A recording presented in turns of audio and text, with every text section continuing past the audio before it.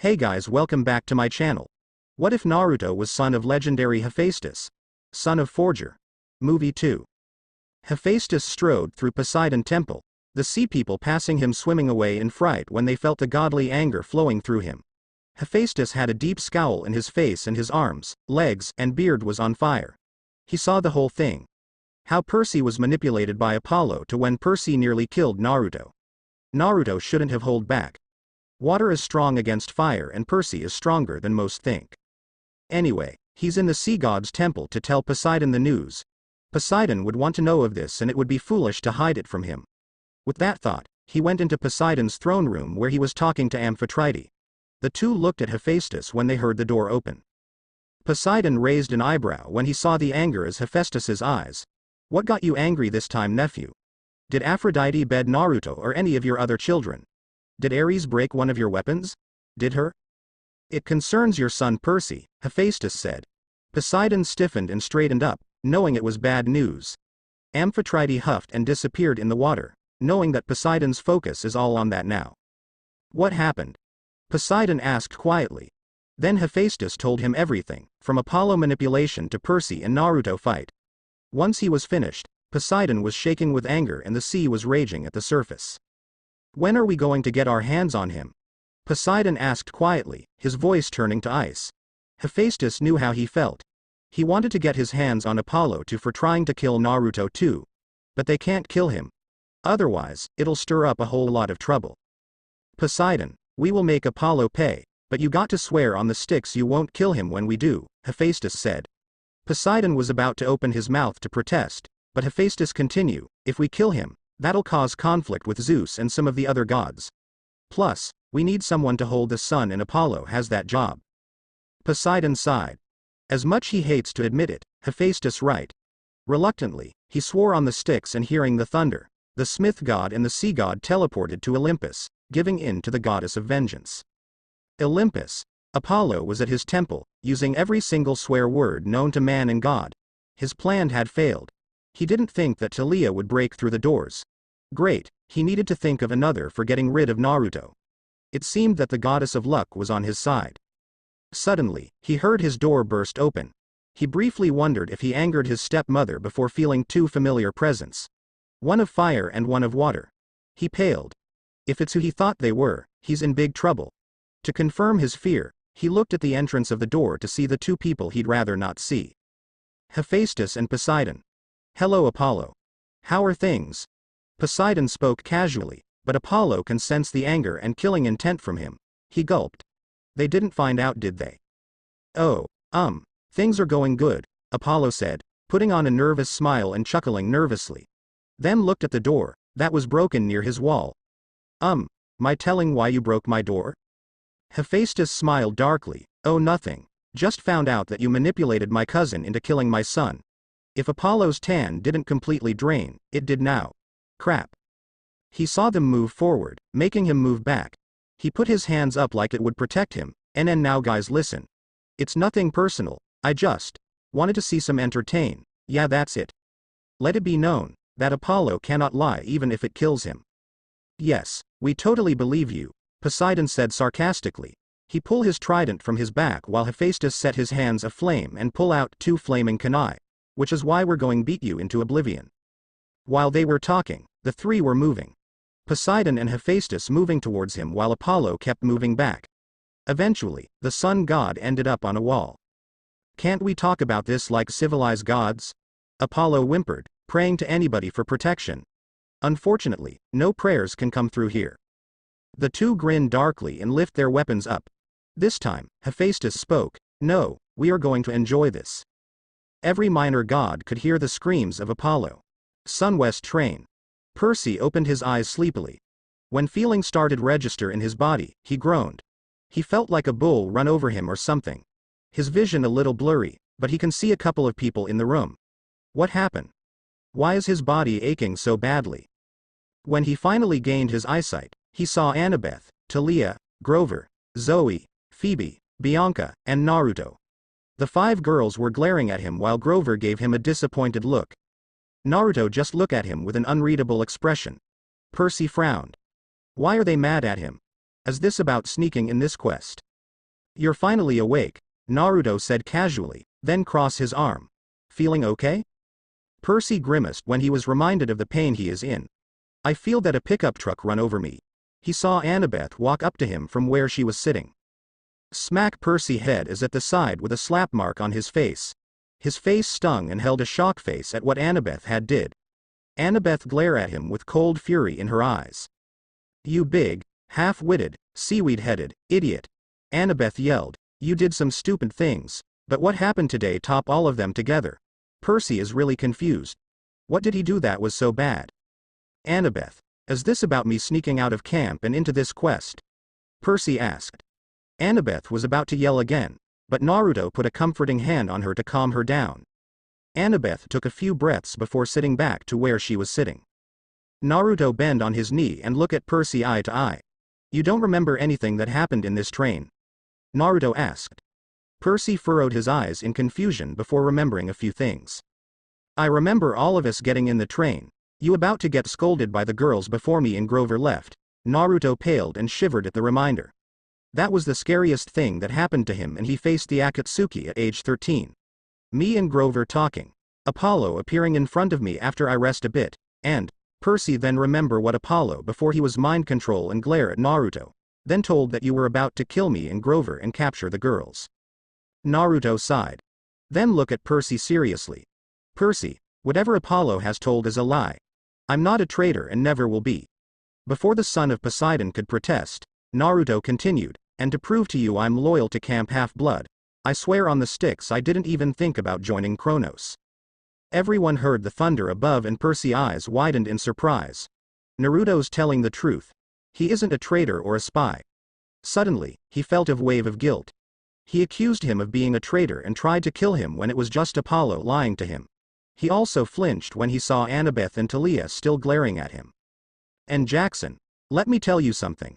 I heard some stories about your quest, Naruto said in a dark voice. From what it seems to me, you have no regards to the rules and rely on luck to back you up. You've been babied by your mother and Chiron, compared to other campers. Percy's head shot up. I've been babied? Percy said in disbelief. I had to go to a quest after 1 week of training and for years I had to put up with Gabe. Naruto just glared at him. Yeah, I know about Gabe. Annabeth told me what she knew about your relationship with the man and I contacted Sally while you rested. Percy perked up at that. He contacted Mom? I wanted to know everything about you before I could think about keeping you in this quest. She told me how Gabe make you pay money and threatened to beat you, but compared to others, you had a good life. Percy was about to yell at him, but Naruto was in a roll. You were verbally abused, yes, but half of the demigods and hunters I rescued were physically and/or sexually abused. Some of things I saw or heard could make anyone want to puke their lunch out. Demigods at the age of 7 have to live on the street, facing the most dangerous monsters by themselves. You, at least, have a mother that cared for you, loved you, and is alive. That's something I couldn't say for most of us. My mom died protecting me when I was born. Naruto was still using his dark voice tone, despite the anger in his eyes. Sally babied you and kept secret about the fact you were a demigod while the rest of us found out the easy way or hard way. Chiron refused to indulge you in the prophecy and is keeping you away from that until you're at the age he feels you need to know. You rely on luck to save you while most of us has no such luck. You run with the luck of an idiot, making others look like amateur. You don't even try to better yourself. Percy's anger was gone now and is now shrinking in the words. Naruto was starting to finish up. From what I see, you've been coddled. By your mother, by Chiron, by Poseidon. You had the luxury of semi-normal life while everyone else doesn't. That what I see. Percy's head was down and feeling different kinds of emotions. Sadness, realization, and guilt are the top. So, are you going to take me back to camp? Percy asked quietly. Naruto closed his eyes to think about it, then turned to the others. What do you guys think? He asked them. He needed the other opinions as well before he can make a decision. The others' decision were important and right now, he's too angry after that speech to make a rational choice. I would want you to take Percy back to camp so he'll stop endangering himself in the quest. People who got more than minimum requirement of people always lose one or more people. Annabeth said in her usually logical tone but then sighed. That seaweed brain got tracked the skeleton's warrior and it would endanger him in the camp if we bring him back. I vote to keep him here.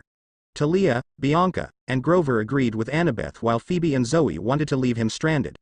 Even though they're close to Naruto, they still hate boys. And Percy is a real idiotic boy to them. Annabeth and Grover were not that angry at him anymore. They are used to Percy being Percy and Apollo did manipulate it and control him. Annabeth is a little miffed that Percy would even think that Naruto is a traitor, but not enough to act hostile or ignore him. So 4 against 2 huh? Naruto said to the others, then turned to Percy. Since the majority want you stay here, you'll stay with us. But you will not go against my orders. Anything I say, you do it without hesitation. I don't care if you are Poseidon's son. I won't allow anyone to disobey orders under my command. Percy was about to protest, but one glare from Naruto shut him up. He scowled, but nodded. Also, when we get back I'll talk to Chiron about punishment. You may have escaped punishment last time, but you are not now. Also, we are training you till you do better in hand-to-hand combat and better your swordsmanship, got it? Percy nodded, using all of his will not to argue with the person who can tear you in half. He knew that he got lucky when he won the fight with Naruto, and if Naruto wasn't holding back by a lot, he would have lost. Okay. Now that we got all that away, Naruto said, calming down. We can untie you from the rope and relax until the train stop. Naruto untied him with the help of Talia. They all went to sleep before they felt the train stop. All of them got out, Zoe and Phoebe the fastest. Then Naruto saw his car, making everyone but him confused. Wasn't it destroyed by that perverted sage? Naruto saw the looks and decided to explain. The car can self-repair itself. It can rebuild itself from anything that happens, unless it completely obliterated. Everyone nodded in understanding and Talia was thinking of sneaking the car for joyrides. But it takes from hours to days for it to be repaired. Lucky thing was that the wheels and roofs were the only things that were damaged. Naruto and Talia got in the front while the others went to the back. Percy's eyes widened when he saw the inside of the car and Annabeth explained the car structure to Percy. It confused him a little, but he was able to understand most of it. After a few minutes of driving and quietness, Percy couldn't take any of the silence. He turned to Annabeth. So how did you, Talia, Naruto, and Grover meet? Annabeth turned to him, surprised at the sudden question before she smiled, remembering first meeting Naruto. Where to start?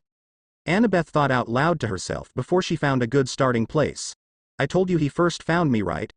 Well, it was at Washington, a few weeks after I left my dad. Flashback. Annabeth was running as fast as possible from the big scary spider. She saw small spiders before and that scared her to death, but this one was half the size of a one-story house. So when she saw it she screamed and ran like a demon was after her. The monster heard her though and went after her, hungry for Athena's child. Annabeth had to go through a lot alleys and small holes in order to lose it. When Annabeth was sure she lost the giant spider, she leaned down on the wall. Right now, she's at an alley in the middle of a game store and a Dollar Tree store. These 5 weeks been brutal for her. Giant dogs, bullies, and other monsters she ran into during her adventure. Luckily her mother, Athena, guided her to safety. She got up and was about to move again when she felt something on her ankle. When she tried to move, she felt that her leg was stuck. She looked down and her eyes widened. Spider webs. She heard hissing from behind and she turned to see not 1, not 2, but 3 giant spiders. Her eyes widened in fear and she tried to struggling out of the web on her ankle while the spiders slowly reached their prey. She only succeeded in falling on her back. The spider is moving closer to her and Annabeth froze in fear. She couldn't move her arms or her legs, she couldn't even close her eyes so she won't have to look at the things eating her. Is this it? Is she gonna die after surviving 5 weeks?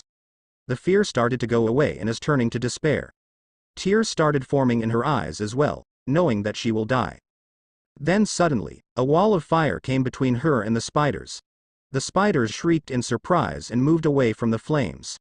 Annabeth heard walking from behind her and turned to see a man behind her.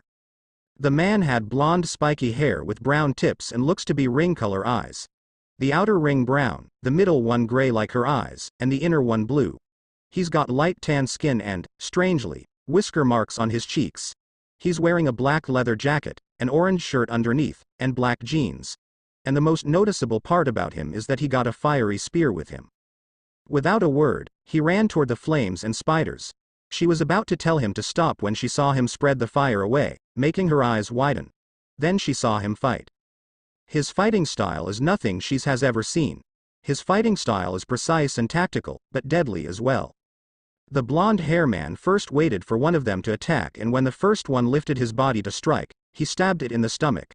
The spider screeched in pain and the second jumped on the wall and went to attack him at the side. That proved to be futile because the spider was being stabbed turned into ashes quickly, and the man quickly turned his spear around to stab the other spider. Annabeth saw the other spider spit out a glob of poison, but the man threw the nearly dead spider before it could turn into dust and blocked the poison attack. When the dead spider disappeared, it gave him an opening and the man threw the spear at the last one. It lodged into the skull and the spider went limp before it turned into golden dust. Annabeth was in awe of the man. How did learn to fight like that? Can she learn from him? She saw him walk to her and then knelt down at her level. You okay? The man asked in a brotherly tone. Annabeth stared at him for a few seconds before nodding. Naruto then grabbed a strangely shaped knife and Annabeth briefly wondered if he's going to kill her before he went to her ankle and cut off the webbing. Before he knew it though, Annabeth got up and started asking many things rapidly. Where did you learn to fight like that? How did you control the fire? Can you teach me fight? The man just laughed and put a hand over her mouth. Calm down. I'll answer your questions as soon as we are settled in. For now though, we better go before any more monster come to find us. Annabeth nodded, but before they left she asked him what his name was. My name is Naruto Namikaze, son of Hephaestus, champion of Athena. End flashback. After that, he answered all my questions. Annabeth continued, he told me that he was from a different world, that it was his ninja and demigod skills, and that I could train to be a kunoichi. Annabeth smiled softly as she remembered the fun times she had with Naruto. He protected me, trained me, treated me like a little sister, and he was like my big brother, Annabeth said, but she wanted to be more than a sister to him now. She then pulled out the knife she had. He gave me this kunai as a gift and to protect myself from monsters. I'd cherished it before and after he disappeared. Her voice broke a bit at the last part. All this time, Percy just listened. A part of him felt like it the same thing that was said about Luke, but he pushed that away. Naruto isn't a traitor. Especially since he swore on the sticks. Then Percy wondered how he met Talia and Luke, but before he could ask, they felt an explosion at the side. Some shouted out in surprise while Naruto cursed and screeched the car to a stop. Naruto got out of the car along with the others. He looked around and saw that they were at a deserted road in the middle of the forest. He also saw something on the roads and at the edges of the forest. Paper bombs. Shit, Naruto cursed, more leaf shinobi here. In the car, now. Before anyone could get in, bunches of bugs surrounded the car and formed a swirling mass of them. 4 people came out of their hiding places from the trees and revealed themselves. One of them was wearing a trench coat that covered his mouth and head, gray pants, and sunglasses. Another has a Jonin vest and a green shirt, with tan skin and a beard, also got a cigarette in his mouth. The third one is a girl with brown hair and her hairstyle like a panda, wearing a white long-sleeve shirt and brown pants. And the last is wearing an Anbu outfit, got long purple hair and a sword in hand. Naruto groaned. Something tells him that this'll happen often. Why did they have to come to this world? Why did they have to try and capture? Couldn't they just presume him dead or something? That could be nice. Naruto Uzumaki and his companions are faced with more of the Leaf Nin. His friends, Shino and Tenten. Team 10 Sensei, Asuma. And his former protector, Yugo. Wow. What a great reunion. Naruto, Shino said, speaking for the whole team, I would ask you to surrender peacefully and come back to the Leaf Village. Otherwise, we'll use deadly force. Naruto just gave him a blank look. Wasn't I clear the other time? If not, then I'll say it again. Naruto said, stepping in front of his own team, I will not go back to that village. The other demigods, the hunters, and the satyr brought out their weapons just in case. The Leaf Nins got a hand on their weapons, but they didn't attack. Yet, reconsider this Naruto, Shino said, many of the villagers there misses you and we need to calm down the other nations. Naruto only glared at him. Yes, the village that hated me misses me, Naruto said very sarcastically. Before Shino can anything, Naruto continued. You know how my life was like when I was little Shino, and how the village treated me. Give me a good reason to go back. Behind the bug user, Tenten and Yugo flinched remembering Naruto's life and Asuma put his head down. Tenten spoke up, please Naruto. Half of the people there feel guilty about what they did and most of Rookie 12 misses you. even Sakura feels guilty about they did. Saying the name Sakura was the wrong thing to say, because Naruto's eyes turned fiery red and his hands turned to flame. Do not talk about the pink hair bitch nor the Uchiha. Naruto roared, his voice sounding like the flames. He calmed down a bit before speaking again. I won't go back. I feel bad for leaving my friends there, but I got a mission to do here. I got a family to protect as well as friends. Shino sighed and turned to the others. It looked as if they had to use force. He can tell that Tenten and Yugo didn't want to fight and Asuma is hesitant as well, but they got orders. They needed to capture Naruto, for the good of the village. Very well, Naruto. Shino said, getting his bug to surround him. I'm sorry for this, Naruto, but we must do this. A shinobi cannot abandon their mission. Naruto sighed. He wished that they could just leave him alone, but Shino is right. A shinobi that abandoned the mission is trash. That's what his father said as well as Kakashi. Then I'm sorry, Shino. Like you, I cannot abandon my mission. Naruto pulled out Kasai and changed it to his double axe. Zoe, Bianca, and Phoebe pulled out their bows. Grover pulled out his staff, Annabeth her kunai, Talia her spear and shield, and Percy his sword. Tenten pulled out her kunai, Yugo pulled out her sword, and Asuma pulled out his chakra, his trench blades. Zoe, Phoebe, you two fight Tenten, the one with the kunai. Naruto said, not turning around to command them. Talia, fight against Asuma while Annabeth provide cover fire. Grover, Percy, you facing Yugo. Bianca, you're with me. Provide me cover fire. Everyone nodded and went for the attack. Tenten versus Phoebe and Zoe. Phoebe and Zoe started launching arrow after arrow at the girl. Tenten countered that with her kunai and shurikens. The three were in a stalemate before the two hunters gave up and grabbed their knives. The two charged at the weapon user, but Tenten was prepared. Tenten started throwing volleys of kunai. A few with bombs, making Zoe and Phoebe stop and dodge them. Sometimes they have to go back when a kunai bomb was near them before it exploded. Then try to get to her again only for the same results. Keep trying. You'll only tire yourself out if you keep doing this. Tenten said with a smirk. Her strategy is simple and easy. Throw volleys of kunai at them, making them dodge and move away. If they try long-range attacks, she'll use kunai or anything in her arsenal to protect herself. When they tire out and run out of arrows, she'll throw to injure or kill. And she never misses. Zoe and Phoebe gritted their teeth in frustration. They can't use their bows and arrows since she'll only counter with her kunai, and if they try to get close to her, she'll just barrage them with kunai. The two look at each other in the corner of their eyes, not letting their sight out of Tenten but making silent communication, something they'd learned from hunting. In a few seconds, they got an idea. Zoe and Phoebe both ran with hunting knives in their hands. Tenten smirked in confidence. When will people ever learn that they can't get through her defenses? She threw her kunais once more, this time aiming to injure them. She won't kill them since they seem close to Naruto and she's confident that she won't miss. Imagine her surprise when Zoe and Phoebe flipped up and twisted away from the kunai. In a blink of an eye, they pull out their arrows and fired at her. She moved herself sideways to dodge both arrows that was aimed for her shoulders. That when she saw something on the arrows. Paper bombs. Her eyes widened, but before she could move the arrows exploded and she flown forward. She stumbled a bit till she got on one knee and her hands. She looked up to see the two hunters only 10 feet away. Damn it. She walked into that trap. Look like you're in our territory, Zoe said in confidence. Hunters don't usually use trick arrows, being messy in the hunt, but Naruto taught them that there are times when you need a few tricks in your arsenal, so people won't expect it. The two of them pull out their knives and got into fighting stance. Tenten got up and glared at them. I'll admit, you got me with those trick arrows. But, Tenten quickly took out a scroll and unsealed it. In those few seconds, she got her kusarigama in her hand. I'm not just a specialist in long-range attacks. I can be just as deadly in close combat. This will be a dance of the hunters and the weapon user. Yugo versus Percy and Grover. Yugo, Percy, and Grover ended up in close sword combat, with Yugo and Percy using swords while Grover used his staff. The demigod and satyr were teaming up against the Anbu, but even when they were teamed up, they couldn't lay a single hit on her. Yugo, meanwhile, was staying on defense. She would have went to offense and decimate the two, but she knows Naruto won't forgive her if she killed them. And Tsunade might want information about their powers and they all know Naruto won't give it up, even with Ibiki's torture.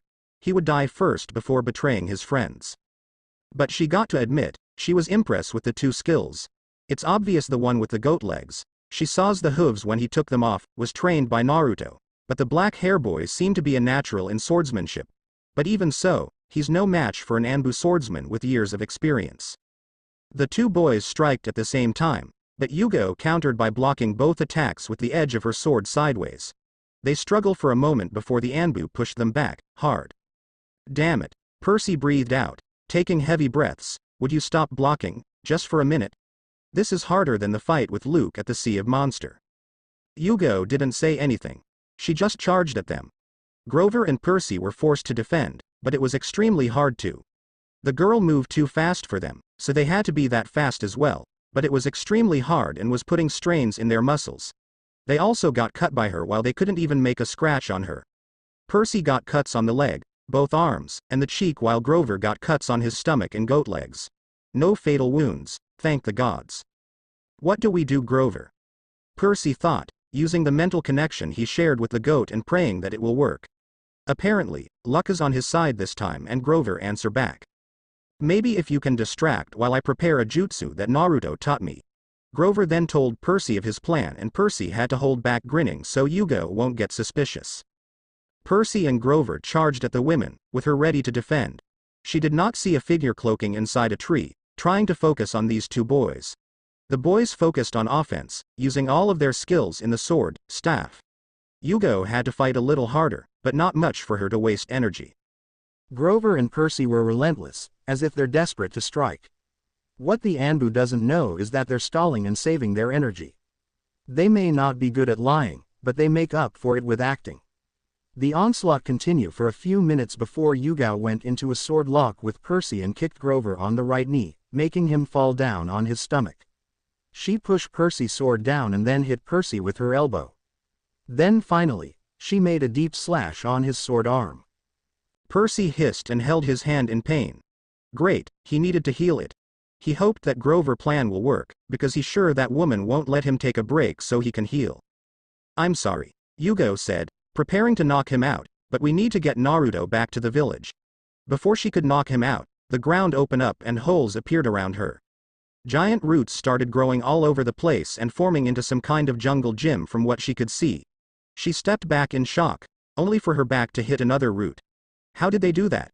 She didn't see the black hair boy make any hand signs, and the goat-legged one was on the ground. Her eyes immediately went to where the other one was at, only to see the body turn into soil. Her eyes widen and her mouth drop at that. That was a nature clone. Yugo looked up from where the sound was at, to see the goat-legged one on one of the roots, also revealing his legs fully. Yugo narrowed his eyes at him. How did you do that? Yugo asked, wanting to know how this man managed to make such a jutsu. The only who could possibly do it is the first Hokage and Yamato. Grover just grinned cheekily at her. That would be telling. Naruto taught me never to reveal one secret, Grover said, feeling a little cheeky like Naruto sometimes does. Naruto gave him some confidence during the years he, Naruto, Tia, Luke, and Annabeth had been with each other. She heard a groan and turned to see the black hair boy getting up, his wound completely healed. Her eyes widened even further. How? Well, Percy said, swinging around his sword and smirked at her, let's start round 2, shall we? Asuma versus Tia and Annabeth. Tia and Asuma are engaging in close combat, Tia using her spear and Asuma using his chakra blades. Annabeth is a couple of feet away from them, throwing kunai whenever she saw an opening or to protect Tia. The two were giving Asuma a run for his money, but the man is showing why he was made Jonin and was one of the 12 ninja guardians. The more the two fight, the more frustrated Tia got. Seriously, she can't get a single hit on this guy. She stepped back and tried to hit him on the leg with her spear, but the man just blocked it and then twisted it around, making her spin with it. She managed to get on her feet and land a few feet away from him. That gave Annabeth an opening and she started throwing kunai. Asuma saw this and started to dodge and block them.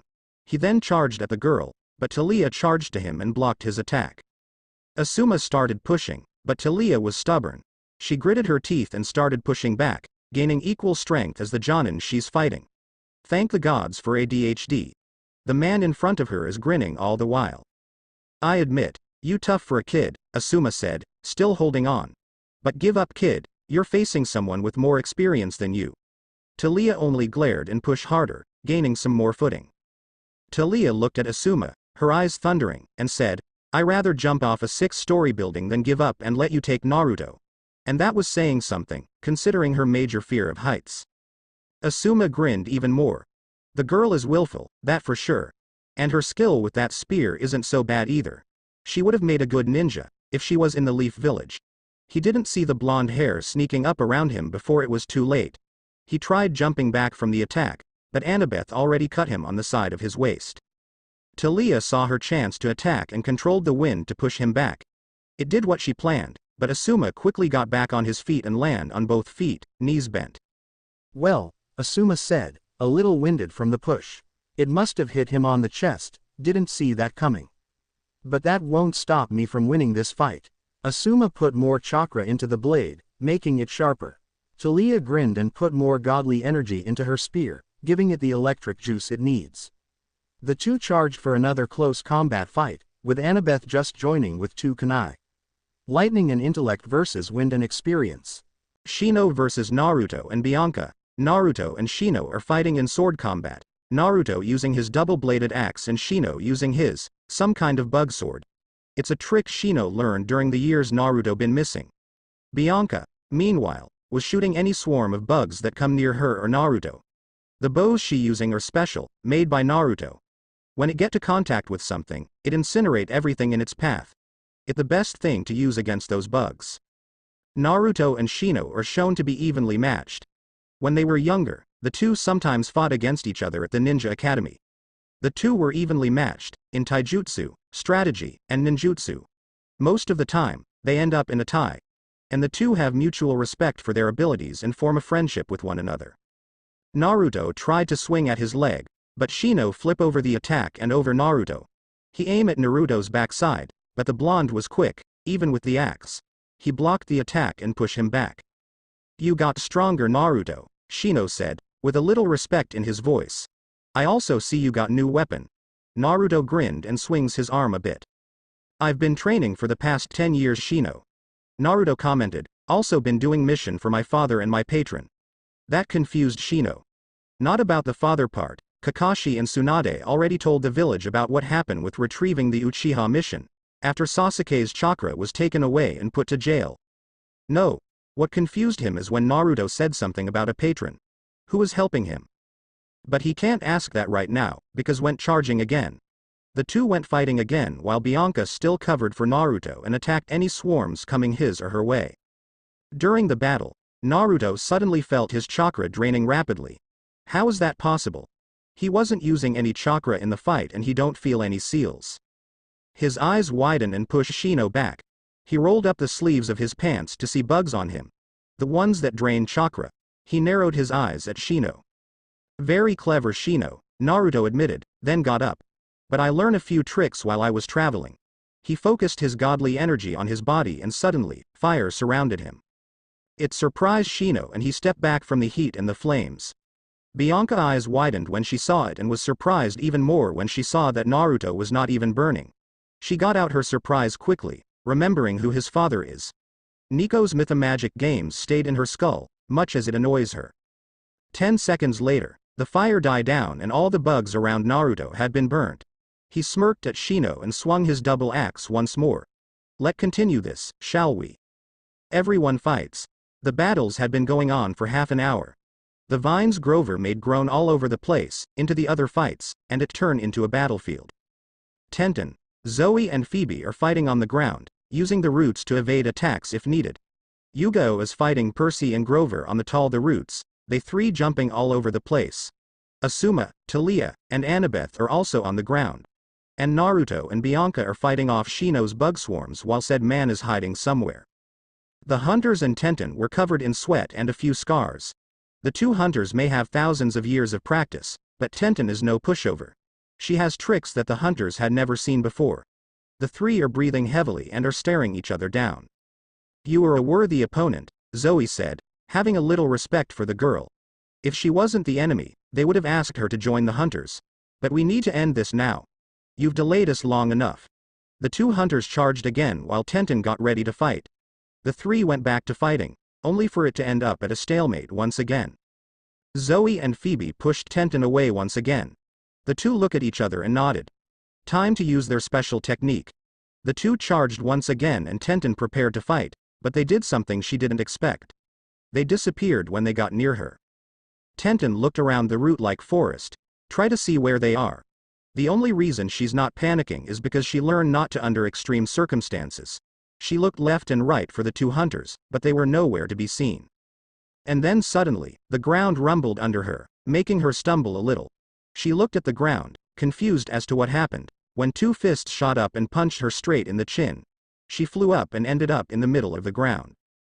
Percy and Grover put on more pressure on their attacks, making Yugo step back little by little. She tried to gain the advantage, but she was too tired trying to dodge root attacks while fighting Grover and Percy. Finally, she was on an edge on one of the roots, where it led to the middle of the battlefield. She stared at the two, prepare to close combat attack or root attacks. She did not expect water to come out from the canister the black hair boy is holding, and for it to hit at her. The attack came so quickly that she couldn't defend herself, landing on the ground a few seconds after Tenten. Next up was Asuma. Annabeth started throwing kunai after kunai, unrelenting while Talia stayed at the sideline for now. Asuma had to block all of them due to their speed. He kept blocking each and every one of them, having no room for a counterattack. Talia, meanwhile, started charging her feet and hands with electricity. It's something she learned from Naruto. She charged her feet enough and her hands, then once she get enough juice. Asuma didn't even see it coming, too busy blocking kunai. Talia charged at lightning speed, then gave him a lightning punch. Asuma flew from the punch, breaking a few roots, and to the middle where Yugo and Tenten are at. And finally, Shino was left. Naruto and Bianca finished off the last of the swarms, but there was no sign of Shino anywhere. The others went to where Naruto and Bianca was at after they tied up the other shinobi. Look like the other are beaten, Naruto said, looking at the tied up group. It was chakra wires, so the three won't escape. Something is telling him that the fight was too easy, considering that Asuma is a strong Jonin and Yugo is an Anbu. He ignored it, for now. But where is Shino? He didn't get to finish that sentence when the forest suddenly exploded, engulfing the 8 of them, but sparing the 3 shinobis. Up on one of the trees is Shino, where he watched as the fire engulfed them. Shino jumped to where the 3 shinobis are at, who look at him with a blank look. They know that explosion won't kill Naruto and his group, but still, did Shino had to that? Shino helped the 3 get out of the wires and they looked at the explosion. Looks like their plan worked. They distracted them until Shino set up the bombs and set it off when they are down for the count. Once the explosion clears up, they'll get the group and take them to the leaf. Just as they were about to blow away the continuing fiery explosion, they saw something that piqued Shino's interest while the 3 widened their eyes at it. The explosion is suddenly shortening, getting smaller instead of bigger, and when it got small enough, they saw Naruto absorbing it into his hands. He kept absorbing it until Naruto got it all. The shinobi stared at him with shock along with the demigods and hunters. How did he do that? When did he learn that? Naruto smirked at the shock look. Like I said before, Shino, I've learned during my travels. He then held out his hand together and shot it out in a form of a fiery beam. It came too fast and even the shinobi could dodge. They would have got blown away by the impact. The beam hit them and blasted them through the trees. All 4 of them got knocked out. Naruto collapsed a few seconds after them, tired and drained. Well, Naruto said, his voice strained, that drained me out. Zoe and Talia helped him up. What kind of ability was that? Annabeth asked, curious like always. It would have been useful when they were on the road.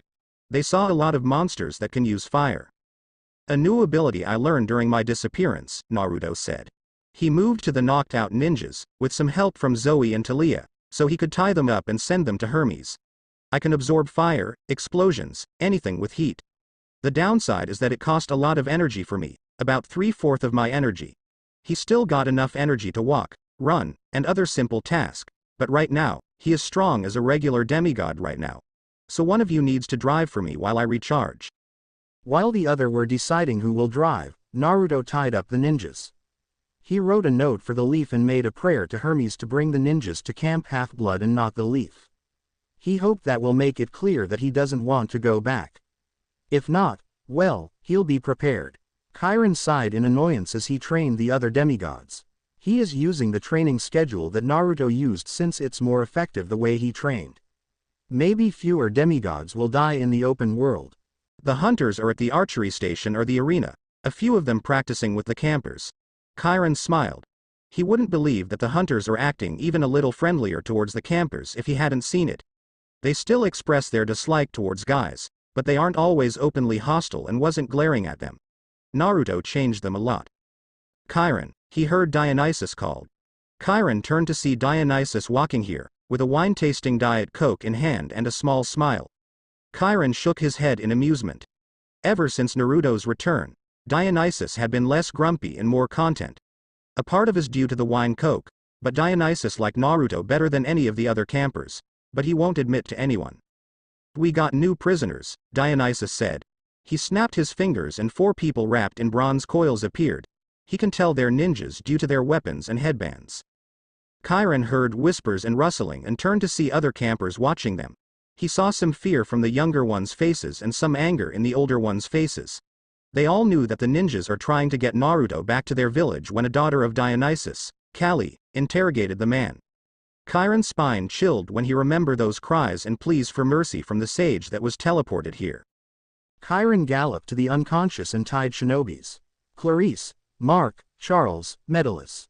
The 4 run to Chiron's side and stop in front of the ninjas, bring them to the barracks.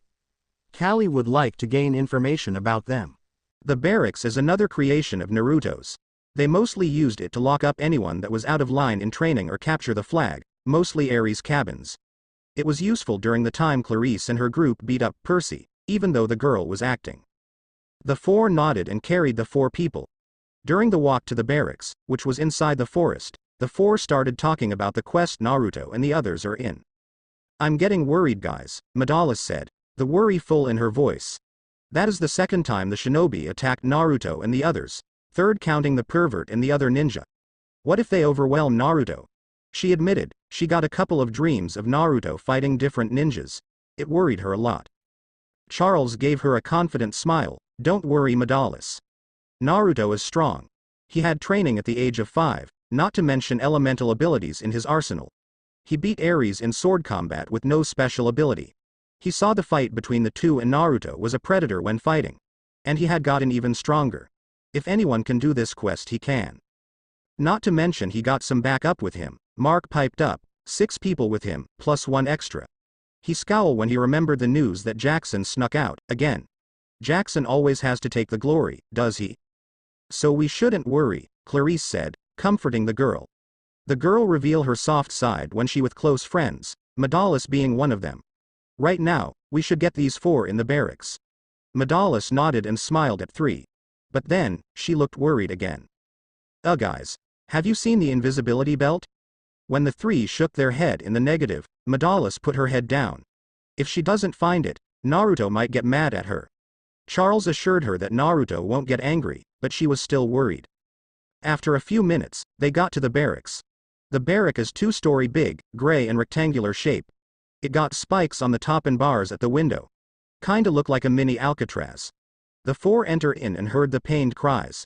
The 4 look at each other and guessed that Kali was torturing Jiraiya again. Their suspicions were confirmed when they saw Jiraiya tied up on a chair, with bruises on his face and a black hair girl with wine-violet eyes and olive skin towering over the tortured man. Kali was one of the demigods Naruto rescued. She was attacked by a bunch of thugs and would have been dead or worse, if not for Naruto. She also has a love for torturing people and admired the way Naruto effectively killed those gangsters. Naruto gave her the job to punish anyone in the barracks, which she hugged the blonde tightly for. Kali looked to where the group was and her eyes brightened even more when she saw the new prisoners to torture. I'm going to thank Naruto for giving new people to punish. This is so much fun. The 4 just chuckled, long used to Kali's personality. After the 4 finish putting them on separate chairs and make sure they don't any tricks, they left and leave them with their fate. Kali grinned and pulled out a whistle. She put on some earmuffs and when she blew on it, it let out a piercing noise that could make a dog go deaf. But it only made the 4 ninjas woke up from unconscious. Asuma, Tenten, and Yugo eyes shot up and they looked all around the place while Shino's head slowly went up. What? Where are we? Tenten asked, a little worried. She heard stories of what happened to kunoichi that get captured and she doesn't want to be in that nightmare. The other three look around, keeping their cool. It seemed they're at a prison. They must have got captured by Naruto and the others. "You're at my luxury place," a voice said. They finally noticed a black-haired girl. Yugo narrowed her eyes. "Who are you? Where are we?" Callie grinned savagely, making the four nervous a little. They saw that look from Anko. "My name is Callie, your torturer from now on. You'll be staying here with the white-hair pervert in the cell." She moved from her position, to show them a beaten and bruised Jiraiya. Tenten paled while the others stiffened. "It was so much fun punishing that pervert," Callie said, her eyes gleaming. "Now, I got more people for play toys. Time for some fun." Naruto's team. The group was in the car once again, with Phoebe on the wheel. Zoe offered to drive, but Naruto and Phoebe immediately protested. They experienced Zoe driving before and suffice to say, they do not want to experience it ever again. The group was playing a couple of board games with Zoe at the shotgun seat by Phoebe. Naruto went to sleep, in meditation position so he could recharge his chakra. "So after Annabeth, who did Naruto got next?" Percy asked, grimacing as he tried to decide what game piece to move. Unfortunately, he got stuck with playing chess with Annabeth. He hated games where he had to think strategy. He does better under pressure. "Luke," Annabeth said, waiting impatiently for Percy to move his piece. "We were moving in New Mexico when Hermes appeared before us. He wanted us to rescue his son from a bunch of hellhounds that cornered him. Naruto had to go at ninja speed to make it time. I had to get on his back so I wouldn't be left behind." She continued. She saw Percy move his spawn, exposing his bishop. She grinned and took the bishop with her rook, making him groan. When he got there, he saw Luke holding a golf club as a weapon. 4 hellhounds surrounded him. A part of Percy was disappointed that those hellhounds didn't eat Luke, but he didn't dare say it out loud. Naruto turned Kasai into a spear and threw it at the leader of the pack. Once I got off of him, he started decimating the remaining hellhounds. Once he did that, he helped Luke back on his feet and heal any injuries he had. That's how we met Luke, Annabeth finished. When she saw Percy expose his king, she used her bishop to take it. Checkmate. I hate chess, Percy deadpanned. Strategy board games were not his forte. Suddenly, the car started slowing down and then just stop. That confused everyone and woke Naruto up when he felt the car stop. Phoebe. Why did we stop? Naruto asked, looking at the front seat. The hunter tried to start the car again and again, until she just slammed her fist on the wheel. It's jammed, she hissed. Naruto burrowed his eyebrows. Why did the car stop? It didn't suffer any internal damage and it can self-repair itself. What's wrong with it? I'm going to check it out, the ninja said. He got out of the car, along with the others, and opened the front compartment. When he did, he and the others got even more confused. Everything was fine. The engine, the battery, the wires, they are all perfect and undamaged. So why did the car stop? Why do I get the feeling that something bad will happen? Naruto mumbled, his danger senses coming out. He looked around, seeing a cafe a couple feet away from them. Where are we at? Arizona, Zoe answered. She read one of the signs on the drive. Everyone is guarded, expecting an attack from a monster or more shinobi. Instead, they saw a big white flash and then a pink limousine was revealed. Naruto sniffed the godly air and smelled perfume, making him growl. Aphrodite. The pink limousine pulled up beside them and out came a man Percy, Naruto, Annabeth, Grover, and the hunters are all too familiar with. Ares. Most of the group glared and hissed out his name. Bianca tried to hold back from shrinking under the intimidating god, and Naruto narrowed his eyes at him. What are you doing here, Ares? Naruto asked, his voice casual. Unlike the others, he was not affected by Ares' aura. Are you here to embarrass yourself again, or are you Aphrodite, little doll? Ares glared at him with his fiery eyes. Shut it, punk. You got lucky on that last battle. Naruto then smirked. That isn't what I remembered, Naruto said, still smirking. I remember using your arrogance to trick you, only 2 of elemental abilities, and last, my sword at your neck. Naruto's smirk deepened. And didn't you lose to a 12-year-old kid just 2 years ago, Ares? Percy Jackson, you must be losing your touch if you lost to a kid. Percy smirked at that and stuck out his tongue at him, making the god of war even angrier. Ares took a step toward the son of Hephaestus and tower of him. Do you want me to kill you? I want you to try, Naruto retorted, not backing down. Ares growled at the demigod he hates most, more than Jackson even. He embarrassed him in a sword fight in front of a bunch of demigods and then took the heart of his favorite daughter. He wanted to kill the punk so badly, but Hephaestus and Athena will attack him if does. You're lucky that the cripple and owlhead will attack me if I do, Ares grunted, then muttered. And that my girl is interested in you. Naruto nose wrinkled at. He doesn't know if it's as a toy for her to use or as another one to bed, and he probably don't want to know. Ares then turned to Percy. I won't hesitate to kill. Bring it on, Ares. I defeat you once, I can do it again, Percy said confidently. Naruto's respect for Squidhead went up a little, but kept it to himself. No need to give the boy a big head. I would pull out my sword right now and cut your head off, Ares said with his usual bloodthirsty grin. But my girl doesn't like violence and want to talk to the two of you. Naruto and the hunters shared a look. What is Aphrodite planning? We'll talk to Aphrodite, Naruto said, barely kept from saying the name with disgust. He looked at the others. You guys wait at the car. Press the green button at the front of the car to get some lunch. The girls didn't look as if they wanted to agree, but they all nodded. Grover agreed so he could get away from Ares. He may have gotten some confidence, but not enough to go against a god. Okay. But if something happened, I'm going to skewer Ares and Aphrodite. Gods or not. Talia threatened. Ares grinned at that. You can try. I would love a fight, Ares said, his usual bloodthirsty self. Ares let Percy enter first and shut the door. Naruto and Ares went to a tense silence, one glaring and the other bored. Naruto knew that attempting to talk with Ares will end up in an argument, and plus, he really didn't want to talk with the idiot. 5 minutes later, Percy came back with a conflicted look on his face. When he saw Naruto, he looked as if he is deciding to glare at him or not. Naruto arched an eyebrow, but stayed silent. What on earth did that shallow love goddess tell Percy? Ares pulled the son of Poseidon out of the way and pointed at Naruto. Naruto rolled his eyes and got in, noticing how comfortable the seat before looking at the goddess that summoned him. Usually, the one who sees Aphrodite see the one they think is the most beautiful or the one they love most. But Naruto is special, since he can get out of any illusion, chakra or godly power ever since birth.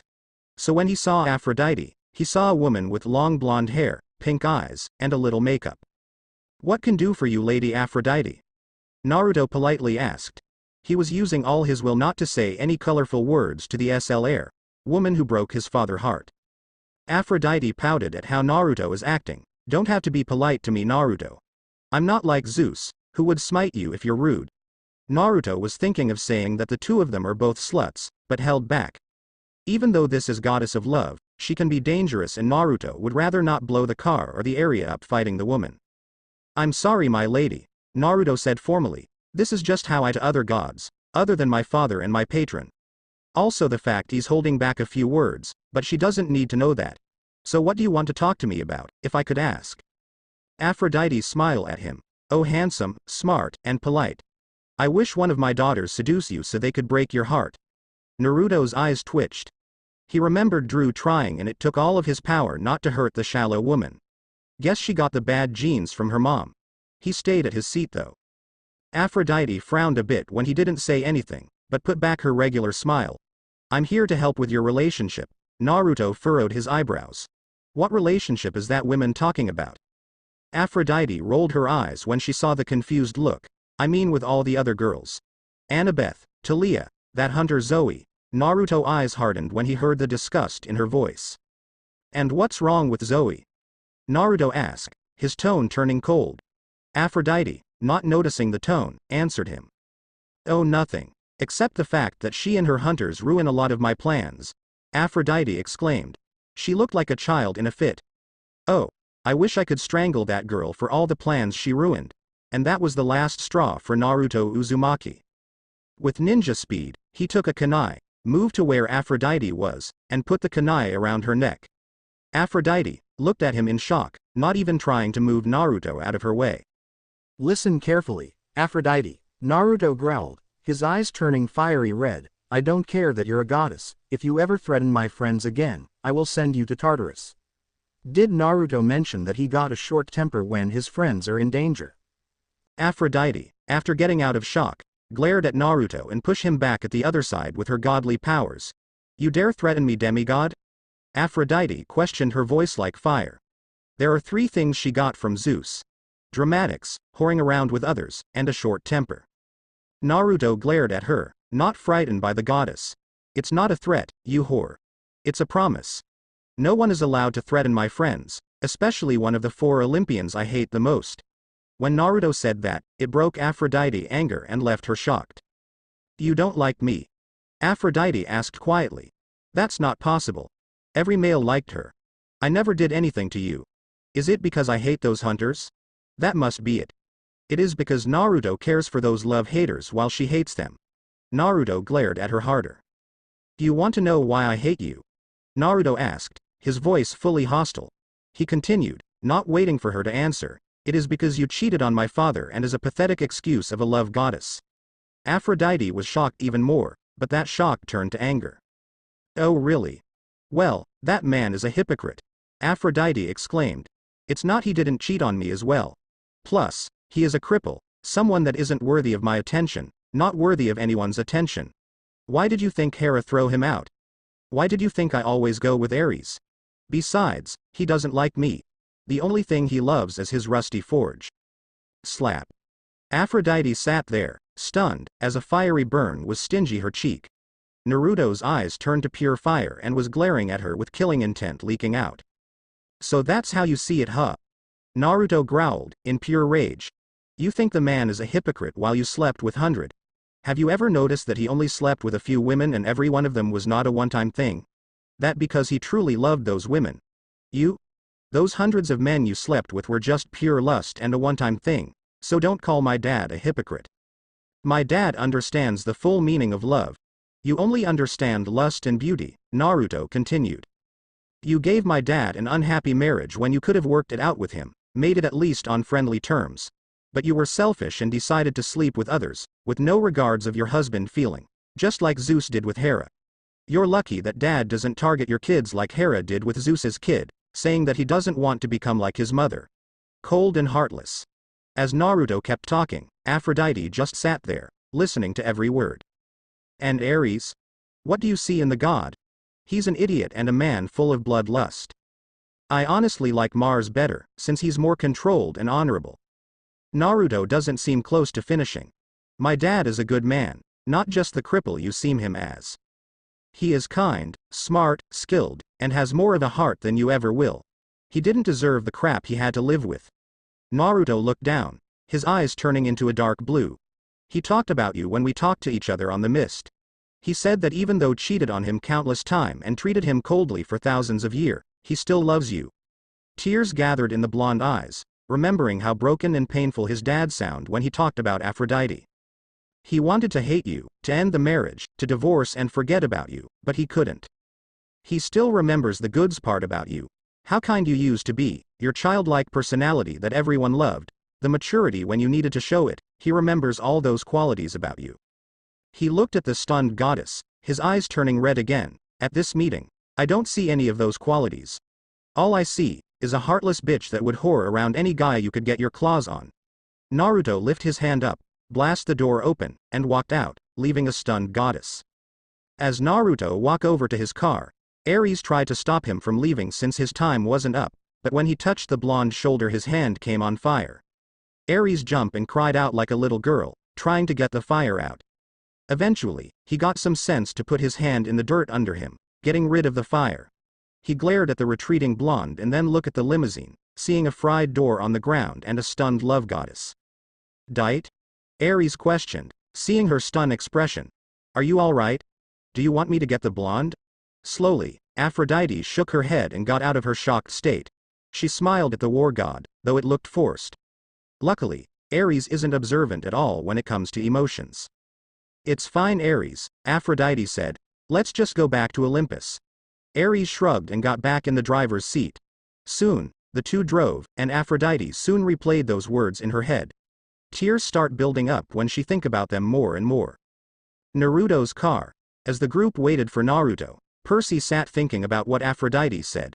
She said that his love life is real confusing and that it would be clear on who he loves. When he saw Aphrodite, He saw a redhead with green eyes and freckles. He also remembered blushing and stuttering when talking to the goddess, much to his embarrassment.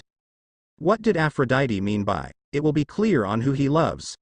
It confused Percy the more he thought about it, so he put that out of his mind and take a slurp of the milkshake he got in the car. The thought of the blonde brought up another conversation.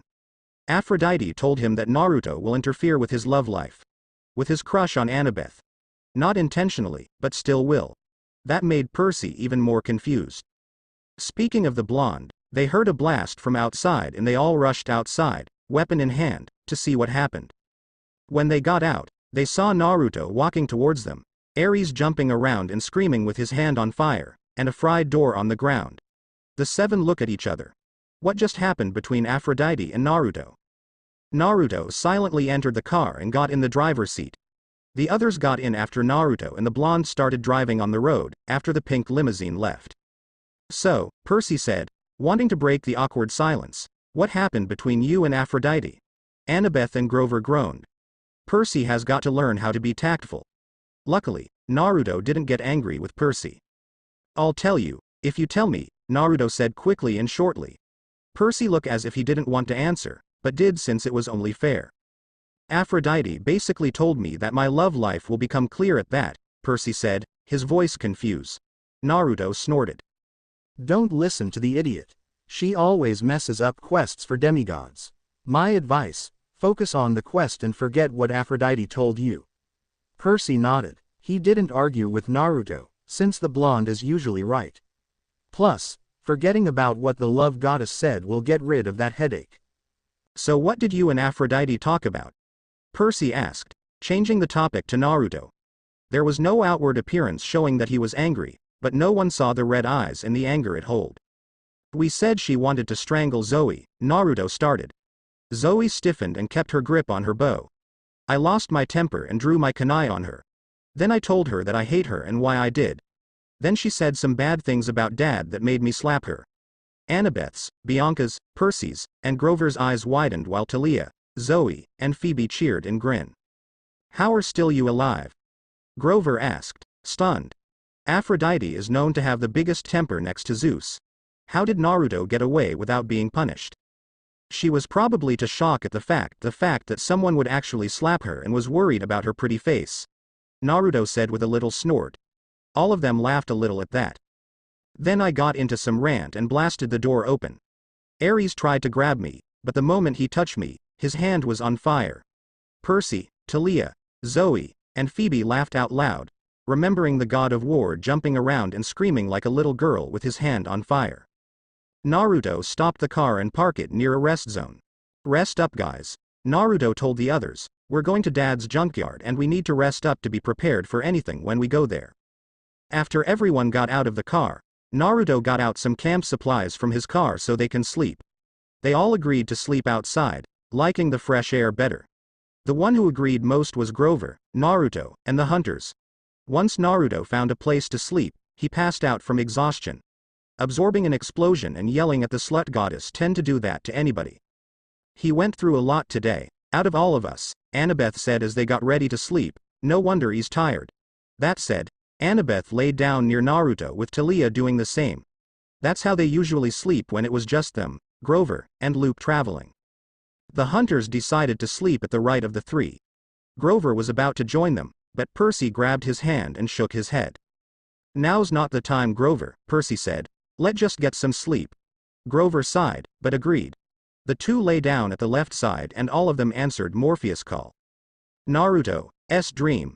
Naruto saw that he's on a hill, but it's one he recognizes. It's the same hill he and Luke went on for their quest. Naruto's eyebrows furrowed in confusion. Why would he be here?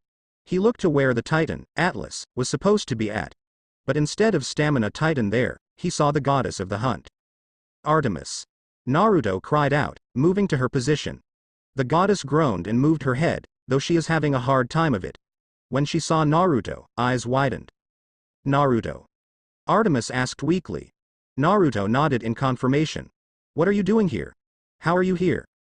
"Demigod dream," Naruto answered, getting a nod of understanding from the woman. "Just hang on there, Artemis. Zoe, Phoebe and I are coming along with Talia, Annabeth, Grover, Bianca, and Percy. Don't, Artemis stated, her voice straining in pain. It's a trap. Get the Bane of Olympus and get out. If the Titans get it first, along with one of the big three children, the world will be doomed. Now, Artemis. It's rude to tell the guest our surprise. Naruto spun around from where he was at. He wasn't surprised when he saw Luke and Atlas. He only narrowed his eyes at the two. This is the third time we've met face to face, Atlas. And each one we didn't try to kill each other, despite being enemy. Atlas said with a chuckle. Although that might just change when you arrive here. Naruto was tempted to ask what the trap is, so he and his friend can pass it the easy way, but he didn't. Atlas is many things, but he's not an idiot. Yeah, it might. Naruto agreed, then smirked. I hope holding the sky didn't make your skills rusty, old man. Atlas had to hold back a growl at the demigod. He's starting to wake up, so he turned to Luke. Luke, I understand why you betrayed us. Why you were angry at the god, but think about this. If Kronos wins, do you think he will award you and the others? You know the stories about him, why he was overthrown. Don't let your justifiable anger cloud your judgment. Outside, Luke looked emotionless, but Naruto can see the conflicted look in his eyes. Naruto is starting to wake up and leave the demigod dream, but not before hearing Atlas the last few sentences. Fight me with all you got. Don't hold back anything, Naruto Uzumaki. Do not disappoint me, my legacy. Morning. Naruto's eyes shot open, but he didn't move. He just stared at the sky, looking at the dark sky. Judging by the little light he can see, it looked around 4 to 6 o'clock. He needed to tell everyone about his dream, excluding the fact that he's descended from Atlas. The only ones who know that is Zoe, Phoebe, Artemis, Hephaestus, and Athena. It's safer not to tell anyone else until the time is right. He decided to get up, so he can stretch a bit and get everyone breakfast. But when he tried, he noticed that he couldn't. That something was on his arms and his chest, and they were body sizes. Naruto bit back a groan. Dear gods, tell me that it didn't happen again. Despite not wanting to, he looked to where the bodies are at. Annabeth and Talia got him in an armlock, each one cuddling an arm. The blonde sighed. Ever since he, Luke, Grover, Talia, and Annabeth were together, the two of them always got cuddle against him. Unfortunately, Luke and Grover found out and the two kept teasing him and the girls about it. Well, until he threatened bodily harm on them. That usually stopped them. He hoped they would grow out of that habit. But that hope been dashed faster than you can say Hiroshin. He needed to get up and tell the group about his dream, but he didn't want to wake the two girls and see themselves in this position. Slowly, he got both of his hands out and gently pushed Talia and Annabeth off of him. He sighed in relief. That was close one. He was glad nobody saw him. He heard someone clear their throat and he froze. Slowly, he turned to the direction to the noise and met face to face with a grinning Grover, a twitching-eyed Percy, a blushing Bianca, though she looked a little annoyed, and an amused Phoebe. Never. Speak of it, Naruto said, before anyone can say anything. Then he got up and got his weapons and supplies. Wake up the others. I need to tell you guys something before we go. The four nodded and Grover and Phoebe forgot about their amusement, hearing the serious tone in Naruto's voice. For now, that is. Percy's eyes are still twitching though. Phoebe woke Zoe while Percy and Grover woke up the female demigods. The 8 of them gather up in one circle, discussing the quest. Guys, I had a demigod dream. Naruto began. I saw Artemis holding the sky, instead of Atlas. The two hunters stiffen, Zoe more than Phoebe. She warned us about a trap for us. If Bianca, Percy, or Talia got captured with the Bane of Olympus, the world will be destroyed. Now it's the 3 demigods' turn to freeze up. Who's the Bane of Olympus? Percy asked in confusion, after getting out of his frozen state. Everyone looked at him as if he just asked if the sky was blue, making him squirm. Seriously? Are you really asking that? Naruto asked in a stunned expression. Then he turned to Annabeth. Did this guy never read a book in his life? Percy's eye twitched once again. I have dyslexia, remember? Naruto bonked him in the head, ow. The son of Poseidon cried out, rubbing the lump on his head. That's not an excuse. Naruto chided the young demigod. Bianca, Annabeth, Talia and I all have dyslexia, yet we don't use that as an excuse. Plus, there are Greek versions of Greek history and all demigods can read Greek. He left the fact that only Greek demigods can read it. That'll get some questions he can't answer. Naruto's right, Annabeth said to Percy. Then gave him a stern look. When we get back, Naruto and I will jam every piece of history in your head. Percy paled drastically at that, making Tia and Grover laugh. Percy sent the satyr a betrayed look. Okay. Back on track, Naruto said, holding back a laugh. The bane of Olympus is a sea serpent. Its entrails has the power to doom Olympus if they were burned. The Titans tried to do it, but its entrails was retrieved before they could be burnt. If they got their hands on it now, everyone shiver at the prospect. So what do we do? Phoebe asked, her eyebrows furrowing. We can't go searching for it. That would take time that we don't have. Naruto grinned. Yeah, I already figure that part out. Being champion to Athena has its perks. The eidetic memory and the ability to quickly think up a plan is a good combination. We just need to find Nereus. Who's Nereus? Percy asked. Everyone blankly stared at the son of Poseidon. Grover, Annabeth, Tia, and Naruto looked at each other, silently conversing and nodded. When they get back, they are going to jam every bit of knowledge in that empty head of his. Nereus is god of the sea's rich bounty of fish. Naruto explained. He's said to know everything, even the tad bit of information from the Oracle of Delphi. If you capture him, you can ask one question from him. Percy nodded in understanding. But how can we find him? Annabeth asked. The man is not very easy to find. Naruto merely grinned at that. Annie, you forget that I had travel around a lot during my years before and after Camp Half-Blood, Naruto said, making the daughter of Athena blush. He's at the docks of San Francisco, probably dressed as a hobo. We just need to notice the smell. He is also known to have a very bad smell. Naruto held back a shiver. He still remembered that putrid smell. So Grover and I will use our noses to find him. Grover looked sick at the prospect, but nodded. Everyone can't help but feel sorry for Naruto and Grover. They have the most sensitive nose out of this group. Also, Naruto added, I saw Luke and Atlas. Everyone stiffened at that. I talked to the two of them. I told Luke a couple of things that made him think about the side he is on. Percy frowned when he heard that. Are you sure? Percy asked hesitantly, trying to ignore the glare from Annabeth and Tia. I mean, Luke did try to get the gods to wage war for the lightning bolt and destroyed our barrier, which gave the monsters access to their favorite meal. Us. I doubt he would change his mind and leave the Titans. Percy paled and his spine straightened when he felt the dread around him. It was the same dread he felt when he first met Naruto and the time he kicked him in the crotch. Naruto wanted to maim the boy so badly, but held off. He did not want to anger Poseidon, and Percy might be the prophecy child. Luke is not the evil boy you want to see him as, Jackson. He is just an angry demigod, who had a horrible life because of the gods' blunder. If the gods actually took care of their kids and their lovers, we wouldn't be worried about demigods joining the Titans. Everyone heard thunder up above and Naruto glare at the sky. Then shouted, Shut it, you old fart. You know it's true. They heard more rumbling, but nothing happened. When Naruto got his eyes lock on the group, he saw them looking at him in awe and or shock.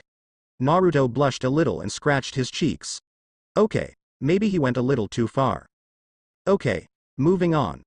Naruto said, trying to diffuse the awkward silence. I really think that Luke can change. He doesn't fully believe that being in the Titan side is the right choice. I can see it in his eyes. It held confliction and confusion. I think with the right push, he can come back to our side. Annabeth, Tia, and Grover smiled at that. If anyone can change Luke to his old self, it's Naruto. Percy, however, is having doubt. He only saw the bad side of Luke and never known him. Luke got demigods killed and tried to kill him a bunch of times. He doubted that Luke can be persuaded to go back to Camp Half-Blood. Soon, everyone got their supplies and Naruto drove to his father's junkyard. When he got there, he stopped at the entrance. Everyone got out of the car and brought out their supplies. So here's my dad's junkyard, Naruto said, looking at the entrance and the pile of junk inside. Don't touch anything there.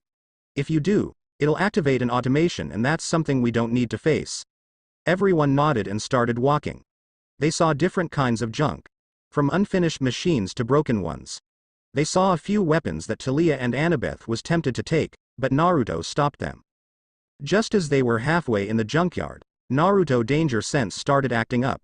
He also smelled something interesting. Chakra, poison, and clay.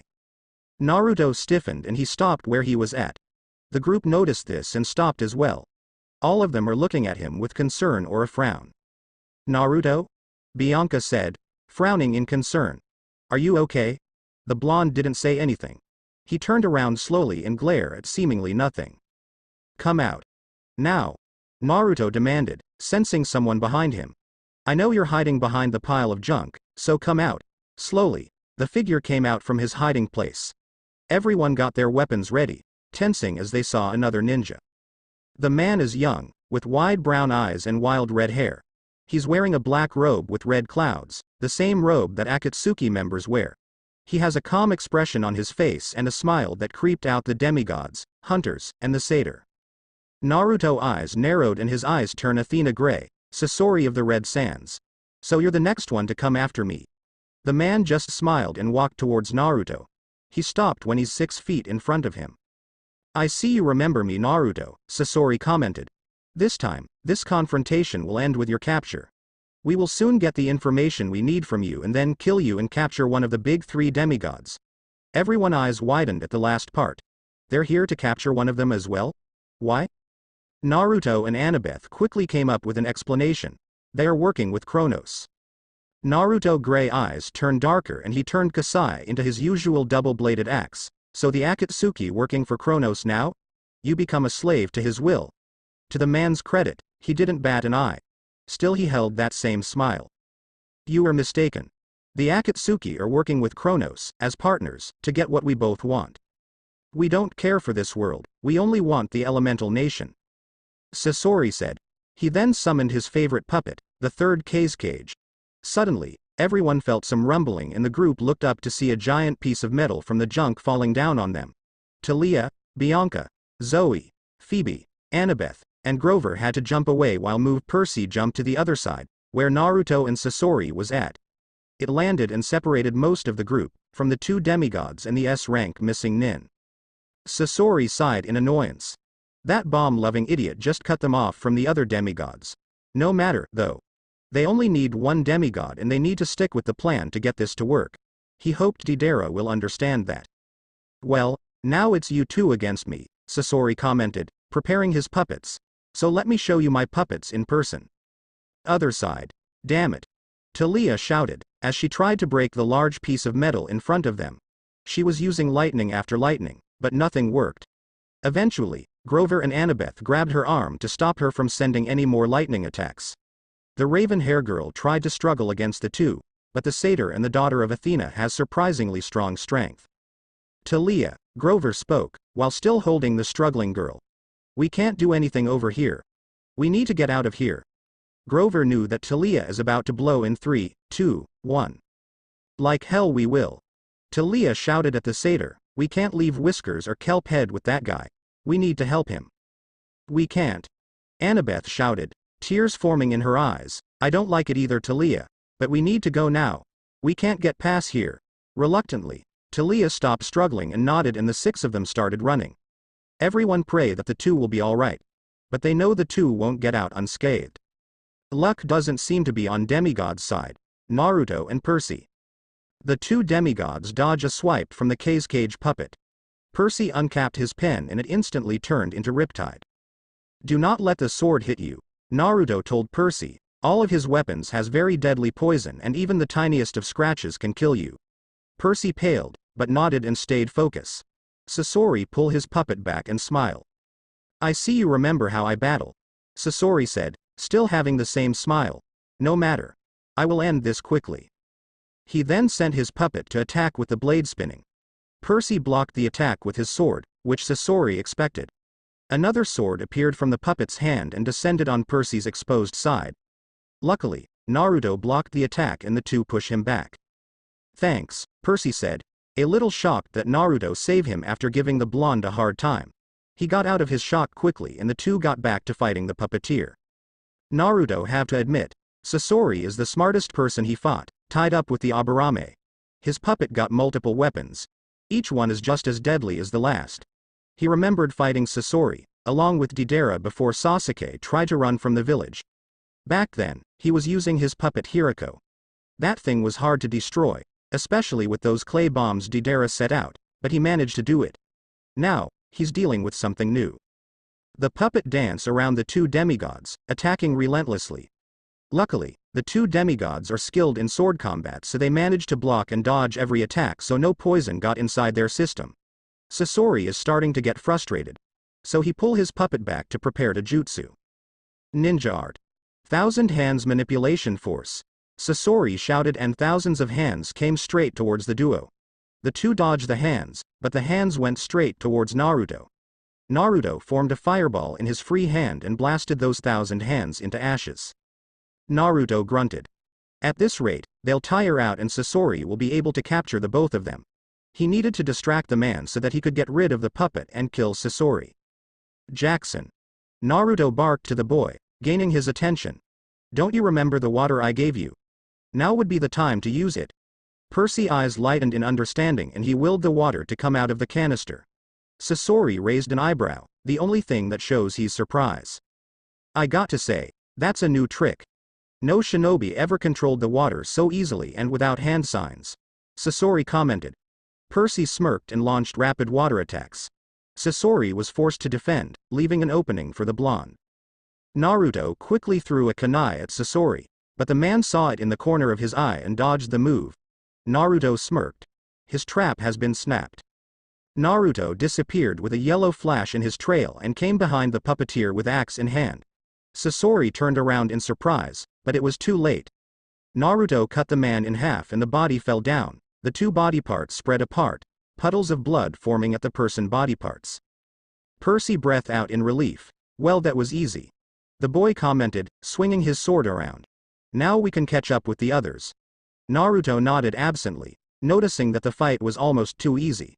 Sasori is a clever man, so he would never fall for that trick. He probably thought that Naruto might have learned the Hiroshin jutsu and would have ready for that. So why was the fight so easy? Naruto slowly approached the dead figure. He slowly turned a part of the body around and when he saw the face, his eyes widened and his face paled. It was a puppet. It's a trap. Naruto shouted to Percy, but it was too late.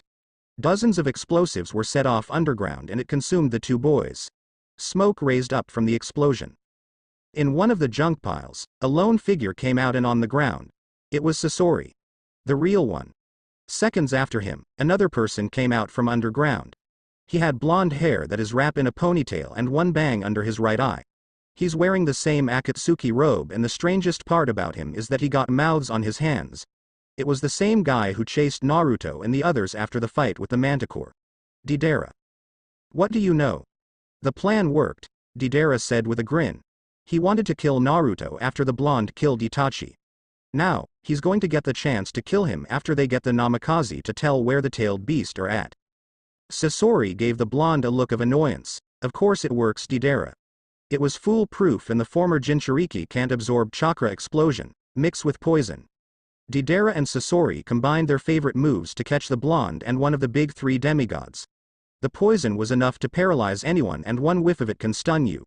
So if the blonde absorbed the explosion, he would get a whiff of that poison. Whatever, Deidara said with a casual wave, let's just see what damage my art did to the two. The two waited for the smoke clear and after a few minutes, it did. But they saw something that surprised the two of them.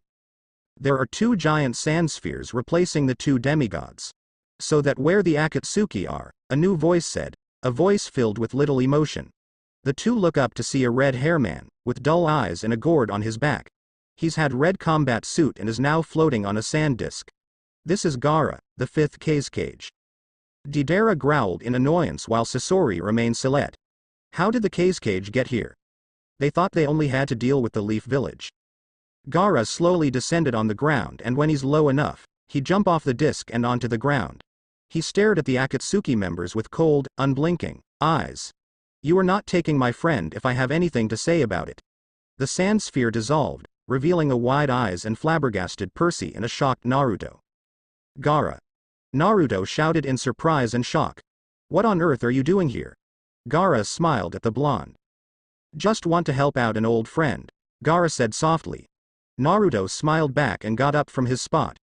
Percy got up as well, still confused as ever. Okay. Son of Poseidon lost here, Percy said, gaining the attention of the two shinobi. How do you know that guy? I thought all the ninja were trying to bring you back. Naruto nearly smiled. Tell you later, Squidhead. The blonde picked up his large axe and swung it around. Right now, we got some enemies to take down. The two demigods and the Cage glared at the two Akatsuki members, who return it with full force. Another part of the prophecy is complete. 5 shall fight in the land without rain. It was silence between the 5 of them. All of them are glaring at each other. The son of Poseidon, the son of Hephaestus, and the Cage versus the two Akatsuki members. Deidara glared heatedly at the two demigods and the sand shinobi, Naruto the most. Why can't you just die? The bomb user growled at Naruto. Naruto merely smirked. What can I say, we Uzumaki are a stubborn bunch. Naruto said with a shrug, plus, it's because your bombs are weak. I've beaten the both of you before, I can do it again. Deidara growled at the reminder. You see, this isn't the first time the two Akatsuki member met Naruto face to face. They've tried to capture him in the Leaf Village after Tsunade became Hokage. But they underestimated the blonde. Naruto was clever enough to outsmart them and nearly defeated them, even though he just became Chunin at the time. How did he do that? Well, let's just say it involved some seals, some wires, tuna fish, and a crazy cat. It destroyed Sasori's puppet disguise while Deidara nearly lost a hand. Since then, Deidara wanted to kill the blonde, and even more so when he heard that he killed Itachi. The man he wanted to kill as long as he can remember. We underestimated you the last time, Sasori said, stopping Deidara from yelling. It will not happen again. We thought our strategy will work, but the former one-tailed Jinchuriki stopped us. Gaara didn't say anything. He just gave them his scary stare that could make an Anbu shiver in fear. Sasori called his Cage puppet once again while Deidara started making his art, and his favorite bird art appeared. It's big enough for him to move enough, but small enough for it to fly fast and maneuver quickly and easily. Even though you got the Cage at your side, we will still defeat you, Deidara said with a cocky smirk. Percy sweated a little at the sight of that deadly puppet while Naruto and Gaara remained indifferent, though are tense and ready to fight. Secretly, Naruto made some hand signals to Gaara. It's translated to, you take on Deidara at the end, I will face Sasori down here. Gaara saw this and nodded discreetly. Without any warning, Gaara shot a cannon of sand at Deidara. The bomb expert was caught by surprise, but got his bird to the sky to dodge quickly. Gaara formed a sand disk and followed him seconds after, which only left Sasori, Percy, Naruto, and the army of puppets. So, Sasori said, preparing his puppets to attack, let begin, shall we? Deidara versus Gaara. At the sky, Deidara began attacking by throwing spider bombs at Gaara. The sand user automatically made a sand shield that blocked the explosions and retaliate by sending sand bullets. Deidara got his bird to dodge every attack quickly, even with Gaara's relentless attack. It continued on, the two throwing at each relentless explosions and sand attack until Deidara had enough. He took off further into the sky, with Gaara following him. He kept going higher and higher to the sky, but then surprised Gaara by turning around and aiming straight at aim. Gaara made a sand shield quickly, but it was useless. When the bird made contact, Deidara and the bird exploded, making Gaara lose his balance and the sand disk spin around. Eventually, he was able to get himself back oriented. Gaara's eyes narrowed and darted around, trying to find where the Akatsuki is. Then he heard something under and he looked to see two birds hurtling towards him.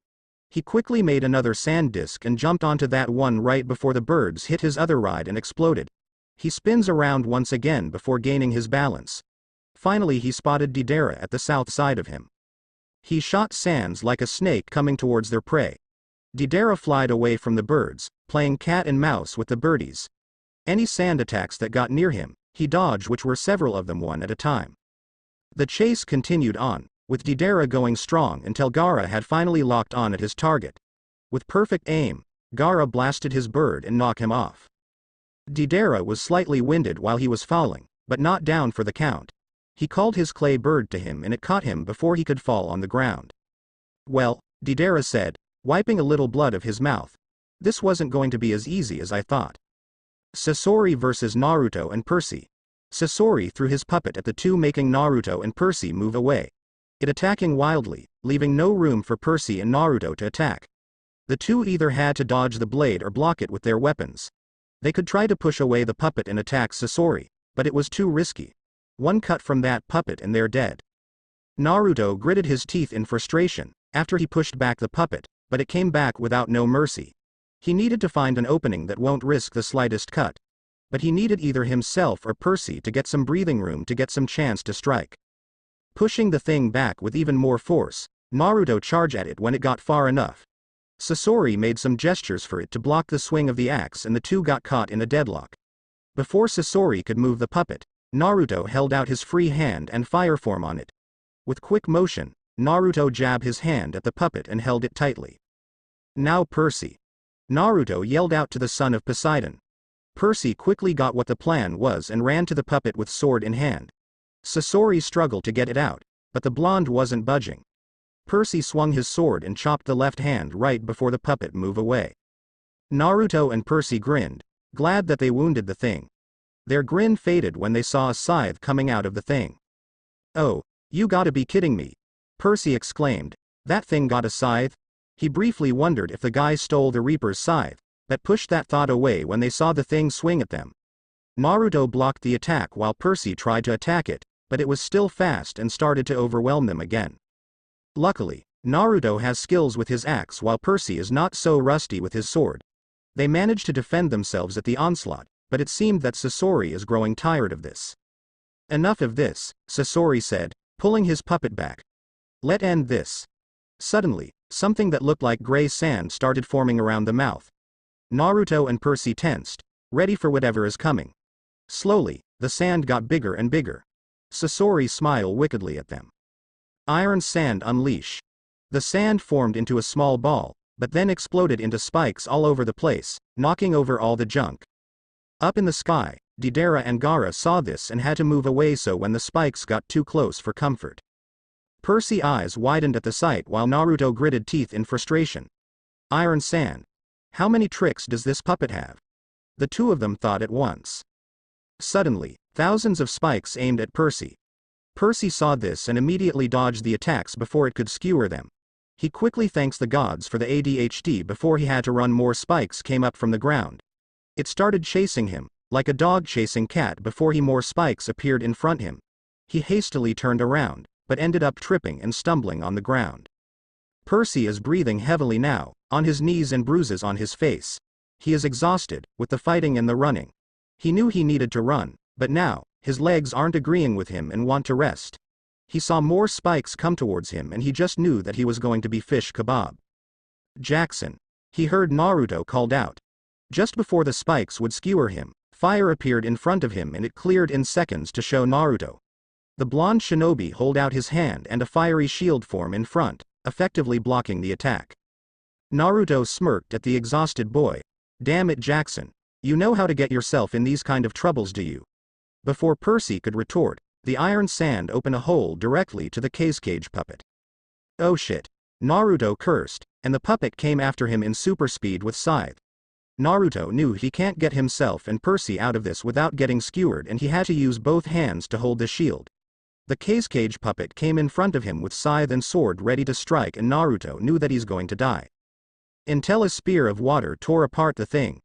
Naruto's eyes widened, along with Sasori, and then the sand started to fall on the ground. Naruto looked behind to see Percy smiling and holding his canister. Naruto grinned at the son of Poseidon. "Nice hit, Jackson," Naruto complimented, getting a grin from Percy. A compliment from Naruto seemed impossible, so Percy is really happy about that. Maybe we can work together after all. The two got up and stared at the puppet master. "I admit, I didn't think that would be destroyed," Sasori admitted. Then he sighed in frustration. "Look like I have no choice, but to do this." He ripped off his Akatsuki robes, revealing something that shocked the two demigods. The body of Sasori looked like a puppet. Every part of the body is a puppet. The arms, the legs, the chest, everything but the head. On his back, two large claws were on them. And then torso opened up, metal rope coming out of it and it floated to the sky, with him on top of it. "It's been a while since I used myself in a fight," Sasori commented, his calm look turning more crazed. Percy and Naruto's eyes widened at the sight of the man puppet. Seriously, he saw some pretty freaky stuff during after he discovered he's a demigod. The Minotaur, the Furies, the gods looking like normal humans, and more. He never thought he'd see the scary version of Pinocchio. Sasori grinned and took out a scroll in his pocket. He opened it up, put some chakra in it, and show something that made Percy nearly drop on his butt and Naruto to growl. A mass army of puppets. Performance of 100 puppets. Sasori yelled out and chakra strings connected to each puppet. Naruto growled once again. He need to get at Sasori himself, and he knows that Sasori is trying to tire him out. He need to find a way to destroy the puppets without tiring himself, and Sasori won't give him the time to call his metal dinosaur. So Naruto started thinking, his eyes turning gray while trying to come up with a strategy for it. All within a few seconds. He's fighting Sasori. His companion is Squidhead. He also up against hundreds of puppets at his dad's junkyard. Wait a minute. Naruto came up with a plan and smirk. This is Dad junkyard. A place where he put all of his faulty machine, and he must got at least enough in here to form an army. Sasori looked confused when he saw the smirk, but Naruto didn't say anything. Just close his eyes, connecting to all the machines here. An ability he got when he made a summoning contract with Dad's machines. While that's impressive, Sasori, Naruto said, finally finding the machines here and then activating them. But you are not the only one with them. Like the undead, machines rose out of the ground and onto the surface. Robotic machines showed itself, ready to fight. Animations from the past. Future robots that Hephaestus tried to build. Every machine with even the smallest of faults were here. Percy looked at this army in awe. He didn't think that this many robots are in this junkyard, and some of them seem perfectly put together. Look like we are even matched now, Naruto said with a smirk. He gave a silent command to the robots and they moved towards him and Percy. Let's see which is stronger. My dad's machines are your puppets. Both fights, as Deidara and Gaara fly around each other, the two notice the army of puppets and machines on the ground. All of them are fighting, with swords, guns, or their own fist. Naruto is in control of the machine while Sasori are in control of the puppets. Well, that is interesting. Deidara commented, seeing the battle from afar. I'm going to get a closer look. He then flew over to the battle, but Gaara followed him. The two of them started attacking one another while flying in the middle, with Deidara using his mini-birds and Gaara using sand bullets. Meanwhile, Naruto's machines and Sasori's puppets are all out fighting. The puppets using either ninjutsu or taijutsu while the machines use their fist or weapons. Naruto and Percy are in the middle, fighting Sasori. Sasori used the swords on his back to fight them, spinning it like a saw. Naruto and Percy use their weapons block it, leaving them in a stalemate. But Naruto saw a chance to attack and made a Rasengan with his free hand. Sasori saw this and quickly moved away from the devastating attack, leaving Naruto to hit the ground. You're strong, Sasori admitted. Then he held out his hand. But you will lose. A stream of fire came out of his hand and at the two demigods. Naruto immediately countered with his own fire while Percy used the water from his canister to clash with the attack. The three of them were at a stalemate. As Naruto was about to take out a kunai, Deidara and Gaara suddenly flew on the top of them, wind blowing around the three. Sasori lost focus for a second, but it was enough for Naruto and Percy to push immediately. When he saw Naruto and Percy gaining the advantage real quickly, he let go of his own attack and dodged the fire and water attack. Sasori growled in frustration. Damned that bomb-addicted fool. He sent for 10 of his puppets to him and sent them at Naruto and Percy. Naruto countered that with 5 of his machines, along with Percy, and smashed through all of them. More puppets came through, overwhelming the machines. Naruto growled out in frustration. Even though they are Dad's machines, they are thrown in the junkyard for a reason. If he's going to destroy all of them, he needed to get his summon. Then he looked up, hearing the fight between Deidara and Gaara, and he suddenly got an idea. He ran in the fighting and Sasori thought he would face him again, but he didn't prepare for what Naruto did. Neither was anyone. With aim precision, Naruto jumped on one of machines, jumped dozens of meters to the air, and then grab onto Deidara bird. He firmly grabbed on the talons to keep himself from falling. What the hell? Deidara screamed out, trying to shake off the demigod. But Naruto wasn't an Uzumaki for nothing and stubbornly stayed on the talon. While Deidara is trying to shake him off, he didn't notice the sand bullets coming at him. Naruto, however, didn't jump off the bird. Deidara then noticed the bullets too late and hit him dead on, destroying his bird and sending him falling down at the puppet. The bomber panicked and tried to make another bird, but his panic cost him. When he made another bird, he was too close to the ground and unfortunately for the Akatsuki, he was gonna fall on Sasori. Sasori's eyes widened and dodged, but the explosion of the bird pushed him and made him fall on the ground, stumbling. Naruto immediately saw this chance and quickly started on his summoning jutsu. Bite his thumb, did a few hand signs, and then put one hand on the ground. Summoning jutsu. A cloud of smoke appeared in field, and when it cleared out, 2 mechanical dogs appeared, 1 silver, 1 gold. Percy is now wondering how many machines he got in his arsenal. The blonde doesn't seem to have an end of them. Gold. Attack the puppets on the left. Naruto commanded. Silver, you take the ones on the right. Jackson, help Gaara fight Deidara. I'll take on Sasori. The 2 mechanical dogs bark in agreement and charge at the army. Percy charged where Deidara went back fighting with Gaara on the ground, and Naruto went towards Sasori. The tide of the battle is changing quickly. With Percy and Gaara, the 2 are overwhelming Deidara. Deidara is not bad at close combat at all, but Percy's skilled with the sword is wearing him down. He would have tried to use bombs, but Gaara throws sand bullets at him, and when he tried to attack with his bombs, Gaara crush it with his hand. With the help of silver and gold, the machines are turning the tide of the battle. The 2 dogs are kicking apart the puppets, clawing them to pieces, or biting their heads off in fast speed. With the help of the remaining machines, they are winning. With Naruto, he is fighting off the remaining puppets while getting to Sasori. If he isn't kicking or punching them to pieces, he turned them into ashes with his flame abilities.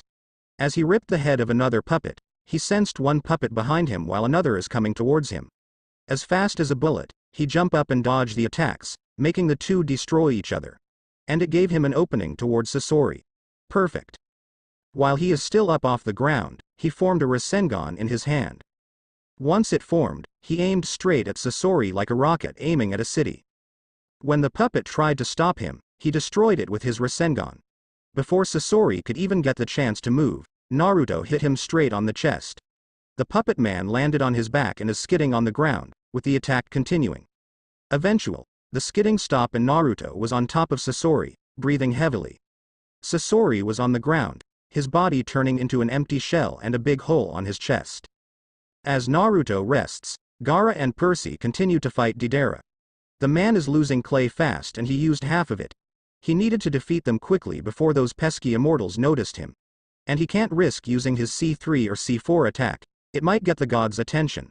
So he needed to attack the son of Poseidon with one of his C1 bombs and injure him critically. At least take him and leave. As Percy fight Deidara, he noticed something. He saw Deidara forming a mini clay animal in his hand. Ignoring that there are hands on his palms and was chewing the clay, he knew that if he slowed down or made a mistake that he might have an animal-size hole in his stomach. He needed to think quickly, and the Sandman isn't going to help him out if the man hit him at the torso. Then he remembered that he got a canister of never-ending water.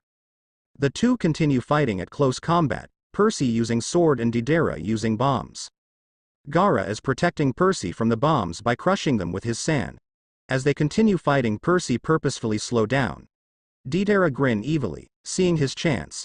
He thrust his bomb at Percy's torso, but then the black hair boy rolled under him, getting him to hit the ground and the explosion to send him off his feet.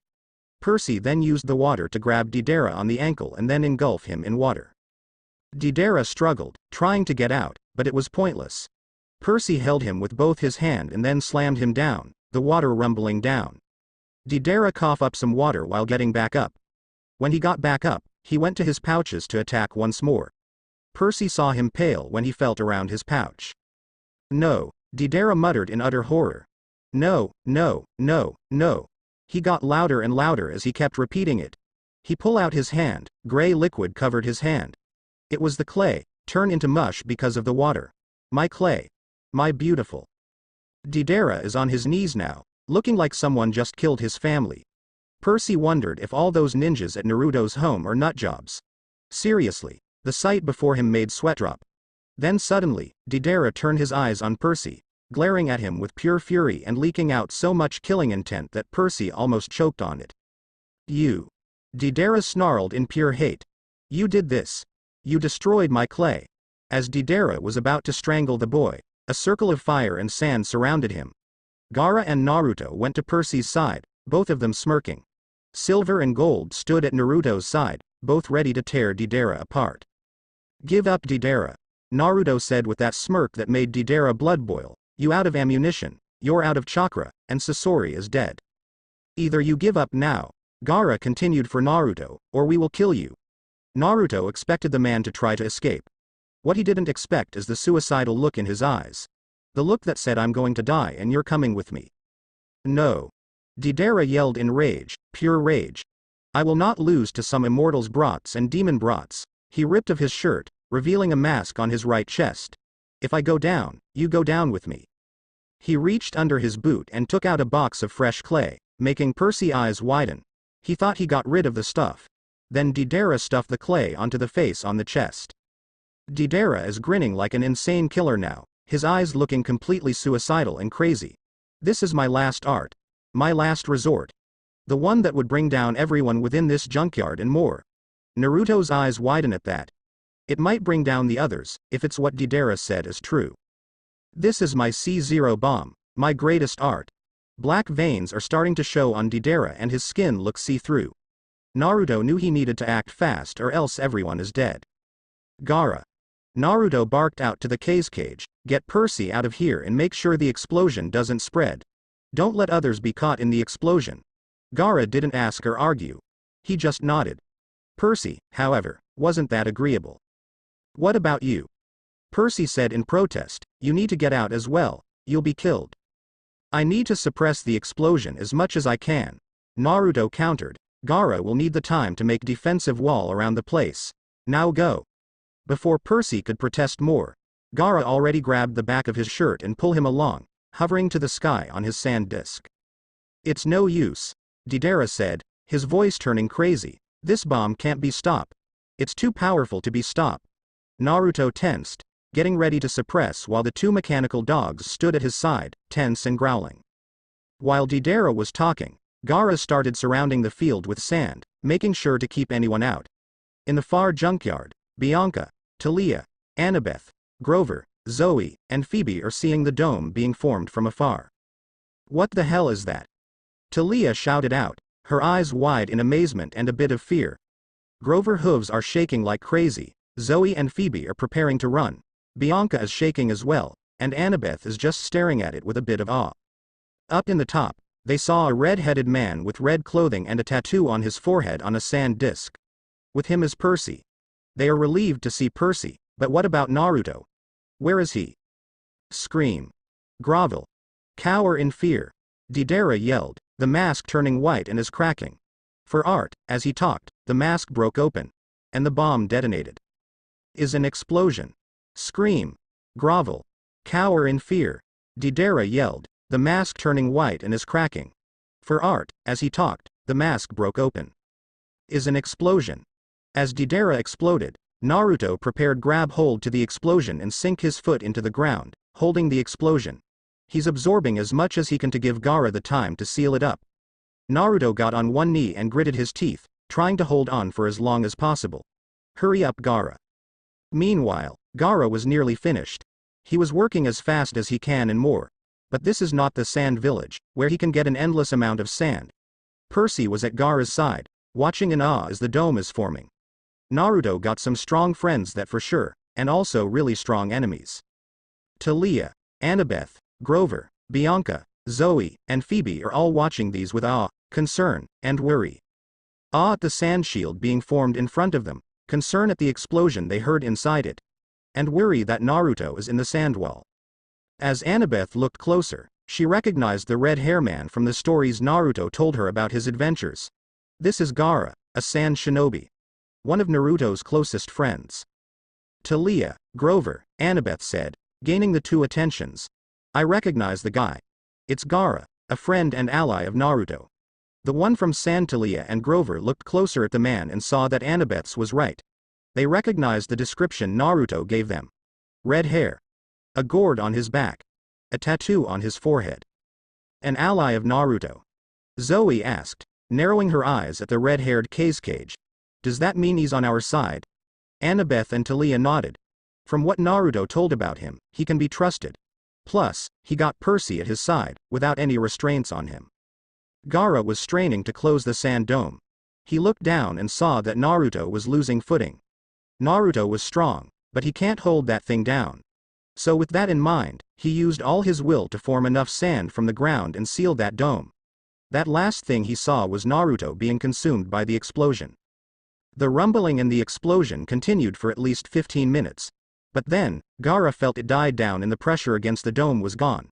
He let go the dome in pure exhaustion and got on one knee, but managed to hold the discs he and Percy are on. Whoa, Percy said in amazement. How did you do that? Maybe he can do that with water. But if it takes any kind of math, then he's out. Gaara stood up, breathing in and breathing out, a trick I learned over the years. I would tell you, but you don't have the chakra to do it like I did. In the corner of his eye, he saw 6 figures a couple of miles away from the dome. He floated towards them, with Percy behind him. The group on the ground saw Gaara and Percy floating towards them, so they stopped. Zoe, Talia, and Phoebe were tensed and ready to fight in case the red hair guy was going to do anything. Once the two got down, Percy ran back to his help. He got on his knee, exhausted from the fight, his adrenaline gone, and the lack of oxygen up at the sky, even though it wasn't that high. He suspected that Zeus did that. You okay, Percy? Grover asked, a little concerned. Percy managed to nod and got up, with some help from the satyr and Annabeth, after he managed to get some oxygen back to his lungs. Yeah, it just the energy from the fight evaporating. Percy said, that and I suspect that Zeus took some of the air from the sky when I was up there. Speaking of the king of Olympus, he saw the daughter of Zeus stomping toward Gaara and grabbing him by his shirt roughly. Where is Naruto? Talia demanded to the redhead. Annabeth, Zoe, Phoebe, Grover, and Bianca looked at the cage, wondering the same thing, though Annabeth and Grover keep an eye on Talia in case she tried to shock Gaara out of anger. Percy answered it for Gaara. Naruto stayed inside the dome to give Gaara time to seal the dome. I saw him holding down the explosion with his bare hands. I don't know if he survived. Immediately, Talia let go of Gaara and started to run at the explosion site, with Annabeth at her heels, but Phoebe and Zoe stopped them. We can't go back there, Zoe said, although she sounded reluctant to say those words. We need to move forward. If we don't go as soon as possible, then we might not save Milady in time. Naturally, Talia got angry and spins at Zoe. We do mean we can't see if he's alive? Talia shouted at the hunter. Whiskers might be on the ground, hanging on a thread, and you say we can't go back? Are you hunters willing to sacrifice anything and anyone for Artemis? Are you guys that cold-hearted? Now Zoe is angry, along with Phoebe. You will shut your mouth, Grace. Zoe shouted at Girl. The hunters care for Naruto, more than you realize. But we don't have time. We need to save Artemis before the winter solstice. She wanted to go back and see if Naruto is safe as well, but she know if they do, they will waste more time. You heard the explosion and Gaara had to make a sand dome the size of a stadium big to stop it from spreading. Annabeth argued with Talia, distress. Naruto is strong, but he might have been injured badly. He could have. He's alive. Gaara interrupted, gaining the attention of everyone else. Naruto didn't die from that attack. Talia glared at Gaara, electricity spinning around her eyes. And how do you know? Talia said with venom, you seal him up in that explosion, despite being his ally and friend. Gaara didn't wonder how they knew about them. He can guess that Naruto told some of them of his adventures. Naruto is not only strong, but is intelligent and clever as well. Gaara said, he can defeat an experienced Jonin with only his mind and a few shadow clones when just an inexperienced shinobi, as well as make a perfectly executed escape when he fight against the most powerful of nins. That's why I left him to hold down that explosion so I can seal it up. If anyone can survive, it's Naruto. Annabeth and Talia calmed down, after that speech. He's right.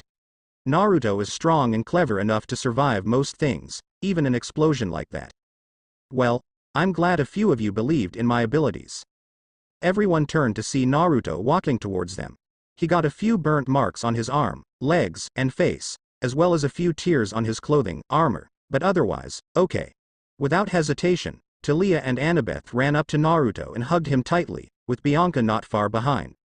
Naruto chuckled, despite feeling a little strain, and hugged them back. Did you girls lose faith in my abilities after I was poisoned by Layden? Naruto teased Annabeth and Talia.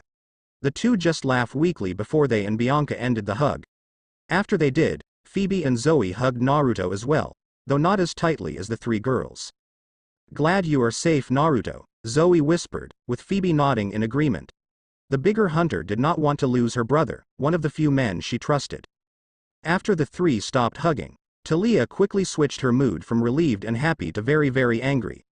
Naruto suddenly felt a sense of dread that made him a little nervous. In just a few seconds, Taliah grabbed him by the front of his armor and brought him to her eye level. "You have a lot of answers for Whiskers," Taliah demanded, her eyes sparking once again. "And I'm not going to take no for an answer. Why are those guys after you? What was that Raven guy talking about when he said tailed beast? What information was the puppet guy talking about?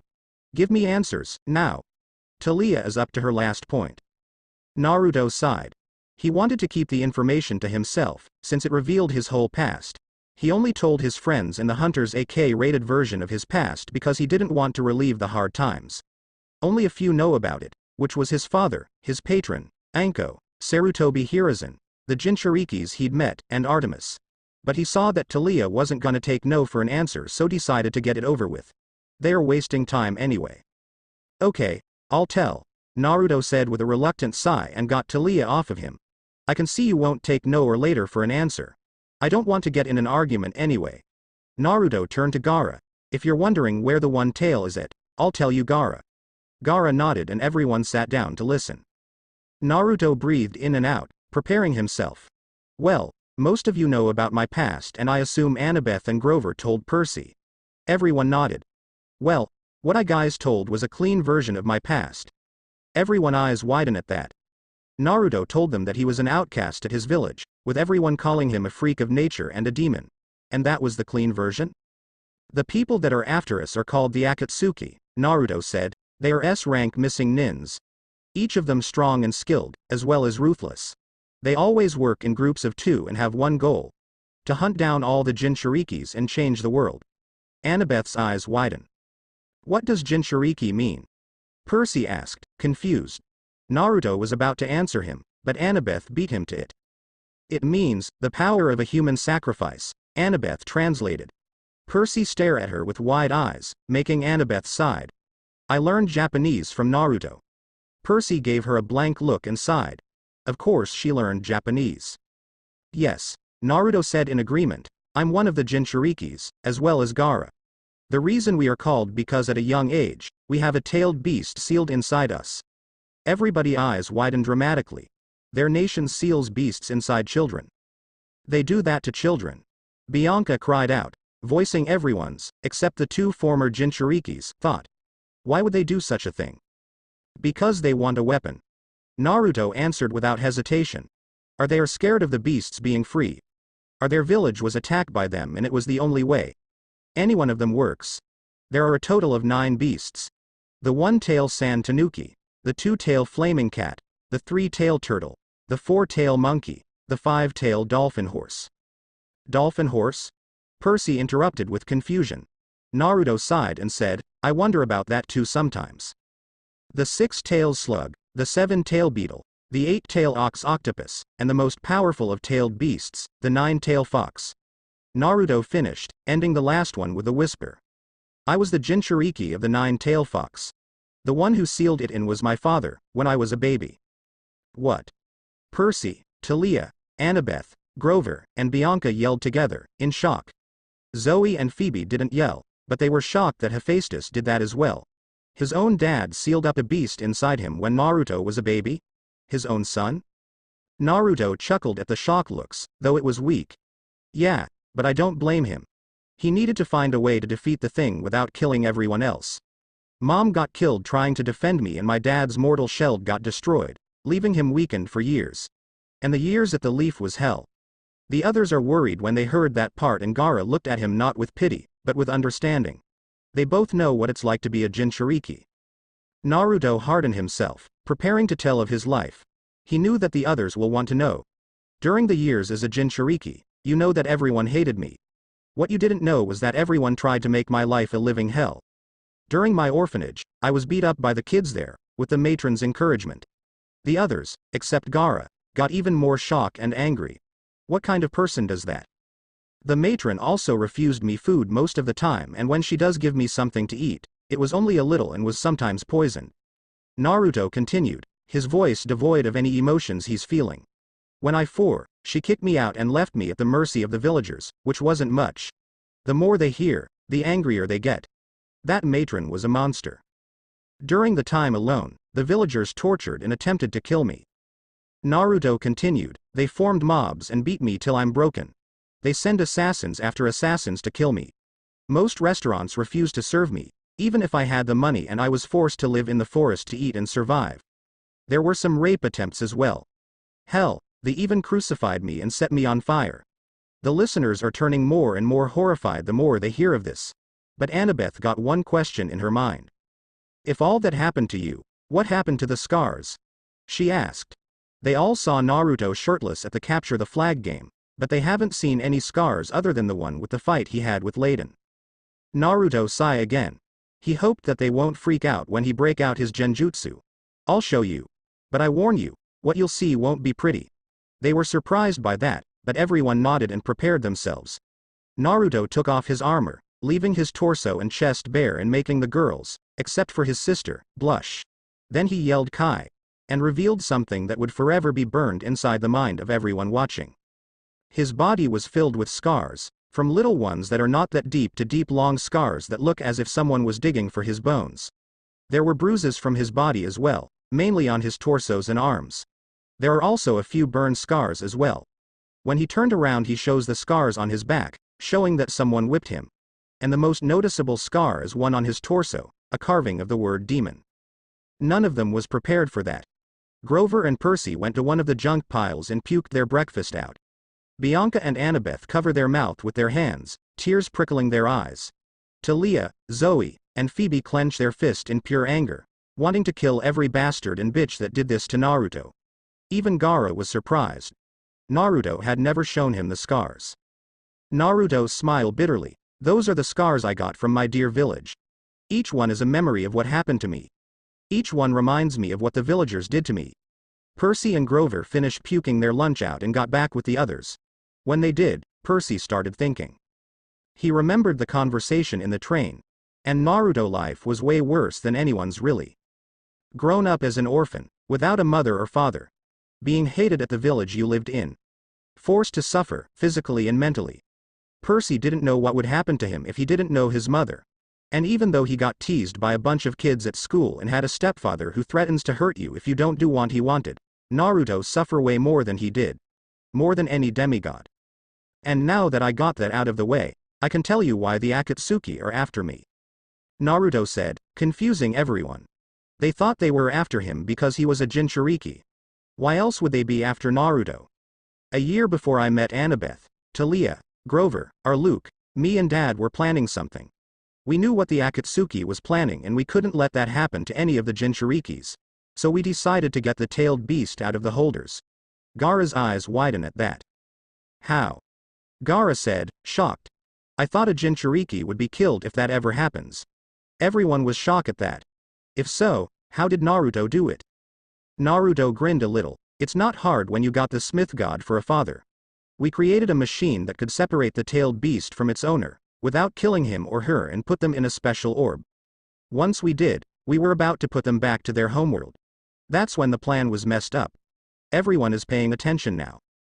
2 of the Akatsuki members, the ones we just fought, found out what we were gonna do and tried to stop us. Naruto continued, it ended up messing up the process and the tailed beasts was scattered around the world. Everyone's eyes widen in horror. The demons are scattered all over this world. Why did you do that? Percy cried out, feeling a bit frightened. Why did you put even more monsters in our world? Because I had no other choice. Naruto answered smoothly, even with Dad on my side, they were close to getting the orbs. If they did, the Akatsuki would have made a demon that is as powerful as Typhoon. Perhaps even more. All the demigods and the hunters' eyes widen even more and their mouth dropped. Even more powerful than that monster. That seemed impossible, but Naruto isn't known to lie or exaggerate. Gaara didn't question who Typhon is. From the expression of the others, he can tell that Typhoon is bad. Naruto turned to Gaara. Now you know what happened to the one tail. Naruto said to Gaara. So, are you coming with us, Gaara? We can always use another hand. Gaara smiled at his closest friend. Wish I could, Naruto, but I need to get back at my village soon. Gaara answered. He stood up and formed a sand disk under him.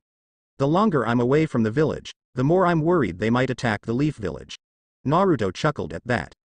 Okay, Gaara. I'll see you later, Naruto said, shaking hands with his friend. And if you need an ally, I can help you out anytime. The same for you, Naruto, Gaara replied, smiling. He then flew up in the sky and then towards the elemental nations. Naruto turned to the others. So now that is over with, let's go, Naruto said, putting back his armor on. We waste enough time already, fighting nins and telling stories. Everyone nodded and gathered their things, with some thinking on Naruto's story. Olympus. At Olympus, all the Olympians were at their throne, wondering what's going on and a little panicked. They all felt a shockwave that went through Olympus, the sea, and the underworld. It caused the gods to panic and started questioning each other, which is lead to this. Hephaestus looked up to where the shockwave came from. He got many channels everywhere around the world and can pinpoint anything and anywhere. After some adjustments, he found where the shockwave came from. Few seconds later, he looked up to see everyone arguing and accusing each other. Even Athena is accusing Poseidon of making an earthquake, not that is that surprising she would accuse him. Hephaestus sighed. Looked like he would have to use his whistle. The gods and goddesses are at each other's throats, accusing each other of making that shockwave or suspecting who did it. That is, until a loud sharp sound surrounded the council room, making everyone cover their ear in pain. Everyone turned to see Hephaestus with a tiny whistle. Okay, now that I got your attention, Hephaestus said, his annoyance showing in his voice. I found what caused the shockwave. Everyone turned to Hephaestus now, paying close attention. Show us, Zeus demanded his son. Hephaestus resisted the urge to eye-roll and a flat-screen TV appear in front of the Olympians. I found a recording in the Hephaestus junkyard, Hephaestus said. There was a fight in the courtyard and an explosion was caused at the end of it. It sounded strong enough to destroy the whole junkyard, but strangely, it didn't. With that, he turned on the TV and showed everyone the beginning. They saw the Naruto's group entering in, the fight with the Akatsuki, and then the explosion from it. So that what's happened? Zeus murmured, his fist tightening around the seat of his throne. He turned to Demeter. How did that man use earth abilities? Zeus said suspiciously at his sister. I thought we all stopped the shinobis no longer have access of our domain in this world. Demeter didn't flinch when Zeus glared at her and stared fiercely right back. I did shut off my domain from them, Zeus, so don't look at me. I'm just as confused as you are. Then why is that man using earth-style jutsu? Zeus demanded in frustration. The only way is that you gave him access to your domain. Athena thought it was time to speak up. Perhaps someone is stopping Demeter from blocking the domain from that man without knowing. She suggested, someone that wanted one of the big three children in Naruto captured. Someone that is stronger than us. There was silence in the chamber. Most of the Olympians was thinking the same thing. Kronos. Zeus, however, doesn't believe it. Father didn't retain a body yet and it is impossible to do that without any one of them noticing. At least, that's what he's convincing himself. The meeting is over. Zeus commanded. We will speak of this at the winter solstice. Everyone roll their eyes. It's obvious that Zeus didn't want to admit that Kronos was letting some shinobis have access to their powers. Council dismiss.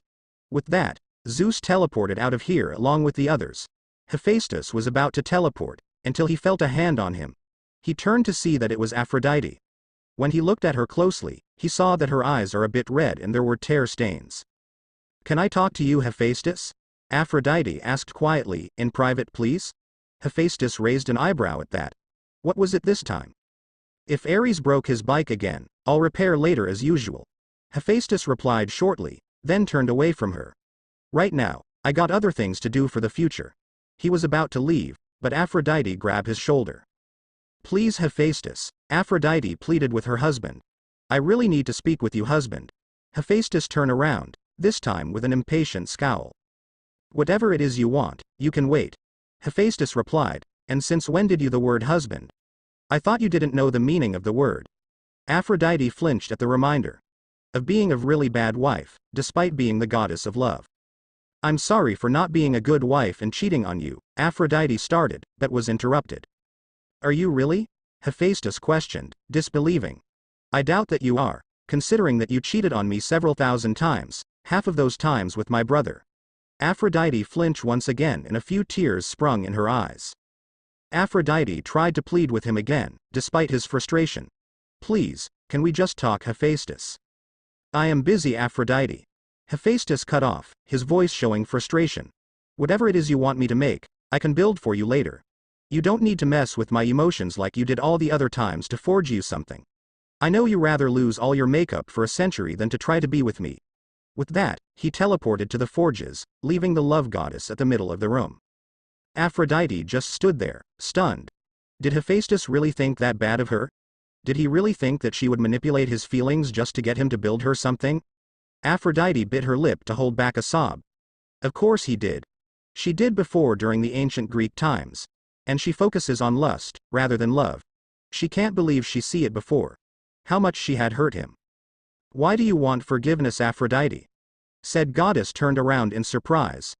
At the entrance, she saw Hera standing there with her arms crossed and curiosity in her eyes. Oh, hey Hera. Aphrodite said, faking her cheerful attitude and her smile. What bring you here? And what are you talking about? Hera rolled her eyes at that. If Aphrodite trying to throw her off, she's not doing it well. Cut it out, Aphrodite. I know it's fake, Hera stated. And I heard all the conversation. Why do you want to rekindle your marriage with Hephaestus? Aphrodite sighed and looked away from the queen of Olympus. What make you think I want to rekindle my marriage with Hephaestus? Aphrodite questioned Hera. I never said that to Hephaestus. Hera rolled her eyes at that. Oh please, you can't fool me, Hera stated, crossing her arms. I am the goddess of marriage. It's my domain, my passion. I can tell if someone wants to divorce, if someone want to get married, if a marriage is strained or loveless, and if someone want to rekindle that marriage. So I'll ask one more time. Why do you want to get Hephaestus to forgive you for breaking his heart? Aphrodite bit her lips in frustration. She forgot about that part. There can no hiding anything from Hera when it comes to marriage. It was like trying to tell Apollo a lie. It's because of Naruto. Hera perked up at that. Now she is really curious. What did her grandson do to make her act like this? Aphrodite had to hold back tears, remembering that time.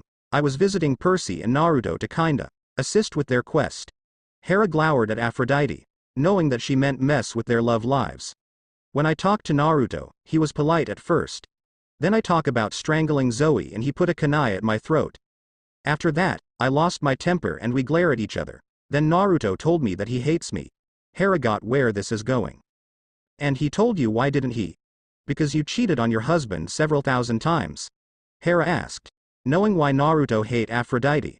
From what she heard, Naruto is very loyal to his father. Aphrodite nodded, blinking back tears. When he told me, I told him that Hephaestus is a hypocrite.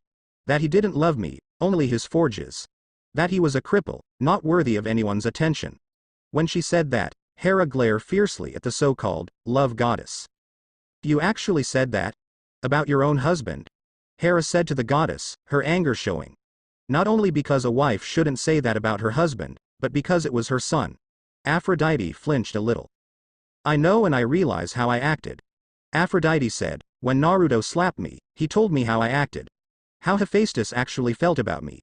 That's why I want to rekindle my marriage with Hephaestus. Hera's eyes softened at that and was a bit surprised.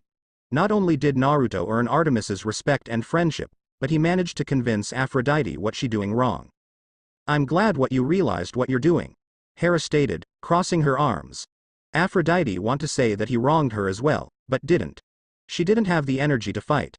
I hope you are more lenient with married couples and I wish you the best of luck. Aphrodite smiled a bit and nodded before disappearing. Meanwhile, Hera is thinking. Her grandson did many things that demigods couldn't. Defeated a whole horde of monsters by himself. Fought a demon at age 13. Saved a small town from a tyrant and earned the friendship of 2 missing nins. Earned the friendship of Artemis and the hunters. Probably more than mere friendship with Zoe and Artemis, if her hunch is correct. Defeated Ares at sword combat, without using his full power. Rescued many demigods from monsters or mortals.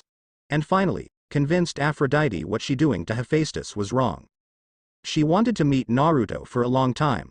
Not only because it was her grandson or because he was actually the first demigod that wasn't a bastard, literally, or because of his accomplishment, though all those things fuel her need to see him. It's because of his view of family and his kind heart. With that, she teleported to the Hoover Dam, where she knew that Naruto will be at. Unknown to her, Athena did the same thing to help Naruto a bit. Why is there so much goddamn paperwork? That is thought of the 5th Hokage, Tsunade, who is doing the bane of every cage and some other adults. Paperwork. Even though the paperwork she did was split in half due to what happened years ago, it's still enough for her to rip her hair out. Plus, with Naruto not wanting to come back and the Leaf Village nearing a damn civil war between the young and the old, she doesn't think it would get any worse. Tsunade-sama. She heard Shizune at the door and turned to her. She flinched at the sight of Shizune, with her eyes slightly red still filled with some tears. Naruto leaving not only tore Anko and Hinata apart, but it affected Shizune as well. She and Naruto only knew each other for a few weeks, but that was enough for Shizune to see Naruto as her little brother. Tsunade shook off those thoughts and looked Shizune. Is something the matter, Shizune? Shizune didn't say anything. Just gave Tsunade a note for her to read. When Tsunade read, she felt like cursing and drinking a whole bottle of sake. Dear Ba-chan, I defeated Yugo, Tenten, Asuma, and Shino. Don't worry. Once I get any information I need from them and get them to do a few favors for the camp, I will return them to you. Including Ero Sennin, if you want him, but I will warn you. Any shinobi you will send, I will kick their ass. I'm not going to abandon my family Tsunade. And I will not hesitate to use lethal force if you endanger any of my friends or family. The Leaf Village isn't a home to me, even with my friends and mother figure. There are too many bad memories there and I can't face the villagers without feeling some resentment. So I ask you this, as your godson. Leave me be. You better take my warning seriously. Love. Naruto. Tsunade really want a drink right now. A part of her realized that Naruto doesn't want to come back and should leave Naruto on his own. But the bigger part wanted her godson back, to make up for the mistake she made in the past. And because she part Uzumaki, she's stubborn as a bull. Plus, the Leaf Village needed Naruto, to appease the other villages and he is the only one who could calm down the younger generation. So even if she wanted him to be left alone, she got to put the village above her personal interest, despite wanting to say, fuck the villagers and leave. And also, there are others hunting him. The Cloud, Waterfall, and Rock Village are hunting him down either because of his parentage or because he took the tailed beast from them. Also snuck out their Jinchuriki when they were about to get rid of them. The ones who weren't alone or wasn't a cage, if they got their hand Naruto, she didn't want to even think about it. Even though the boy is resourceful, she felt that his luck might run out. And she didn't fully trust those that are with him. Get Guy and Lee in here, now, Tsunade yelled, slamming her fist on the table. Shizune let out an eep, and run as fast as she could to the two green beasts. At least a few things didn't change with Shizune. After a few minutes of waiting and doing the dreaded paperwork, Lee and Guy rushes in still as positive as ever. The two were wearing the same bright smile that can blind a Hyuga. Was it you need Lady Tsunade? Guy asked, yelled, getting a headache from the Tsunade. She resisted the urge to hit the two with staple and got to business. How is the training going, you two? Tsunade asked, looking at the two. Anyone ready to go to the other world and get Naruto back? Youth. Few are close, Lady Tsunade, but not enough to show the youth we do. Guy said, yelled, the closest is Kakashi and the Hyuugas. But do not worry, we will show everyone the youth of Taijutsu. Right, Lee? Hi, Guy Sensei. Lee said, yelled. Tsunade is developing another headache and hold back a growl. Out of all the people in the Leaf, why did these two have to be taijutsu experts? Well, get a group ready as fast as you can. Tsunade demanded. We need to get Naruto before this situation get worse. Okay. The two weirdos screamed hi, and ran off to train the others. She sighed. She hoped those two don't push the others hard. With Naruto, the group got out of the junkyard and found a truck at the end of it. Naruto chose to drive and got in it, with Taliah at the side of him and the others at the back. Meanwhile, everyone was thinking about Naruto's past. Percy felt troubled about the blonde's past. How can a group of people do that to a kid? Not even Gabe was that vicious, though he might have thought about doing that to him. But to crucify a child? That is sick. Naruto live in hell. Bianca feel disturbed about what Naruto told them. How can anyone be so cruel? Even though she's a daughter of Hades, she still felt disturbed about that. Those people are monsters to do that to a child, blaming him for something he couldn't control. Annabeth feel angry at those villagers. How can anyone do that? To a child? Not even Ares is that vicious. And it happened to Naruto, of all people. No wonder he didn't like talking about the other villagers. She really wanted to get her kunai and stab every single one of those people. Grover feel more disturbed than Bianca. He never thought this world can't be any worse, but a village uniting against a child. Making his life a living hell, with a few watching over him. Gods. He'll be far away from the Leaf Village, when he visit the wildlife there. For Zoe and Phoebe, they already heard the story. He told them when they discovered his scar back then. When they heard it, they respected Naruto even more so. None of the hunters that are with them have ever gone through what Naruto did, and he still came out as a good man. Naruto is probably the only male they have befriended. And as for Talia, she felt a little guilty. She forced him to tell the story, even though he didn't want to. It was obvious he didn't want to talk about it, but she was too stubborn to realize it. She hoped Naruto wasn't angry at her for it. After all, Naruto saved her from that bitch of a mother. The group continued walking until they spotted a lake in front of them and a couple of canoes. The group quickly walked over to the lake and each picked a canoe. Percy and Grover got one, Phoebe and Zoe got another, Annabeth and Talia got one more, and Bianca got the last. The only one who didn't go to a canoe is Naruto. "Hey Naruto, aren't you going on the canoe?" Bianca asked, a little confused.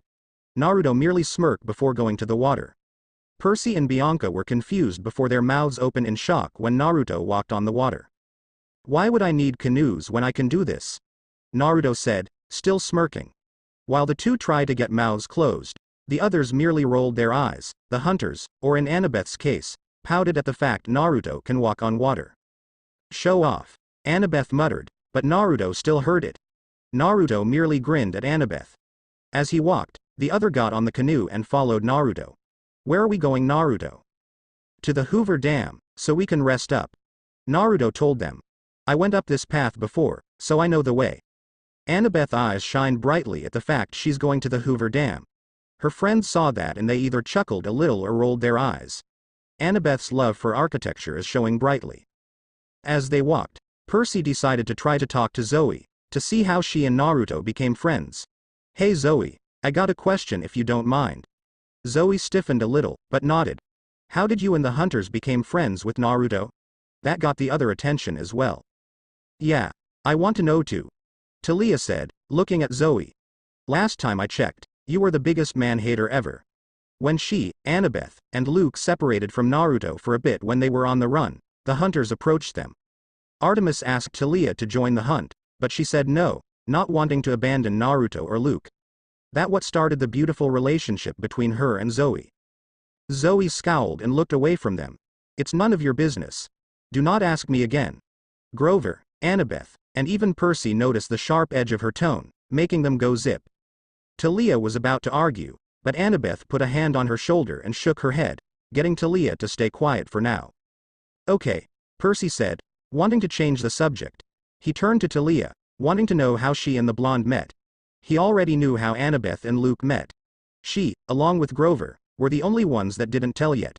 So how did meet Naruto, Talia?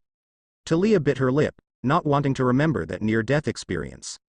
"Let Annabeth tell you, when I'm not here," Talia quickly said, the same edge in her voice. Percy wanted to know why, but his survival instincts are screaming at him to be quiet, so he did. Looks like a lot of people are keeping secrets today. The group got to the edge of the river and once they reached land, they disembarked off the canoes. Talia grumbled as she saw Naruto got off the water. "You have to teach me that." Naruto merely looked at her with a twinkle in his eyes. "Talia-chan, you know that only people with chakra can do that." Talia laughed a little awkwardly, forgetting that fact, with Annabeth and Grover joining her. Percy noticed that the laughing seemed forced and not really sincere. What are they hiding? When Naruto turned around from the group, he stopped when he saw the Hoover Dam in full over.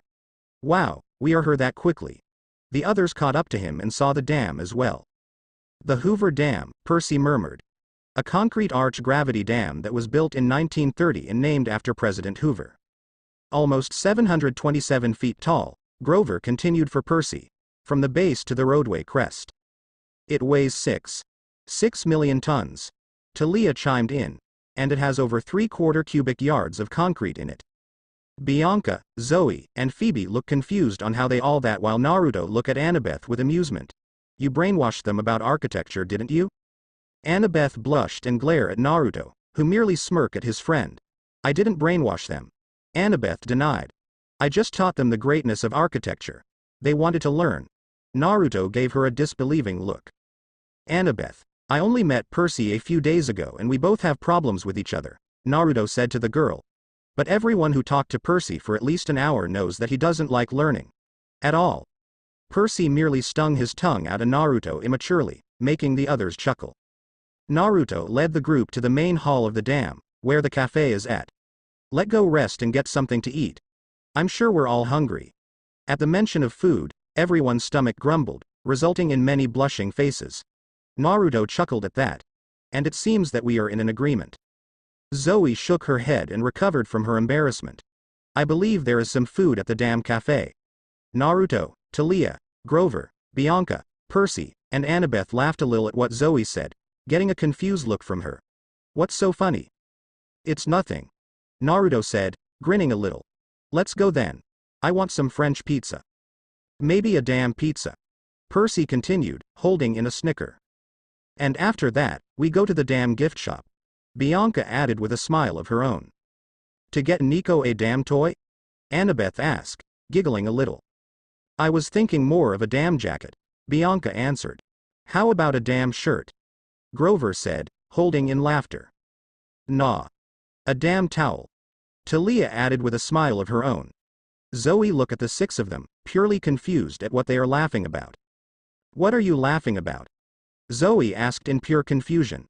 Hearing the confusion in her voice made the six laugh harder while Phoebe tried to hide a smile forming on her face. I don't understand. Let's just go to the damn cafe. They continued laughing, making Zoe even more confused. Phoebe took pity of her friend, Lieutenant, and whispered the reason why they are laughing. Zoe's eyes widened and flushed a little before marching away from the laughing group and her amused friend. Soon, the eight found a table to sit at and order their meal when the waitress showed up. It was near a fountain so they can call anyone they need to call. I think we see what's happening at camp. Naruto told the others. To make sure our siblings are all right and what is happening with the people I brought them. All of them nodded in agreement, so Naruto got a drachma and flipped it in the water. Oh Iris, goddess of the rainbow, please accept my offering. Naruto said, the fountain shimmering. Camp half-blood. The water shimmered before showing Chiron into view. He was doing some paperwork before he noticed Naruto and the others. Naruto. Chiron exclaimed in surprise, before shaking off and smile at the group. How has the quest been? As good as it could be for a demigod. Naruto told the centaur. We ran into one of the titans, Atlas. He got a group of knights that I thought didn't exist anymore. The Templars. Chiron's calm expression crumbled and he looked worried. Gods, help us. Chiron muttered in worry. The Templars are known to hunt down anything magical, and once they discovered demigods, they tried to kill off the demigods. Do you know what Illyrium they're using? If it's regular or corrupted? Not sure yet. Naruto answered. Hadn't seen them use it any yet. But so far, they seem like the regular Templars. Chiron sighed in relief about that. Now on to the next problem. And Atlas? How is free from the sky? Chiron asked. The only way is for him to get out as if someone took his place, Chiron slowly said, as he realized what happened. Atlas got Artemis under the sky. Yeah, I know how you feel, Chiron.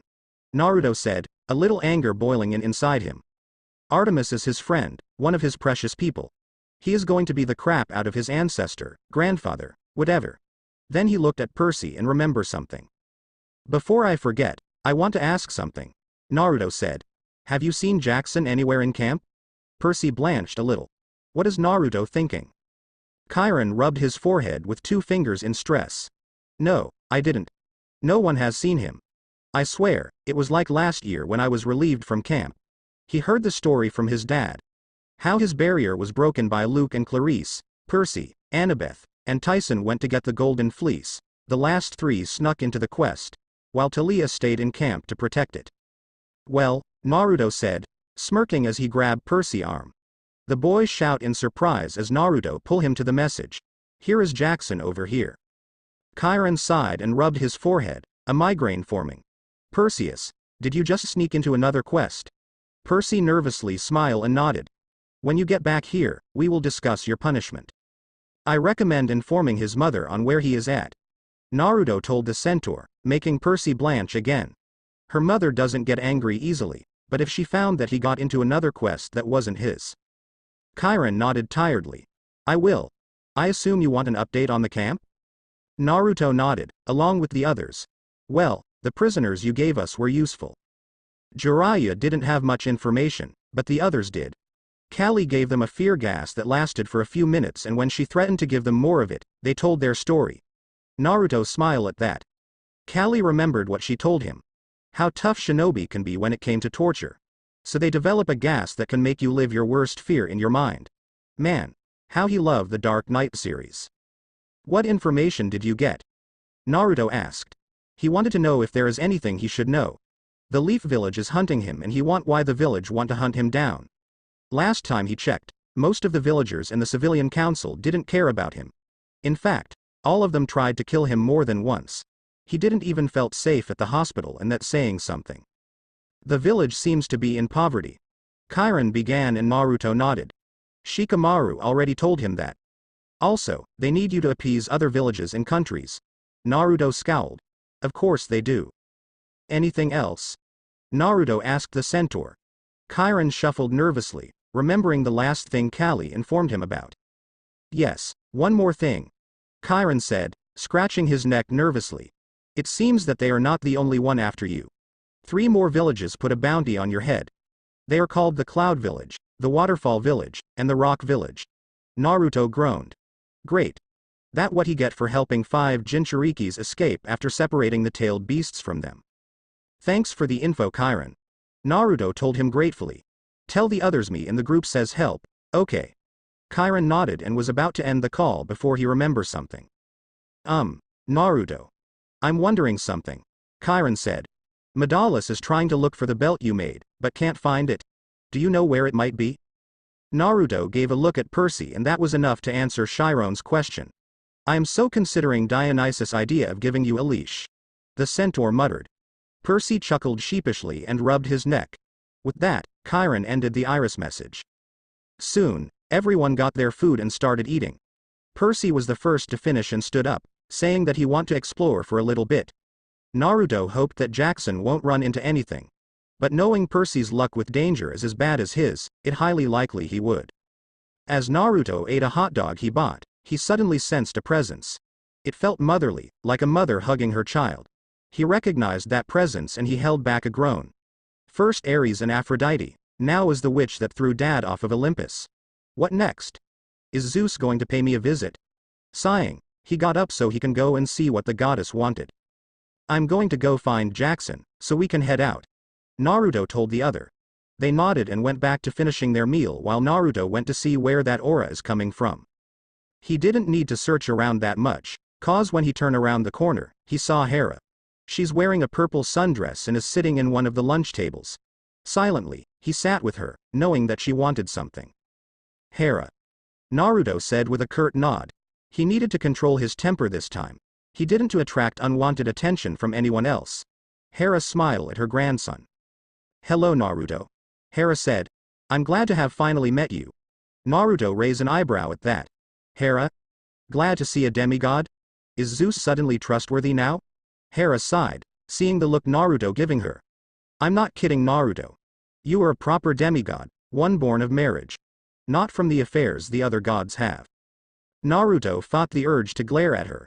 So you're saying if my dad didn't marry my mom, you would have seen me as another bastard child of the gods? There wasn't a question in it. And Hera flinched at the tone he's using. She usually had to deal with angry voices of demigods. But Naruto's tone is polite, with no trace of anger. You must understand that I am the goddess of marriage, Naruto. Hera said, hoping the blonde can see it in her view. Demigods go against everything I believe in, and as for my son's children, I don't hate them. I feel neutral about them. Naruto hear what she's saying, but that is no excuse. I hear what you're saying, Hera, and I agree with some of them. Naruto said. But it isn't their fault they were born in this world by the gods. Hera was about to argue, but Naruto gave a look that said, don't interrupt. Surprisingly, she cowed under the expression. If you want to blame someone, blame the gods. They are the ones having the affairs. Most of the demigods are just victims to their choices. In fact, why are you still with Zeus if the man is a horrible husband? Divorcing him can save you and future children of Zeus pain. Hera sighed, looking away from Naruto. I can't. I'm the goddess of marriage.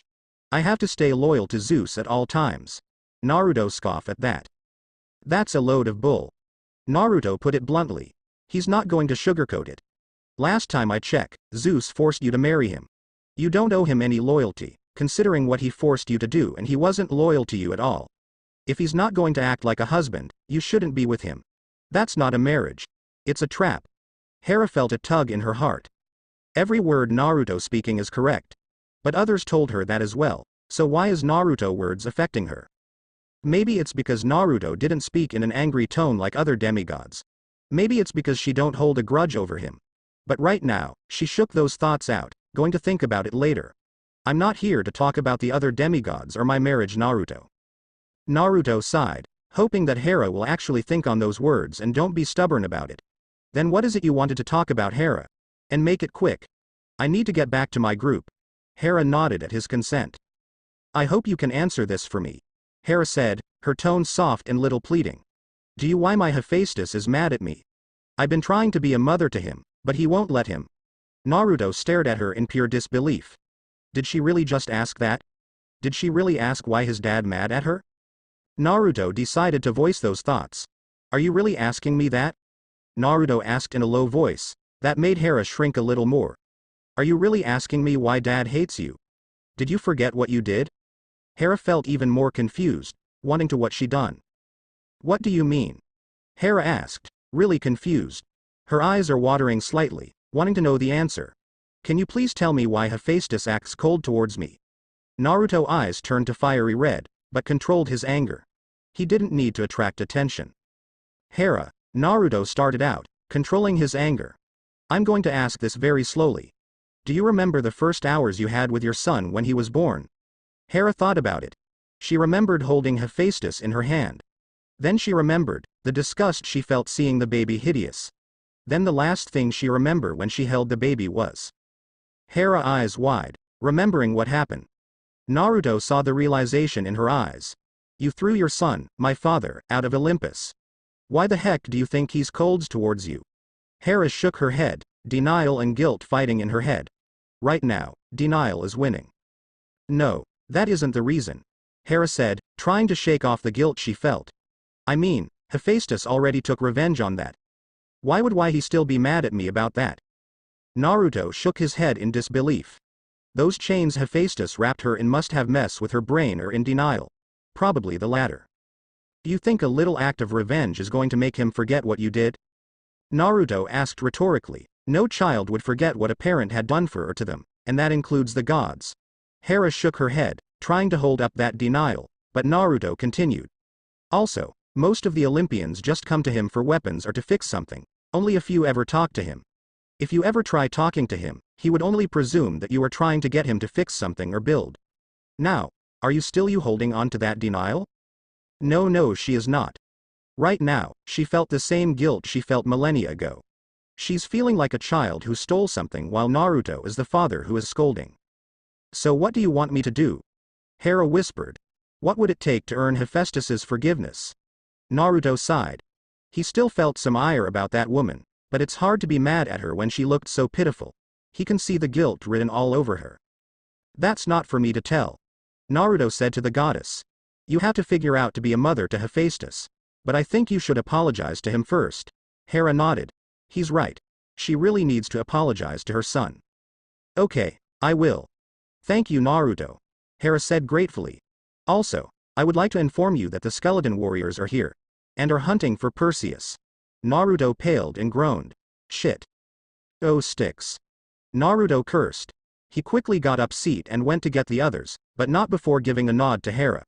Hera herself teleported out of here, thinking of a plan to talk to Hephaestus. Girls. Grover. Naruto shouted when he spotted them. They stood up in alarm when they saw Naruto running towards them, not knowing what happened. We need to find Percy quick. The skeleton warriors are here and looking for us. That got everyone's attention and out of their seats. Annabeth, Zoe, and Phoebe tensed and have their fingers on their weapons. Talia was spewing out curses that can make a mortal biker blush.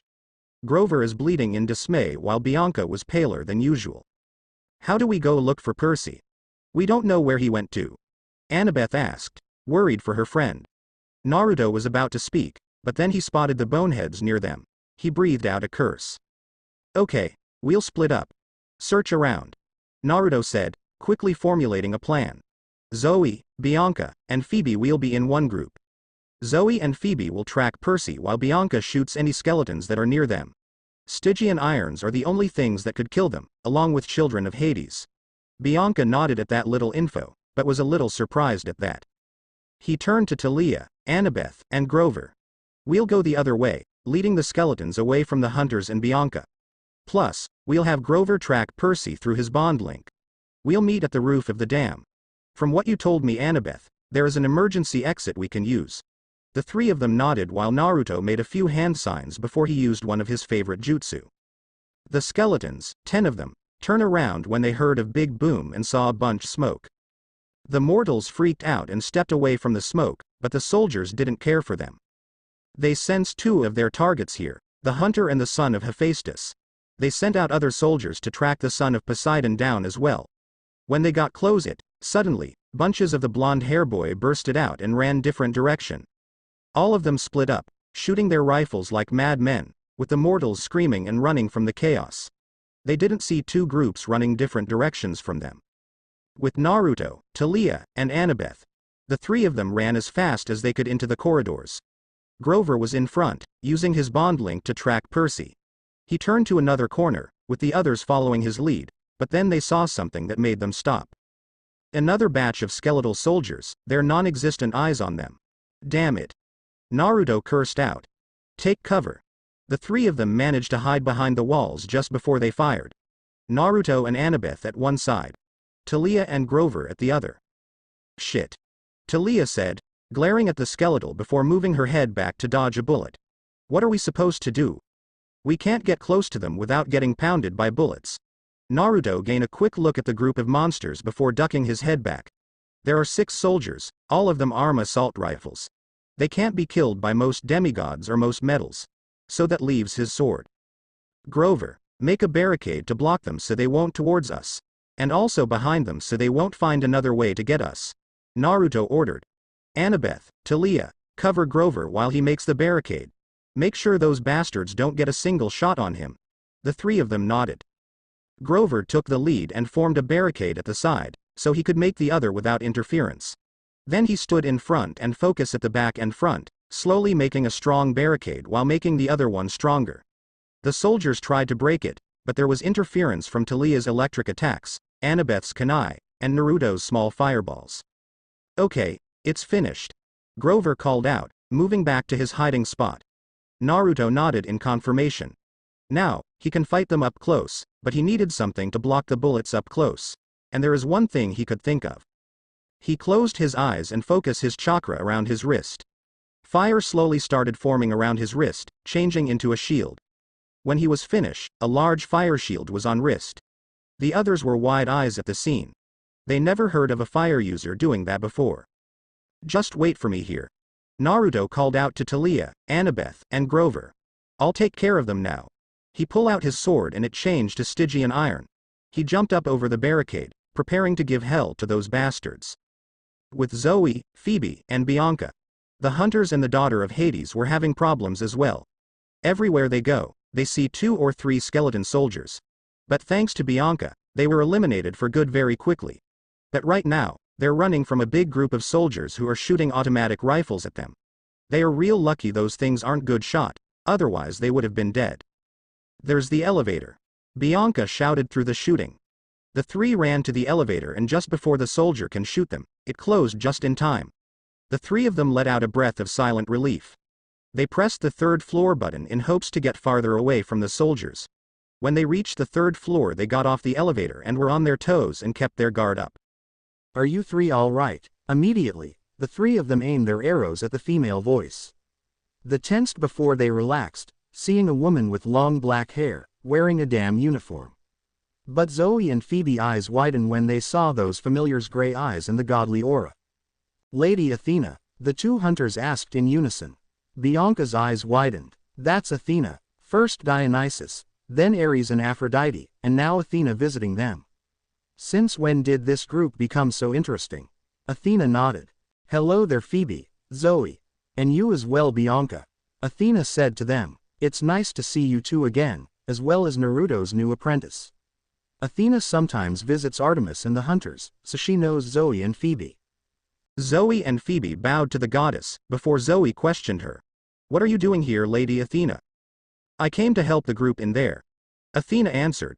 I'll tell you the rest after Naruto, Annabeth, Talia, and the satyr arrives. Right after she said that, Naruto, Annabeth, Grover, and Talia ran inside the room. When they saw Zoe, Phoebe, and Bianca, they were about to ask where Percy went, but their eyes widened when they saw Athena. Athena. Mom? Lady Athena. Athena smiled at them, mainly towards Naruto and Annabeth. Hello my champion, it is good to see you again. Glad to see you as well, Annabeth. That snapped them out of their shock and Naruto spoke up. Lady Athena, what are you doing here? Asked Naruto. Athena frowned and made playful hurt face, something that surprised Annabeth, Grover, and Talia. What, am I not allowed to visit my daughter and champion? Asked Athena, pouting a little. That hurts me Naruto, it really does. Grover, Annabeth, and Talia gaped at that. Is Athena being playful? First Dionysus liking a demigod that isn't his children and now Athena being playful. Is Ares suddenly a peaceful god? The hunters merely shook their heads, used to Athena acting like that, while Bianca was confused. Isn't Athena one of the more serious goddesses? Mom, we are on a quest to rescue Lady Artemis, said Annabeth, temporarily getting out of her shock. We need to find Percy and go before the skeletons catches us. Athena dropped the pouty look and smirked a little. Yes, I know my dear Annabeth, but a little help would not hurt now, would it? Said Athena, still smirking. I'll help you find the CSP. Ahem. Naruto interrupted, clearing his throat and giving Athena a stern look. Athena sighed before correcting her mistake. I mean, Perseus Jackson. Everyone turned Naruto with shock. No one ever confronted Athena about her grudge against Poseidon and his children, yet all Naruto did was clear his throat and Athena didn't call Percy a sea-spawn. Naruto can influence the most prideful of people if he can see the good in them. Follow me and I will bring you to him. With that, Athena started walking. The others followed close behind, with Naruto and Annabeth beside Athena. Most of them are wondering the same thing. Who is that woman and what did she do with the real Athena? With Percy. Okay. First he faced a bunch of knights at the start of this quest. Next was a lion with tank-like skin. Then a pervert sitting on Toad. Then the skeletons and knights chasing them, being manipulated by Apollo, fighting ninjas from Naruto's old home, meeting Ares and Aphrodite, fighting a bomb, art fanatic and a puppet fanatic. Now, he being chased by the very same skeletons again. Can't he have one normal trip? But unfortunately, he knew the fates loved to play with him. He dodged another round of bullets before turning around to another hall. He pushed through a bunch of tourists, ignoring the shouts of hey from them. Finally, he looked around and saw that he finally managed to lose them. At least, he thought he did, considering there is no bullets flying around the place. Suddenly, he heard footsteps near and he quickly went to the opposite hide. He pulled out his pen in case whoever there is not friendly. He heard a chhh that sound like the skeletons clacking along. Without thinking, he pulled out his sword and slashed towards that direction. Only it wasn't a monster he was slicing. It was a girl. The red-headed girl that he was about to slice in half yelped when the sword passed through her. The two of them stayed silent for a few minutes, one trying to catch her heartbeat while the other is trying to wrap his head around what happened. Finally, the two of yelled out together, "What the hell?" I'm guessing this is why immortals made celestial bronze for demigods. A voice said from behind them. The two of them turn around to see Naruto and the others walking towards them, with someone who look almost exactly like Annabeth. Naruto. The two of them said in unison. Then the two turned to each other when they heard what the other said. Wait, you know him. Stop copying me. Stop it, it's annoying. Naruto, Annabeth, Talia, Bianca and Grover laughed at that while the hunters and Athena tried to stifle their smiles.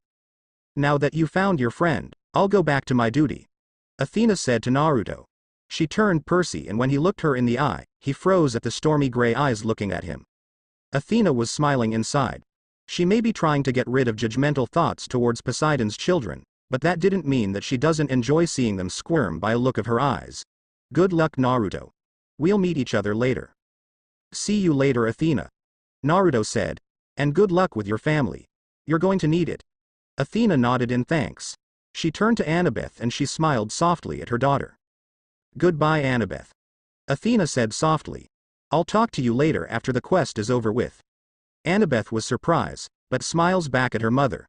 The goddess walks out of the hallway and when no one was looking, teleported back to Olympus. Naruto turned to Rachel and Percy. Okay, so I know guys have some questions. But let's find a place to hide from the boneheads. He pointed to the ones near them, making all of them either tense or pale. The demigods, hunters, satyr, and mortal ran from the skeletons before they noticed. Rachel led the group before they all ended up getting into a closet and hiding in there. It was a tight fit to be sure. Someone is on my foot. Someone grabbing my hair. Can you let go of my bow? Do I feel hooves on my back? Everyone quiet. The voice everyone recognized as Naruto's. Everyone immediately stayed quiet, knowing the tone Naruto is using. They all heard at one point or another, even Percy did for the short amount of time he was with Naruto. All of them heard several clacking noises and they knew it belonged to a skeleton. Naruto sweated a little, knowing if they catch his or Percy's scent, they'll have no chance in escaping. So thinking quickly, he sent out pheromones to confuse the skeletons. He heard more scuffling of bones before they heard the bags of bones walk away. With that, everyone scrambled out of the closest. And into a piling mess. Everyone groaned in pain as they lay down on the concrete floor. All of them are in a big pile, with the hunters side by side and Bianca on top of them. Talia, with Percy, Rachel and Grover on top of her, the satyrs' hooves pushing on their faces and Annabeth was right on top of Naruto. Annabeth groaned and opened her eyes, only to meet the whiskered young man's eyes. She felt her hand on his chest and noticed that his lips are near her own. Needless to say, she turned cherry red and got off before anyone could notice. Bianca shakily got off the hunters, giving the said girls the opportunity to get up. Grover got off the others, especially when he felt the glares of the two demigods and the mortal. Finally, everyone got up and looked at each other. Well, more specifically, Rachel is looking at all of them with wide eyes. Naruto, Rachel began slowly. All those adventures you told me about when I was younger and you were babysitting me? Were those real? Naruto silently nodded at that. Well, that would explain the satyr then. Then Percy started questioning the girl. You know Naruto too? Percy asked. Does the blonde know everyone in New York? Rachel nodded in confirmation. Yeah, he used to be my babysitter when I was younger. Rachel said. Then she turned to Naruto with narrow eyes. Now do you mind telling me why was a boy attacking me with a sword hologram? Why one of your friends is a satyr? And why skeletons are chasing you? Naruto sighed. This is a long explanation that they don't have time for. Naruto smiled at Rachel apologetically. Sorry Rachel, but we don't have time to explain right now.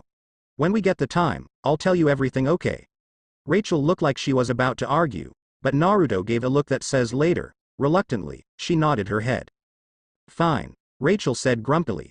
But I want the boy who tried to slice me with you when you explain everything to me. I have some questions for him. Naruto's raised an eyebrow at that, but nodded. He was going to say something else, but then noticed the skeletons coming back here. Let's go. Naruto said to the group, who also took notice of the skeletons. They all took off quickly, leaving a bewildered Rachel alone. The 8 of them kept running in the hallways, until they bumped into a bunch of skeletons. All of them hold back a groan. How many of these things did the general make? Move back. Naruto shouted before he made a wall of fire. When the bullets went inside the fire and they were disintegrated in an instant. Naruto growled in frustration. There are skeletons shooting at them in the front and more of them looking for them at the back. They are stuck between a rock and a hard place, and even though he and Bianca can kill them, it doesn't mean they're immune to bullets. He then remembered something from back at camp. Before he left for the quest, he remembered Hestia upgrading his fire powers and also. Everybody, grab my hand. Naruto ordered immediately. All of them turned to Naruto in confusion, but he didn't give them to the time question him. He can hear the other group of skeletons coming from behind. Now. Just trust on this. This'll help us get out of here in no time. Hesitantly, everybody grabbed each other's hand. Zoe to Phoebe, Phoebe to Bianca, Bianca to Annabeth, Annabeth to Grover, Grover to Percy, Percy to Talia, and Talia to Naruto. When he saw that everybody's hands are secure, he used the teleportation ability Hestia granted him. All of them disappeared right before the group of skeletons appeared. At the emergency exit, the group teleported at the exit and they all landed on the ground, ungracefully. They groaned a little and slowly got back up.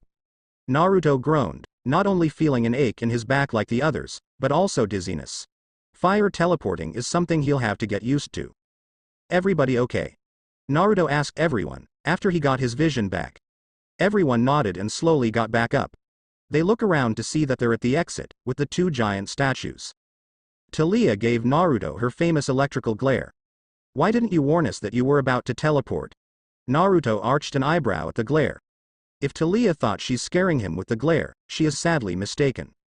We didn't have the time and we needed to get out of that situation. Naruto explained calmly, with the daughter of Zeus mentally brooding at the fact Naruto wasn't the least bit scared of her glare. Now, we have time to plan our strategy of defeating those boneheads for good. Wait a minute, shouldn't we retreat? Annabeth asked Naruto. We're already wasted enough time as it is. We don't have a lot of it before the winter solstice comes. We need to get to Artemis quickly. Naruto shook his head in disagreement. I agree that we need to get Artemis quickly, but we need to deal with the boneheads now. Naruto countered. Otherwise, they'll keep tracking us with their scent and be an annoyance to our quest. So we destroy them right here, right now. They got the others agreeing, even the reluctant Annabeth. But how? Percy asked. Last time we tried, they reformed any time we destroy them. And last time I checked, they have machine guns. Naruto smirked at the boy, making him unnerved.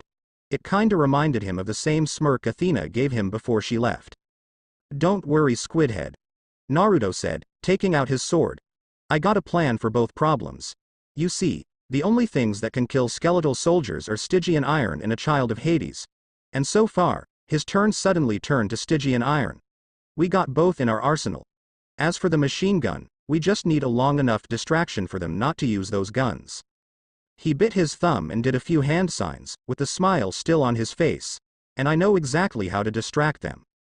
All of the skeletal soldiers gather up at the exact spot the hunter, son of Poseidon, and son of Hephaestus was at. It's been a long time, but they finally managed to track all of them down and they finally get to complete their mission. Despite being emotionless soldiers, they will relish the destruction of the son of Hephaestus, considering he was the main problem to begin with and was an annoyance during this whole chase. They suddenly heard a big boom at the top and they all rush in to see what is happening. They slowly walk to the smoke, very cautious of what's in there. Last time there was a smoke that big, clones of their target came out and confused their scent. But they are prepared for any clones to come out. But they are not prepared for mechanical owls to fly and surround them.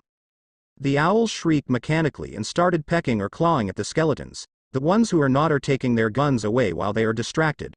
They tried to shooting at them, but the birds are mechanical so they didn't go down easy. And that's when Naruto and Bianca came in. Naruto charged through the small army of skeletons and started hacking through them.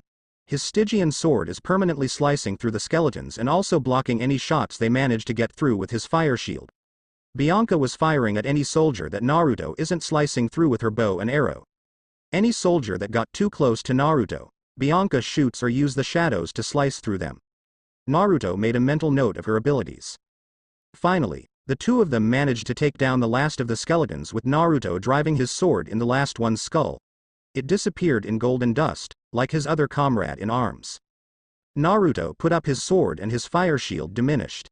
He turned to Bianca, who breathed out a silent breath of relief. Good job, Bianca. I saw you using your archery skills and shadow talents. With more training, you can become really strong. Bianca blushed at the praise and blush even harder when he smiled at her. She didn't see Zoe, Taliah, and Annabeth glowering at her. Grover and Percy, however, did, and moved away quickly. Phoebe hid a snicker at the reactions of the others. Despite being a hunter, seeing jealousy is real funny. So now that all of them are dead, Grover commented, after seeing that the other girls are not angry. How do we get to California with such limited time? Naruto responded by doing whistling to the owls. 8 owls come up to him and slowly they grew until they are travel size. This is how. Naruto said, pointing at the owls. Annabeth's eyes shone brightly at the thought of riding an owl while Taliah paled at the thought of flying, period. Naruto frowned at the sight of Taliah and sighed. Do you want to ride with me, Taliah? Naruto asked the girl. Last time, when they had to jump off a cliff, Taliah was clinging to him the whole time. Talia would have said that she doesn't need to be comfort, but her fear of flying overruled her fear, so she just nodded. Everyone quickly got on an owl and prepared to fly. Talia hung to Naruto's waist tightly and squeezed her eyes, preparing for the flight of death. Okay. Guys, we don't have a lot of time to get to Artemis, and we probably will have to deal with more monsters, or in worst case, shinobi. Naruto said quickly. So we are going to have to fly quickly. Talia's eyes popped open at that. What? Before she could say anything else, the owl set off in high speed, making her scream in pure terror. There were several shrieks as well, some of excitement and some of surprise. Woohoo! Annabeth shouted, acting really childish. Naruto chuckled in mirth. This is one of the few times that Annabeth would act childish. He heard a whimper and looked behind him to see Talia bury her head in his back. Naruto sighed and thought this one of the few times that Talia would show fear. Where exactly are we going? Percy shouted from his owl, clutching the metal feathers tightly. The same Grover and Bianca as well. We are going to the docks at California. Naruto answered from his position. There, we can find Nereus. We need to ask him where the Bane of Olympus is at so we can get it before the Titans do. Everyone nodded to that plan. And what about Atlas? Phoebe asked. We need a strategy to defeat that Titan and put him back in the sky. Discreetly, Naruto and Zoe share a look. Luckily, Talia is too scared and Annabeth is filled with too much excitement to notice that look. We'll cross that bridge when we get there. Naruto responded. Right now, we'll deal with the Bane of Olympus. And refute the Titan's plan. With that, the 8 of them flied to docks of California in silence. Non-aware of the fight they are about to engage once they get there. All the Leaf Nins gathered in Tsunade's office, awaiting orders. All of them are here to see who is going to get Naruto. The ones who were most eager are Hinata, Anko, and Sakura. Okay guy. Who progressed the fastest out of this group? Tsunade asked. Everyone put on earplugs, prepared for Guy's outburst.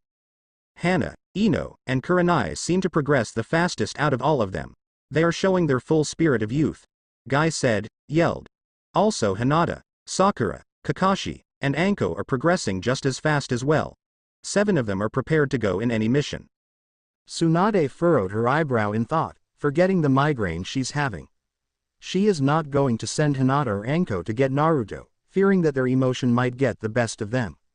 She also don't trust Kakashi and Sakura to get Naruto, despite Sakura being Naruto's former teammate and Kakashi is Naruto's former sensei or would be if he taught Naruto anything when he was on Team 7. So that's leave Ino, Lee, Kurenai, and Hana. I want Kurenai, Hana, and Ino to prepare to go to the other world. Lee, you would leave the rest of the training to Guy and join them. The 4 nodded, but Anko, Hinata, and Sakura protested this. Why can't Hinata or I go? Anko argued with the 5th Hokage. I want to see my adopted son after 10 years. No, I cannot let you go. You too might let your emotions get a hold of you.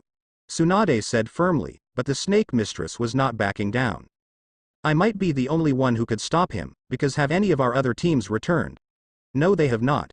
Argued Anko. Because I think the same thing is going to happen to this team. Even though Kurenai has gotten stronger, they will be in for a fight of their lives. Tsunade sighed, rubbing her forehead. Anko does make a point, but she's got one little problem. If she sent any of them to Naruto, she knew she might risk losing them permanently. Anko and Hinata might join Naruto while Kakashi and Sakura might end up dead. Granted, she didn't care for those 2, but she need every ninja they got. I'm telling you no, Anko, and don't worry. I already got a plan set in mind for this team to get Naruto. Tsunade said. And she's not lying. She did have a plan for this team. Anko was going to protest some more, but one stern glare from Tsunade made her keep her mouth shut. Okay. Everyone but the team I assigned is dismissed. Go back to your regular duties.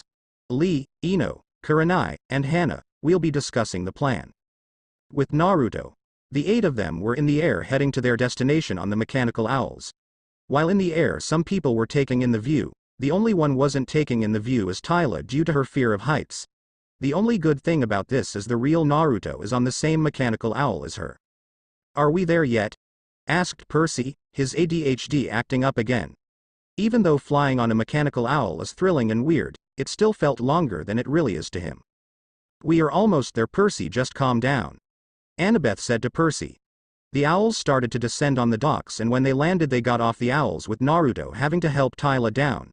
She was shaking, mentally thanking any of the gods listening for letting her get back to the ground. Well, here we are. This is the California Pier. Now we are looking for Nereus. Remember, you can smell him, Naruto said to everyone. But we can't let him see us, otherwise, he'll know we're hunters, demigods, or satyr, and run away. After walking for a bit, there was a foul stench smell. They turned to see Nereus, but Naruto calls them aside. Okay, we cannot do a frontal assault, he would flee. We need someone to dress up like a hobo. Any idea who? Naruto asked them all. Then Annabeth looked toward Percy, then back at the others with a smile that would make Hermes proud. The others looked at each other and smiled the same smile. They looked toward Percy, and when he saw those smiles, he knew he would not like this idea. 15 minutes later, the gang had transformed Percy into a hobo with everything. All of them laughed at how Percy looked right now while Percy was glaring daggers at them. I hate you all. Percy grumbled out. He made his way over to Nereus and sat down next to him. Nereus noticed him near and glared at him. This is my spot, boy. Go find your own. The old man grumbled out. Quickly, Percy pretended to be drunk and pretended to leave, but then fell on top of him, causing the two to fall down. What the? Get the hell of me, you brat. The man yelled, trying to get up, but Percy wasn't letting go. The god managed to kick Percy off and try to run, but Percy didn't give up easily. Before Nereus could get into the sea, Percy tackled him like a football player would. The two rolled around, one wrestling for the freedom while the other is trying to get a headlock. Nereus tried to head but him using the back of his head, but Percy dodged and punched the back of his head, hard. Not bad, Squidhead. A voice said beside Percy. Percy nearly jumped in surprise, but still kept the headlock. Suddenly, part of the brick wall turned out to be paper and it revealed Naruto. Wait a minute, you could have ambushed this guy while I was chasing him? Percy asked, in shock and annoyance. Naruto merely smiled, causing Percy to nearly let out a curse at the blonde. This guy loved to torment him. Well, Squidhead, I wanted to see if you could do it on your own, cause you're friends and I will not always be there to protect you, understand? Explained Naruto. Percy begrudgingly nodded. The others came towards them, with Zoe and Phoebe aiming their arrows at Nereus. What the bloody hell do you want? Nereus raged, squirming against the son of Poseidon. Naruto rolled his eyes. It's been centuries and you still haven't figured out why people capture you.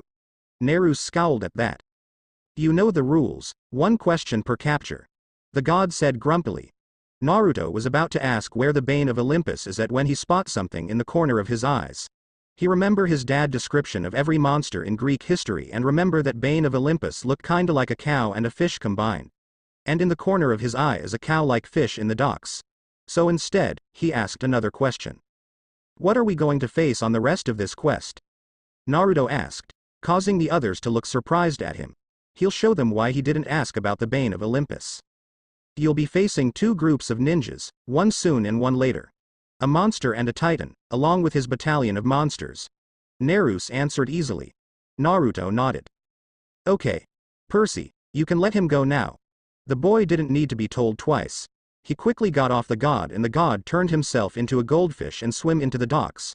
When the god was gone, Zoe turned to him questioningly. Naruto.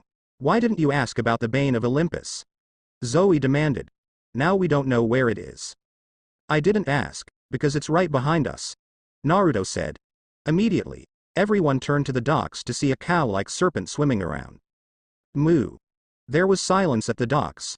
Most of them blinked. Then did it again. Then everyone face-faulted. They were glad Naruto asked a different question instead of the obvious one. And asked a question that is useful for them. So Bessy is the Bane of Olympus? Percy asked, walking towards the serpent and patting its head. Everyone had an expression of disbelief. Did Percy really name it Bessy? Naruto shook his head, getting out of his disbelief state. Yeah, she is. Or is it monogender?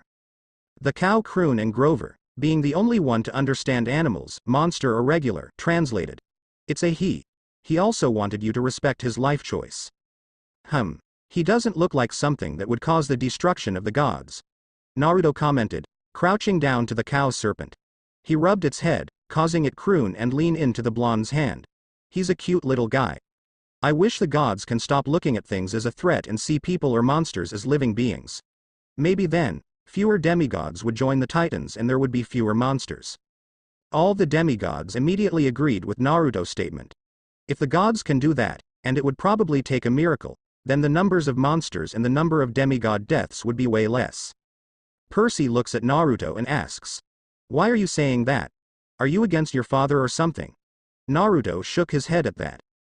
"I'm not saying that, salt for brains," Naruto said. "I'm just speaking about all the Olympians, in a whole. All of them had a part in ruining demigods and mortals' lives. Aphrodite messing with love lives, Poseidon causing tsunamis, Zeus creating storms and sleeping or raping every pretty girl he sees. I even admit that my dad and Athena mess things up, with my dad making volcanoes erupt when he's angry, though that is rare. And Athena creating the most dangerous monsters, especially for her children. You saw how all of Athena's children react around spiders." Annabeth shivered at the accursed word. Probably for the first time or one of the rare times, Percy actually agreed with Naruto.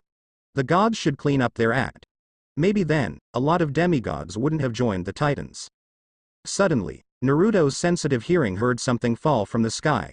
He trained his ears to hear what it was coming from, ignoring the mooing cow serpent who was trying to get him to rub again. When he heard the sound coming closer to his location, his eyes widened. Even more so when he heard the two words. Dynamic entry. Move. Immediately, everyone moved from their spots and Bessy went underwater right before a crater was formed from where they're at. Immediately, everyone pull out their weapons and aim at the dust-filled crater. Naruto immediately knew who that person is, and he dreaded the day Tsunade sent him after his group. When the dust cleared, everyone just looked at the guy with shock and disturbed expressions. The man got a bowl-cut haircut. His eyes a dark brown, have white skin, wearing a green jumpsuit with a vest over it. And the most distinguishing features was that way too bright smile and...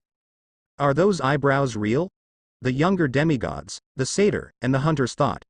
Percy and Grover are just staring at him with wide eyes, while the girls held disturbed expressions. Youth.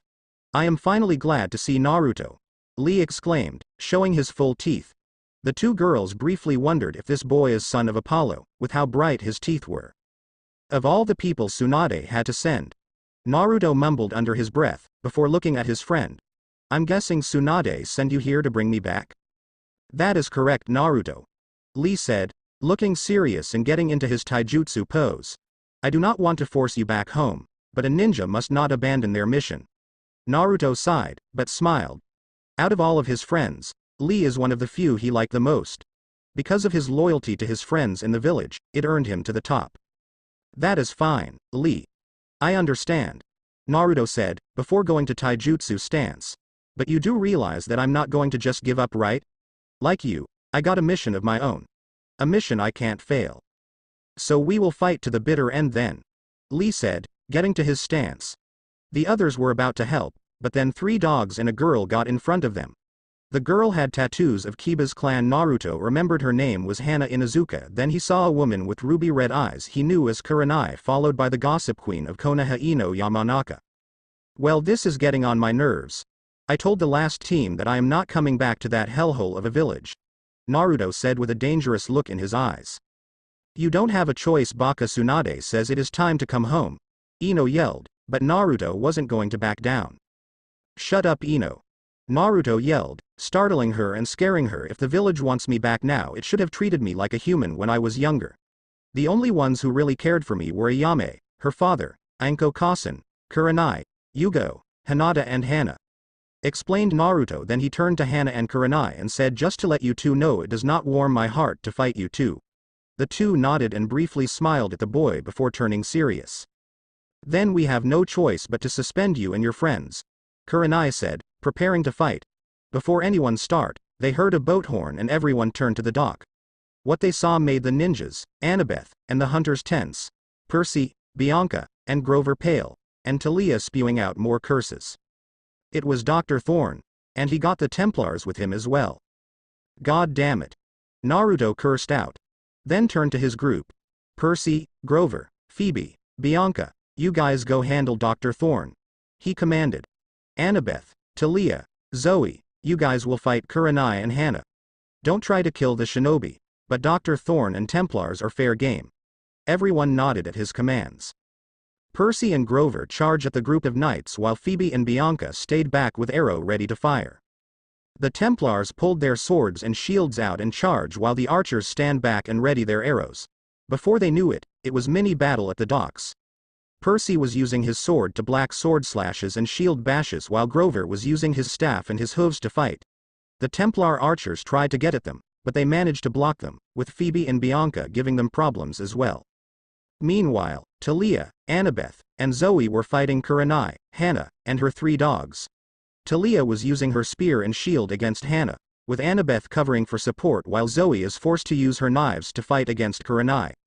Zoe was good with her hunting knives, but Kurenai had training from both Guy and Lee, and even a day of training from them can make you better than average.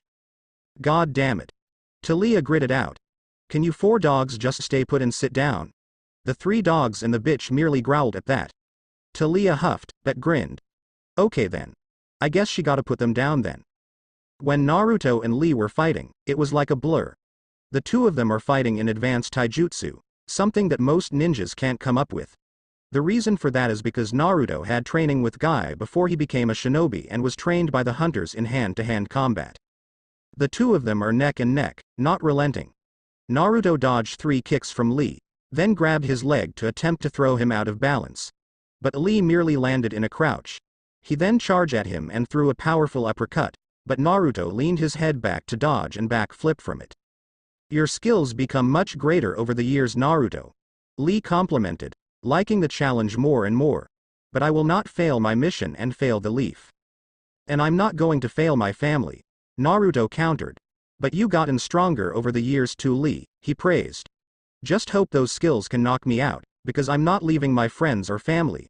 With that, the 2 engaged in taijutsu combat once again. Percy, Grover, Bianca, and Phoebe versus Dr. Thorn and the Templars. Percy and Grover were having slight trouble with these knights. Whenever they tried to use their powers, they somehow stopped it by letting out an incredible amount of energy. They also not lacking in swordsmanship either. They barely took down 2 Templars. There is just 10 left. What do we do? Percy breathed out to Grover, getting a little exhausted. Their powers are useless against these knights and they're not slouch with their weapons either. Percy blocked another slash from a Templar and pushed him back. He heard another arrow coming and cut it down. A Templar tried to take him from behind, but Bianca shot another arrow and hit him in the chest. Bianca and Phoebe were somewhere up on the roofs, providing cover fire for Percy and Grover. But she's running out of arrows quicker than she expected. When she shot that guy in the chest, killing him, she winced. This is her first time killing and it made her feel sick in the stomach, but not by much. Phoebe shot an archer as well. Percy was in a sword duel with 2 Templars, one with a shield and one with a giant blade, while Grover is fighting 3 of them with his bow. One was using a mallet, one has a small axe, and the last one had 2 knives. Percy dodged a giant swing from the one with the giant blade and pushed back the one with the shield. He charged at that one and slashed at him while the Templar was in the defensive. He heard something swinging at his side, so he pushed the Templar back and dodged the attack. It was Dr. Thorn, with his tail out. Give up, demigod. If you do, we can make your death quick. Dr. Thorn growled, sneering at the boy. Percy was breathing heavily and looked to see Grover behind him. The 2 of them were tired and surrounded by Templar, along with Dr. Thorn. But Percy wasn't one to give up that easily, so he glared at him the best he could. And if you give up, I'll help take your thorn out of your ass. You always look to be in pain. The manticore growled and looked ready to pounce. For that, we'll give you a quick death, Dr. Thorn promised. He and his men started walking towards them slowly, reading to kill their targets. Bianca saw this from where she was at. She was panicking, trying to figure how to save those 2. If she or Phoebe didn't do something quick, they'll be dead. She then remembered her explosive arrows. She looked at Phoebe and held out the explosive arrow, making Phoebe nod, knowing what she was planning. The 2 of them took out an arrow and aimed at the side of the army, knowing that it will kill some of the Templars and disorient the others. Phoebe didn't care, seeing that most of them were men while Bianca was not sitting well with the idea. But she swallowed her fears and forced herself to block out that emotion, knowing that Percy and Grover's lives were at stake. With precise aim, the 2 of them launched their arrows.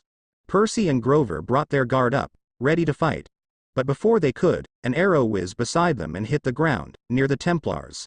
At impact, it exploded, sending Dr. Thorn into the water, and the other Templars were either on their backs or stomachs, lost their balance, or were dead. Percy saw a chance to surprise them more. Percy quickly got the water to rise from the dock and formed a giant dragon.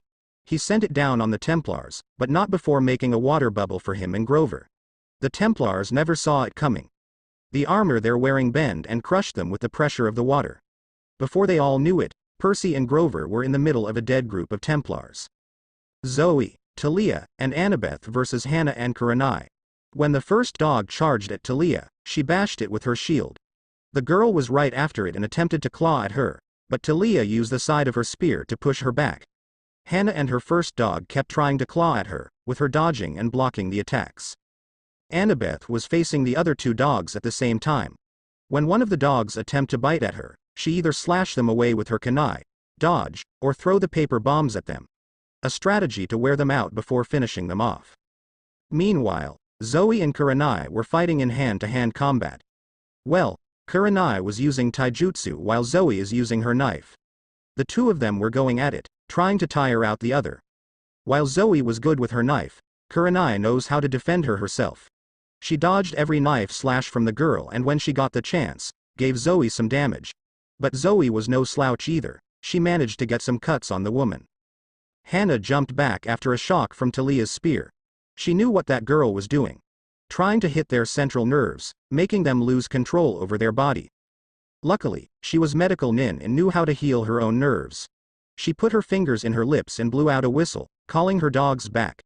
Tia and Annabeth ran back to each other and got their weapons ready to fight.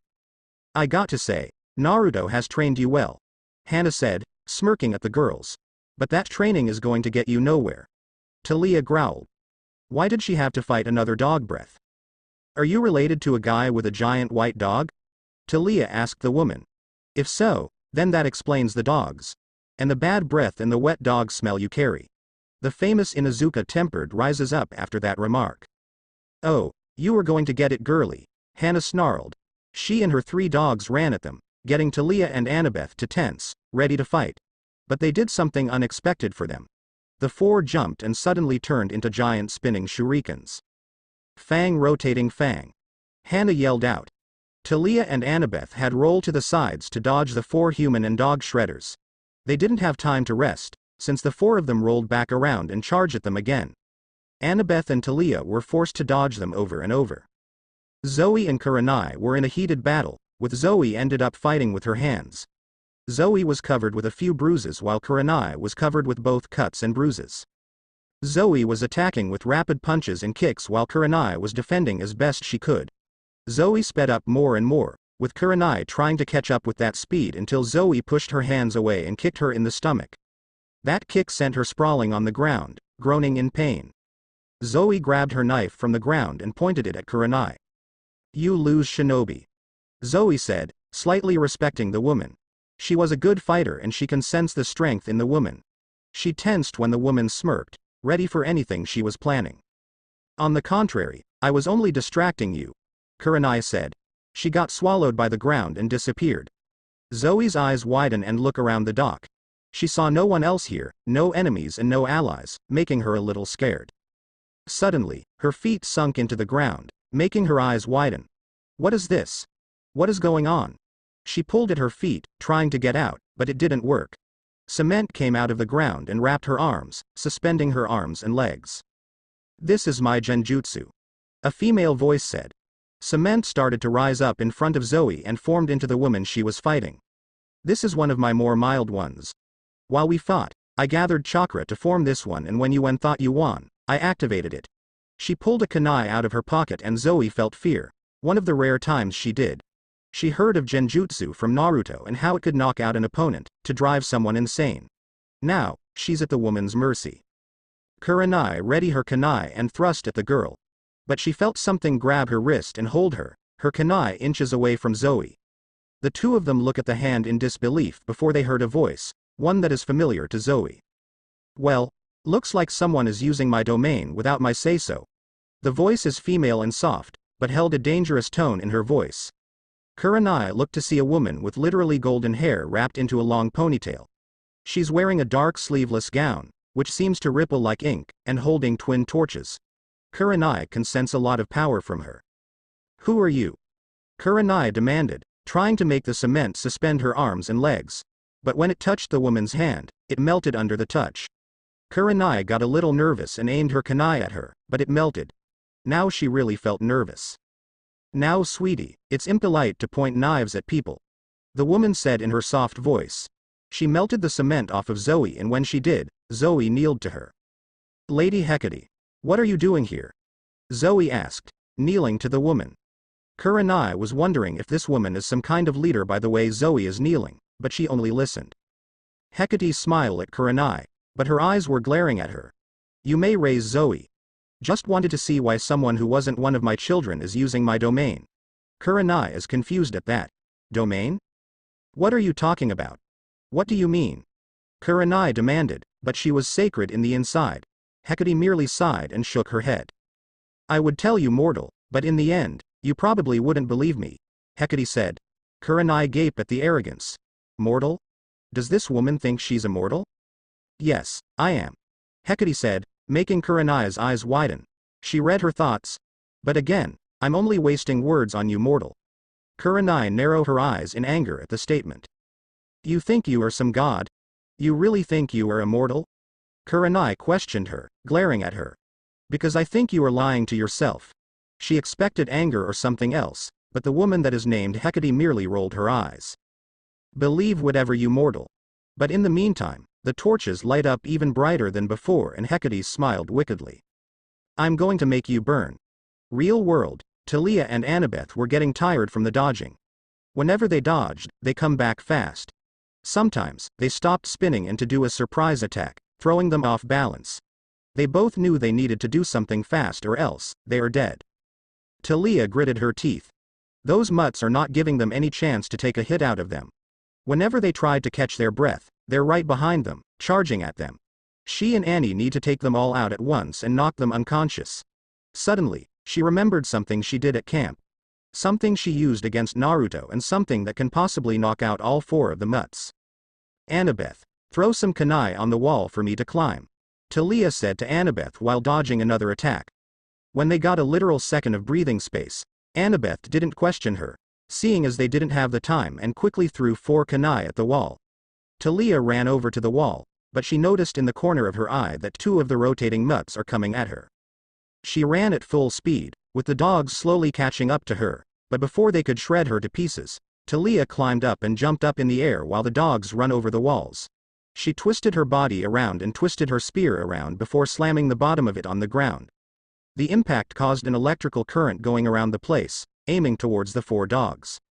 Annabeth saw the currents coming, and before either the mutts or the electricity could hit her, she jumped to a wall and grabbed hold of it, using her kunai.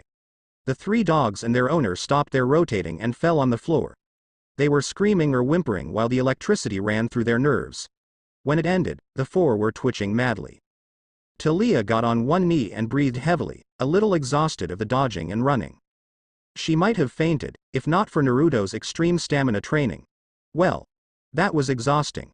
Annabeth nodded in agreement, leaning down and breathing just as heavily as Tia. Suddenly, they heard a scream and they turned to the other side, weapons in hands, expecting the worst. But instead, they saw a shocked Zoe and a knocked-out Kurenai, but from the looks of it, there wasn't any indication that she was knocked out by Zoe. The 2 blinked. What did they miss? Naruto versus Lee.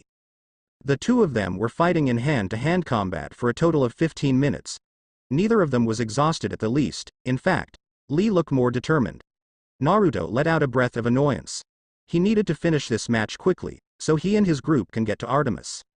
Your skills in taijutsu has not gotten rusty, Naruto, Lee complimented. But this is going to end now. Naruto narrowed his eyes for a moment, before realizing something. Where's Ino? Mind transfer jutsu. Before Naruto can say or do anything, his mind suddenly got invaded by Ino. In Naruto's mind, Ino grinned in victory. The cute baka forgot she was here, so she took the chance. It was the plan, made by Tsunade.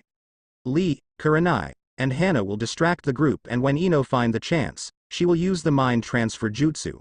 and it looked like it succeeded.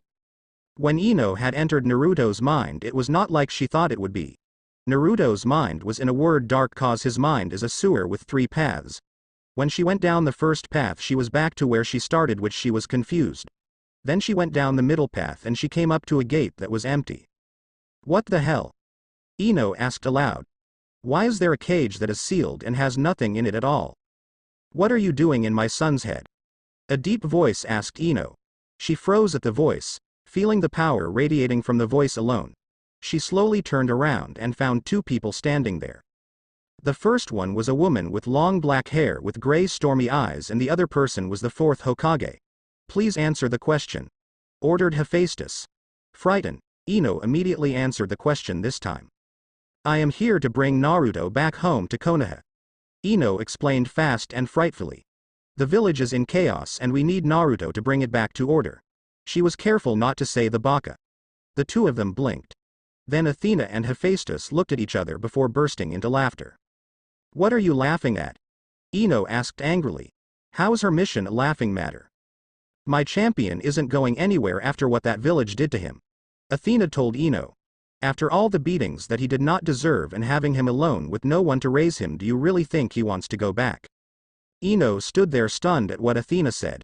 But why wouldn't he come back for his friends? For Anko or Shizune or Ayame? Ino demanded. He would just abandon them like that. She shrunk under the 4th Hokage's glare. He was just as frightening as Naruto. My son isn't abandoning anybody, Hephaestus said coldly. He's got people here to protect. Siblings to care for, and a mission that he cannot abandon right now. The 2 took 2 steps towards Ino, which she responded by moving away. Athena looked at her, giving her the famous Athena stare. You are going to leave here now, whether you like it or not. The 2 of them got closer to her, but she took more steps back until she was on the gate.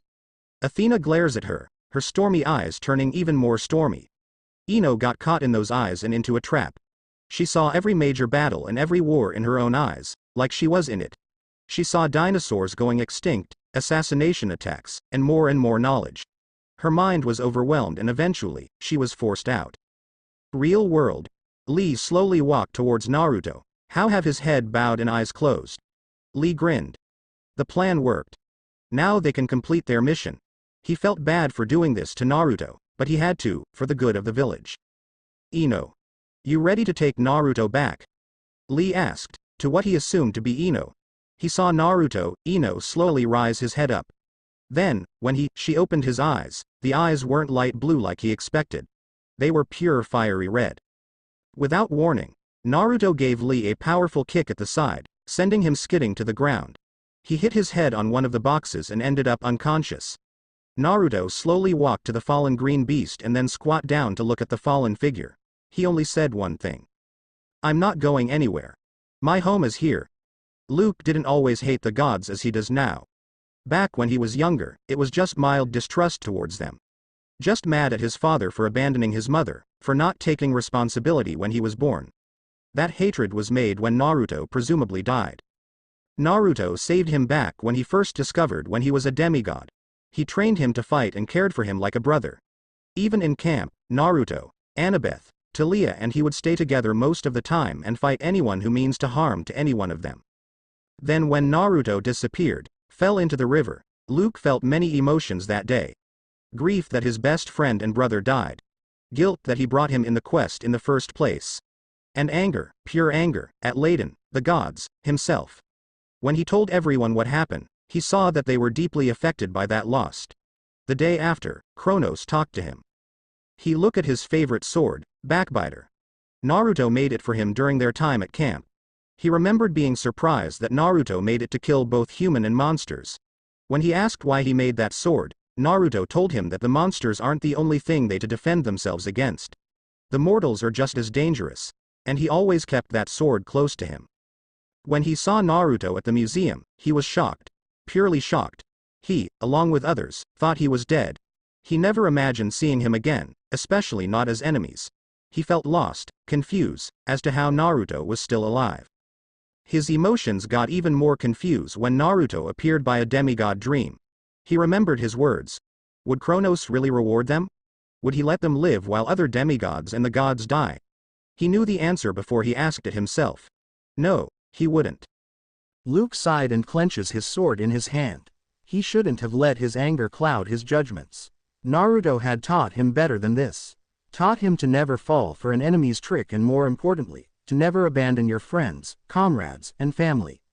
Now, he did both. Luke's eyes gleam with mischief. He got a plan in mind, but first, he is going to convince the other demigods to be on his side. But it will be easier said than done. With Naruto's group, present day, all of the group were shocked, tired, and exhausted. Zoe, Tia, Phoebe, and Annabeth went up with Naruto and tied up the ninjas.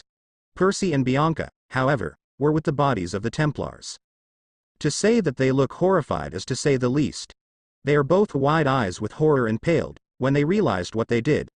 Sure, the Templars attacked them, but that doesn't stop the fact that they killed a dozen of human beings. Naruto saw those two with horrified expression. He sighed. The first killed always affects you, but Percy and Bianca killed a group of Templars. He needed to help, not only so they can focus, but because they are his friends, even Percy to an extent. Bianca and Percy, come here please. Naruto called out. The two of them went over to him, wondering what he will say about what they did. He pulled them aside to an alley and spoke. I am going to tell you what Anko-san told me. It is okay to kill if you are protecting the ones you love, but it is not okay to kill just because you can. Cause it can make you a monster. As long as you don't enjoy killing, you'll be okay.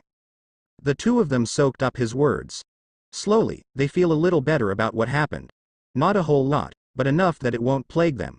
The two of them smiled up to Naruto in thanks, which he returns.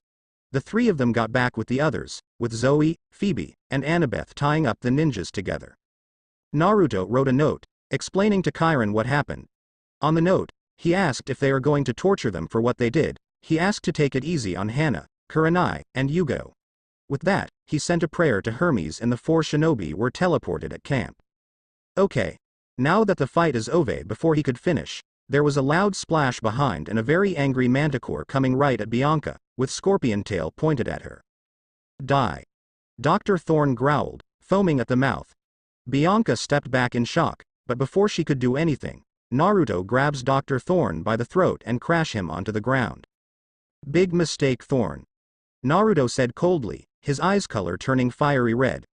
Zoe, make sure nobody hears anything. I'm going to have a little chat with Thorn. With that, Naruto took him in an abandoned warehouse. Zoe, Phoebe, Bianca, Annabeth, Tia, and Grover shiver. You never want to anger Naruto Uzumaki. Pity the person or monster who does, cause they will be in for a world of torture. With Naruto and Thorn. Okay. I want information about Atlas is planning Thorn. Naruto said, sharpening his kunai. If you tell me, I'll give a quick death.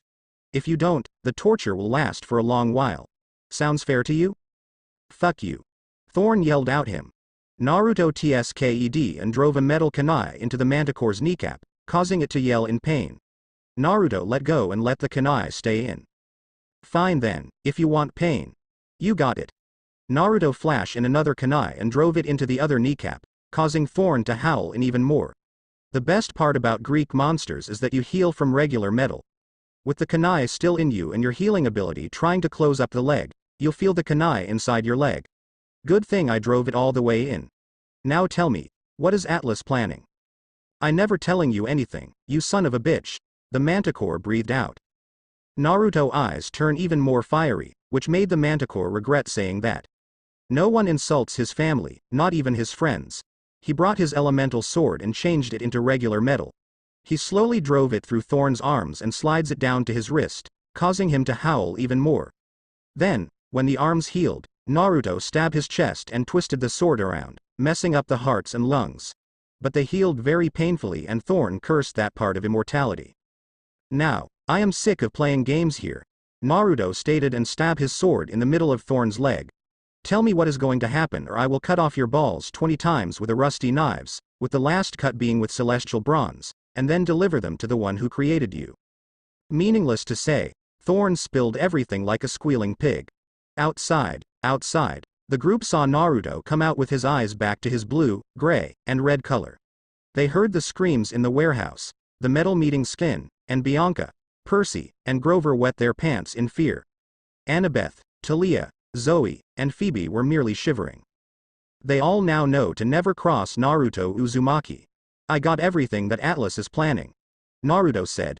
He then saw all of them shivering in fear, causing him tilts his head in confusion. What? Where did you learn how to do that? Annabeth asked in fear. Naruto shrugged and said Anko-san was an interrogator and she taught me how to get information from prisoners. Naruto said like it was an everyday thing. All of them sweat dropped at his tone. They were surprised he was so casual about it. So what are Atlas's plans? Asked Zoe with a look of concern on her face. He plans to surround you all with monsters while fighting me one-on-one. He wanted to test my skills in battle before killing all of us. Naruto explained with a grim look on his face and his eyes showing a bit of murderous intent, and it scares the others a bit. Percy asked the question everyone is wondering about. Why you, Naruto? Why does care about who he's fighting, rather than kill all of us with his monster army? Naruto and Zoe look at each other and started a silent conversation. It kinda irked Tia, Annabeth, and Bianca that those two have such a connection. Finally, Zoe nodded, but has a reluctant look on her face. Naruto and I have a secret.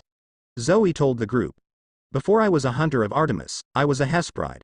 A daughter of Atlas. Shock's look came from Tia, Annabeth, Percy, Grover, and Bianca. I was banished from home, after assisting a demigod. Percy, recalling a dream he had during the question, asked her something. Is the demigod you assist was Hercules? Zoe stiffened at the name, as well as Phoebe and Naruto. The hunters had a tighter grip at their bow while Naruto's eyes turned dark red. Let me guess, demigod dream? Naruto asked blankly, still trying to control his anger. When Percy nodded, he sighed. When we rescue Artemis, I'm going to ask her to talk to Apollo about these demigods' dream. They are annoying as hell. No one disagrees with that. After he calmed down a little, Naruto talked. To answer your question, yes, it was Hercules. After she helped him get the apple of Eden from Hera's tree, he abandoned her. He played with her emotions in order to get what he wants, which is why Zoe joined the hunters. Naruto said, wanting to find the bastard and beat the hell out of him until he fades.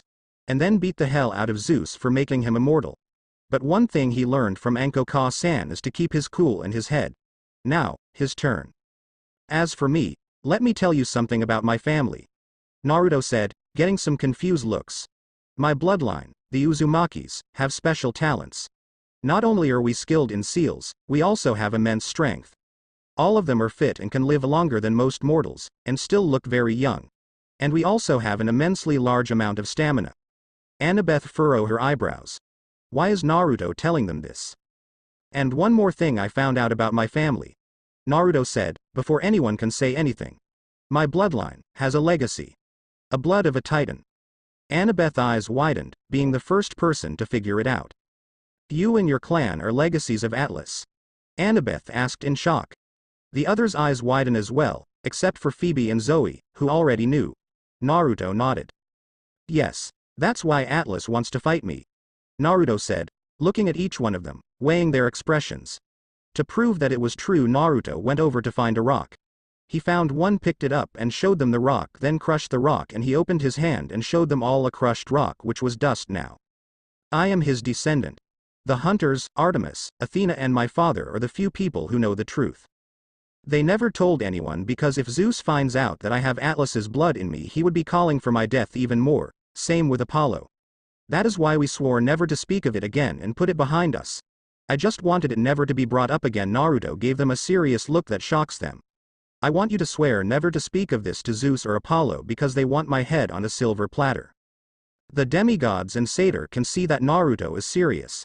They can understand why Naruto wants it as a secret, especially Percy and Tia, since a few gods tried to kill them just because of their godly blood. So all them swore on the sticks, not to tell anyone else unless Naruto said so. Okay, so now that that is over with, Naruto said, easing the tension. What are we going to do with this little guy? He pointed at the cow serpent at the docks. Phoebe furrowed her eyebrows. We can't bring it with us. It'll be a risk, especially with daughter of Zeus' fatal flaw. Tia flushes at that. She got better in controlling it, but her fatal flaw sometimes comes out when something powerful appears. That's probably one of the reasons why she was so attracted to Naruto.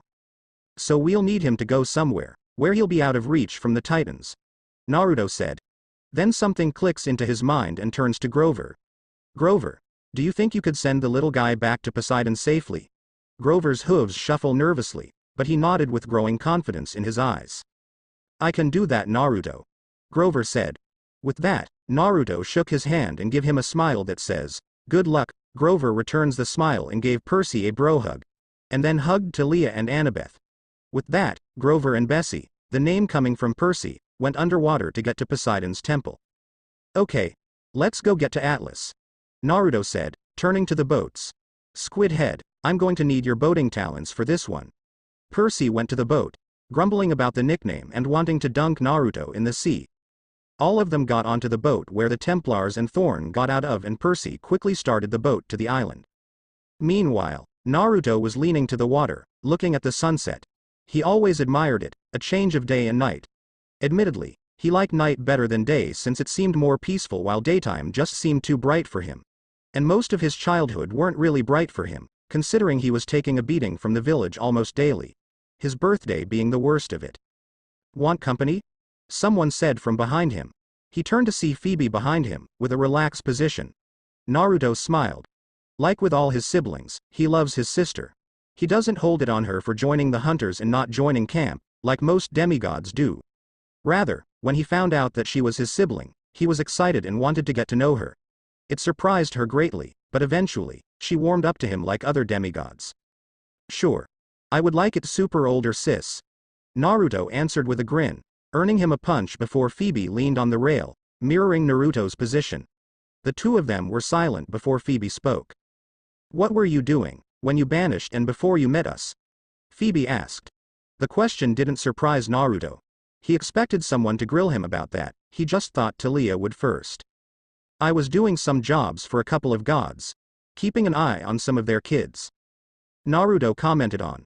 One is a daughter of Aphrodite and Tristan McLean, with my clone posing as an assistant, counselor, and babysitter. A son of Mars from Canada, with the clone at Kenyatta making sure his mother is alive. One of my siblings, a talented one in anything that could be built.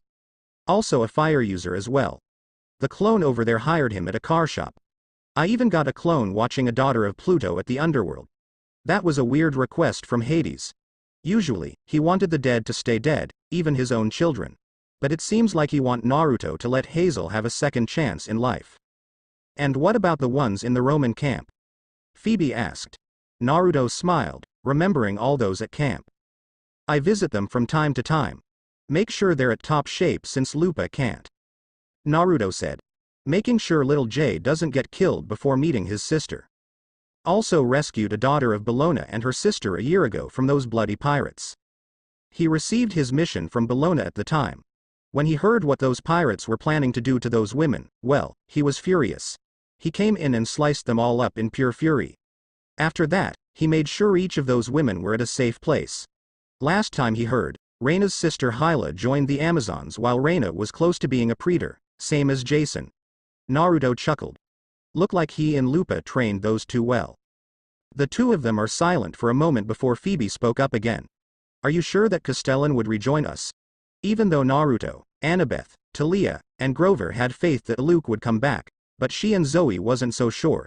It's not because of their views on male, it because they know about the boys' hatred for the gods. And for the hunters as well, when they tried to recruit Annabeth and Tia. Naruto closes his eyes and sighs, I know Luke. He may hate the gods, but he isn't stupid. I warned him that Kronos wouldn't award him for his service. And he still cares for Annabeth and Tia, like sisters. He wouldn't do anything to hurt them. Don't doubt me, Phoebe, you know how good I am with reading people. Phoebe smiled, knowing just how good Naruto is with reading people and redeeming them. Okay, but be careful, Naruto. If Luke doesn't join you, you got to be prepared to kill him. I don't want to lose my favorite brother. Naruto smiled at her sister and gave a one-arm hug, which she returned. You're not going to lose me, sis. Naruto said to her. You know how Hephaestus' children are too stubborn to be killed. She grinned at him, not doubting. The sibling bonding was interrupted when they saw the mountain. Mount Othries, the garden of the Hesperides. Jackson, park the boat on the beach. Naruto called out to the boat rider. Percy drove the boat to the beach, and when it landed, everyone got on the island. Stay alert for anything that might attack us. Naruto warned to them. taking out Kasai and turning the cylinder into his special battle axe. We don't know if Atlas might have sent up an ambush and we need to be prepared. Everyone nodded. Zoe, Phoebe, and Bianca took out their bows, Percy got Riptide out, Talia got her spear and shield, and Annabeth got her kunai. All of them strode through the pathway of the garden, ignoring the thunder and lightning around them. When they got to the top, they saw the gardens of the Hesperide in all its beauty. Zoe sighs wistfully, remembering the time when she used to live here, but then pushed the memories, not wanting to remember it. During the walk, Naruto felt something he hadn't in a long time. When he sensed it, he froze and stopped. The others stopped when he did, but was confused as to why. Naruto, why did we stop? Annabeth asked, a little concerned. Is something wrong? Naruto slowly shook his head in the negative. He was feeling something something familiar. Then it clicked. It was Kyuubi, his former tenant. Follow me. I'm feeling something familiar near here, Naruto said, gripping his axe tighter and running to where he's sensing the energy. The others were confused, but followed as well. After navigating through the garden, he saw a bottle in the middle of different kinds of flowers. And the bottle was filled with the same aura, the same feeling of hatred and kindness he knew all too well. What is that? Percy asked with wide eyes, feeling that power coming from it. The others feel it as well, making them tense. Naruto merely walk over it, ignoring the flowers that he was crushing, and when he was in front of it, pick it up. Naruto grinned at that familiar aura. It's the Kyuubi, Naruto said, shocking everyone. I never thought he would end up in here of all places. 1 down, 8 to go. Naruto was about to seal Kyuubi in one of his seals on his armor when he heard an unfamiliar voice from behind. Put that back where it was. The others turned quickly and ready their weapons, only to meet the 4 Hesperides, the daughters of Atlas and Zoe's sisters. Hesperides. Zoe growled, pulling her arrow back even more. I would advise you to move or else you'll have an arrow in your eye. The Hesperides didn't move from their position. You have no right take anything from here, the seemingly to be leader of the 4 girls. You must leave now or suffer the consequences. You think, after all these years, you would have thought that no one would take you seriously, Naruto said, relaxing after realizing who they are. The 4 girls' eyes widen in anger after realizing who it was. Uzumaki. The leader growled at him. You dare come back here, after last time? Naruto rolls his eyes. Naruto merely stared at them like they are ants that could be crushed. I don't care what you say, Hesperides, I'm taking this back and going to continue our quest, Naruto said, and continue before they could speak. And don't try to threaten us, I know that those threats are just words and you would hide under your pet dragon. The 4 nymphs felt their tempers rising, wanting to strangle that boy. But they managed to control themselves and the leader spoke. You won't be able past Layden, if you to try to reach the top. And when you die, we'll have that canister back. Naruto scoffed, knowing why they want it. They want to see if they can absorb that power themselves, seeing that they have no combat experience. But he knew that the Kyuubi's chakra would burn anybody else if they try. We'll see about that, Hesperide, Naruto said. He formed a fist in his hand and then hit the ground, forming a big crack forms in the ground. That shocks the Hesperide to the core, seeing just strength. Now move. Quickly, the Hesperides moved out of Naruto's way. Naruto quickly strides away, with the others following him. Naruto let out a little snort. Those nymphs may have their father's arrogance, but not courage or strength. Was that where Zoe got her charming personality from? Percy whispered to Annabeth and Talia, making the 2 to stifle their laughter. The humor was gone when they heard a roar from the front. Percy's eyes widened at the sight of the monsters, along with the others except Naruto and Zoe. The dragon, literally, looks to have 100 heads on it, with all the serpent's eyes yellow. Hide. Now. Naruto hissed, getting the group to move at a big rock. All of them form a circle near each other. So what do we do? Annabeth asked, worried. I read that no one ever killed Layden before, ever. Not even Hercules could manage to defeat it. Most of them are either dead or found a way around the beast. Zoe flinched at the thought of killing her former pet, something that Naruto saw. We're going to need to distract it, Naruto said in hushed whisper. We will only kill the beast if we have to, other than that, we can't risk any of us just to kill it. Better to go around it. Everyone nodded in agreement to that plan and Zoe sent Naruto a small smile in thanks. But how are we going to distract it? Bianca asked, feeling a little small at the sight of the serpent. Naruto smirked and bit his thumb, drawing blood. Then he made a few hand signs and did one of his favorite moves. Summoning Jutsu. Smoke surrounded the rock, causing the others to cough a little, before it cleared and revealed Grimlock. It roared upon its summoning, alerting the Laden. Grimlock. Distract the monster up front for us. Naruto called out to his summoning. When me and my group pass it and far enough from it, you can take a break. Don't attempt to kill it, only distract it. Grimlock roared before it Laden. Before the Laden could prepare, the metal dinosaur head butted all 100 heads. The Laden roared in pain before pushing all of its heads back and pushing the dino forcefully on the tree. But Grimlock countered, using his tails, and hitting the serpent on the side, hard, causing it to step back and let the head free.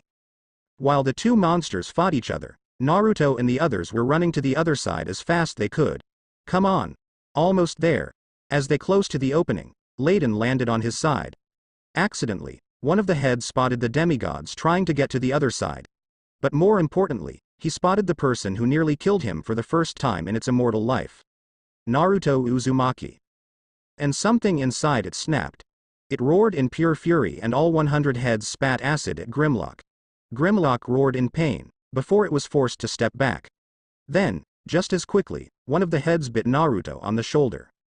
Naruto cried out in shock and pain, and before he could understand what's happening, he was thrown back and landed in front of the giant dragon. Naruto. Everyone yelled in shock and extreme worry.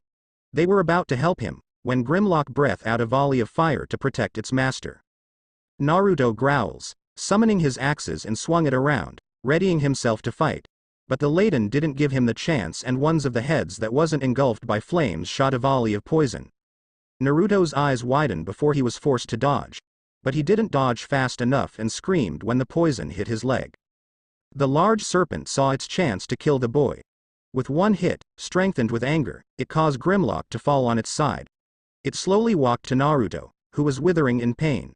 Tia, Annabeth, Percy, and Bianca were coming to assist, but the time they come there, they will be too late. The heads gathered around and all were prepared to tear Naruto into pieces, when something disrupted its attack. Everyone heard a shot of an arrow before an explosion formed around the dragon. It roared in pain and stepped back, losing some of its heads. Zoe and Phoebe were at the back, another arrow in grip. Zoe had unshed tears her eyes as Phoebe fired the next arrow. Fire formed around the dragon and it roared in pain as more of its heads were engulfed in it. Zoe took one more arrow, covered in highly potent venom. She aimed her arrow straight to the middle and whispered one thing before she released it. I'm sorry. The arrow passed all the heads and it dug in deep into the body under those heads. The beast roared, feeling the effects of the poison before succumbing into it. It disappeared into golden dust. Tia, Annabeth, and Bianca immediately hugged Naruto once they reached him, which he returned. You okay, Naruto?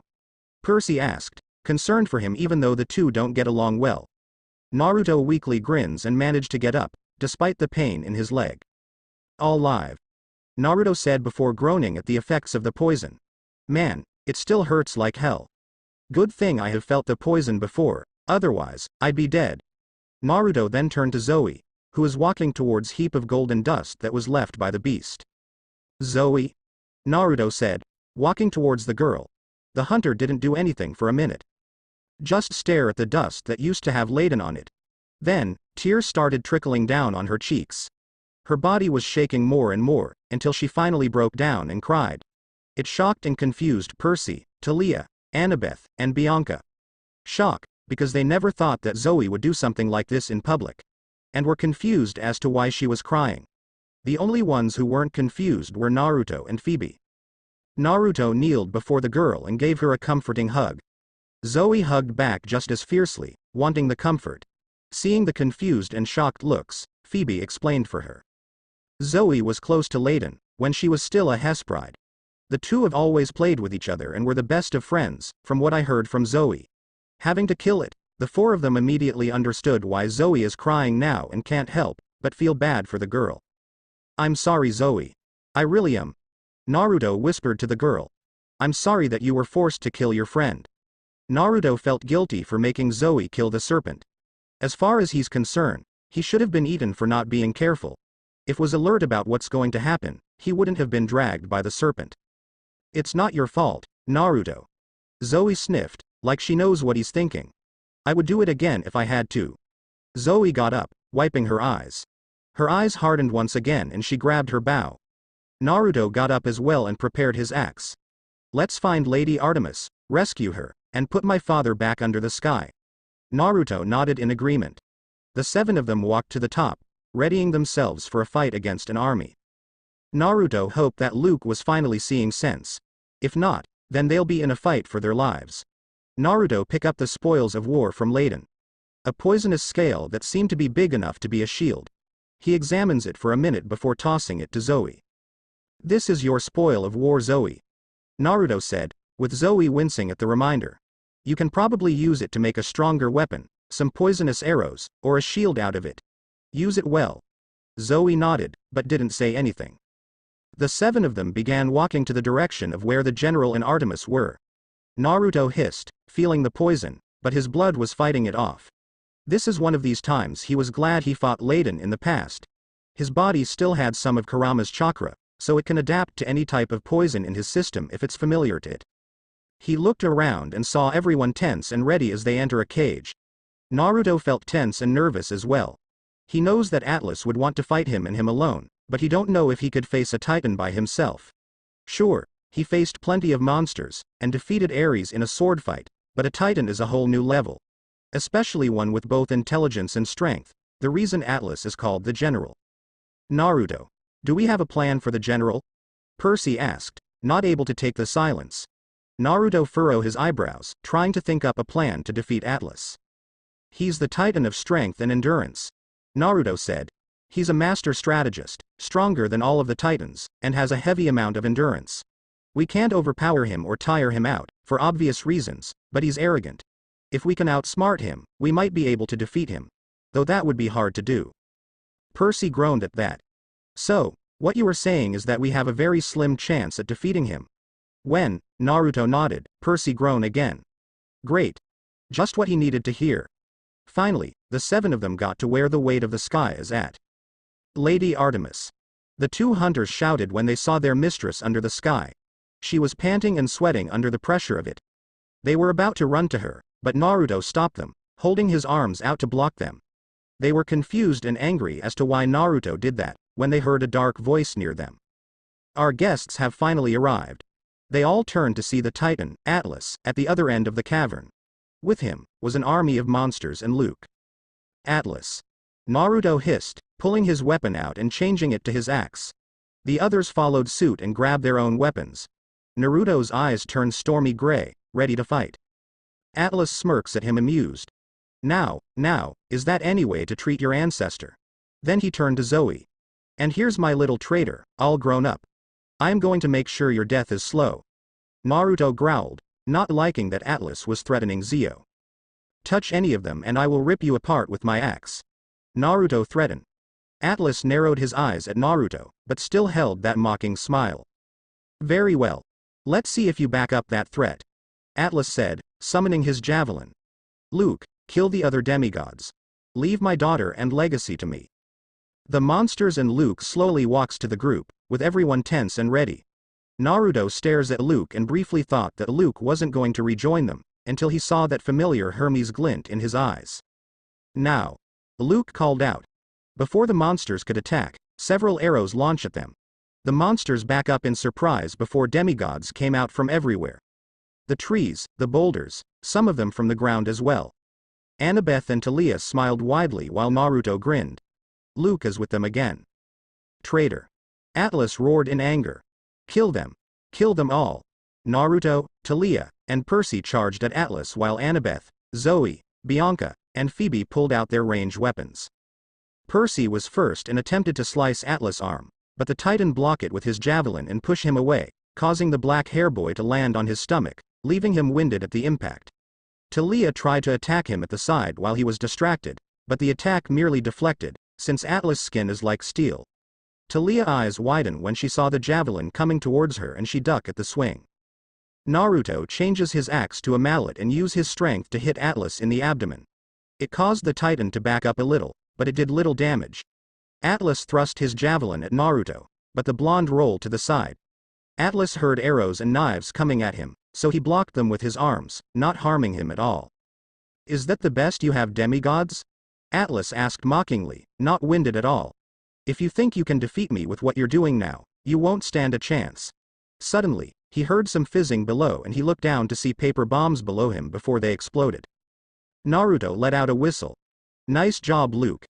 I see your skills haven't dulled down. Luke appears beside him, wearing the same prankster grin all Hermes kids have. Naruto grins back, glad to have his friend back. We both know that it didn't kill him, but it caused some damage. Before they know, the javelin was coming towards them at high speed. The two of them quickly jumped to the side, Naruto at the right and Luke at the left, and landed one knee. Naruto barely had enough time to catch his breath before he saw the Titan jump up from the smoke and flames and hurtle right towards. Naruto jumped back before Atlas slammed down at the position to where they were at. Zoe, Phoebe, and Bianca pulled out explosive arrows while Annabeth got out an explosive kunai. The four of them aim at Atlas before firing at him. Atlas held out his arm to block the arrows, but he didn't expect them to be explosive arrows. So when they hit, an explosion came, causing him to stagger backwards, temporarily blinded by the attack. Naruto took this time to attack the man, his arms turning aflame, and he then fire a veil of continuous flames at the man. Atlas heard the flames coming, so he crossed his arms in front of his face, block it from the veil of flames. Slowly, Atlas pushed towards the Naruto, ignoring the heat of the flames. Naruto gritted his teeth and turned up the intensity of the fire, hoping that it could cause him to burn slowly. But that didn't stop Atlas, and when he got close, grabbed Naruto by the collar before grabbing Naruto by the throat. Naruto gasped and choked, trying to breathe, but Atlas wasn't letting up. The Titan smirked before summoning his javelin and aiming it at Naruto's chest. Goodbye, Uzumaki. Atlas said with a sneer. He slams the demigod on the ground and was about to stab him before an explosion hit him, causing him to stagger away from the son of Hephaestus. He didn't have time to recover before a glob of water hit him in the chest, causing him to step back, but that wasn't it. A spike of lightning hit him, causing him to grit his teeth in pain as the electricity shot around him. Naruto was coughing up a storm, trying to get his breath back. He looked towards his left to see Percy, Annabeth, Talia, Phoebe, Zoe, Bianca, and Luke together, ready to fight. Naruto smiles at them in thanks. He can always count his friends to have his back, no matter what. He got up and changed Kasai into a metal staff, knowing that any piercing weapons will be useless against the Titan. The Titan got up, his eyes holding anger and his javelin at the ready. I underestimated you demigods, Atlas said, gritting his teeth. Rest assured, I won't make that mistake again. He then charged at them, ready to gut them. Naruto grabbed his attack with his staff, getting Percy and Talia an opening to attack. He pushed Naruto back and knocked Percy and Talia off their feet with his spear when they tried to strike him at the side and then block a strike from Luke, who is using Backbiter. He pushed him back before dodging the arrows and kunai, not taking the risk of them being explosive weapons. Percy charged at him again when he got back to his feet, but Atlas merely hurled him away with his javelin. He landed on his back, near Artemis. He groaned in pain, wondering if Atlas twisted a gut with that throw. He looked around, seeing the other demigods having trouble with the monsters while Naruto and the others were having trouble with Atlas. Naruto saw the other demigods having trouble as well. Annabeth, Phoebe, Bianca, Luke, help the others. Zoe, Talia, Percy and I will handle Atlas. The four of them look hesitant to abandon Naruto and the others while they fight Atlas, but they nodded and went to assist the other demigods. Percy gritted his teeth. He knew that the four of them won't be able to last against Atlas at this rate. They can't even make a dent at the man's skin and they are getting tired while he is barely winded. He then looked at Artemis and then a crazy idea lit up in his mind. Crazy, but it just might work. Let me take the sky. Percy asked the hunter goddess. You can even the odds and help Naruto, Talia, and Zoe. No, demigod. Artemis barely said under the strain of holding it. The weight of sky will kill you if you attempt to hold it. We'll die anyway if I don't, Percy argued. They are getting tired and Atlas will eventually overwhelm them. Please. Artemis looked at the son of Poseidon and saw that he wasn't going to change his mind. So with a reluctant nod, she let him slash off the chains before he crawl up under the sky. Prepare yourself, demigod. Artemis said before crawling out.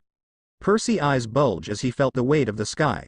He would have thought that it felt like holding 300 blocks of iron while they are still hot. But instead, he thought, oh.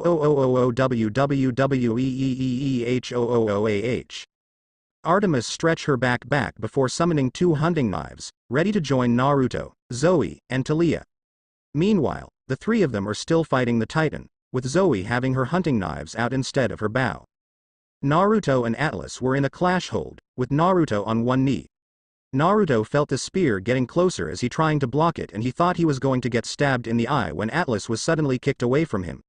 Atlas rolled on the ground before managing to get on his knee. There, he saw Artemis standing with the demigods. Atlas' eyes widened before he looked to where he used to hold the sky, to see the son of Poseidon there. The Titan growled. So I see the young demigod is taking that responsibility for now. No matter, you will all die anyway. Artemis merely stared at the man, readying her weapon.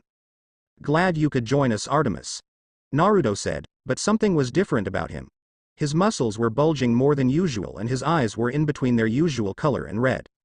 Artemis raises an eyebrow, noticing the changes. Are you okay, Naruto? You look slightly different. Naruto notices the bulging of his muscles. Must be my bloodline starting to activate. Naruto said, knowing that the Uzumakis have different powers based on stamina or ceiling. But let's just focus on Atlas right now. With that, Naruto, Artemis, Zoe, and Talia ready their weapons. The 4 of them charged at Atlas, with an endless onslaught.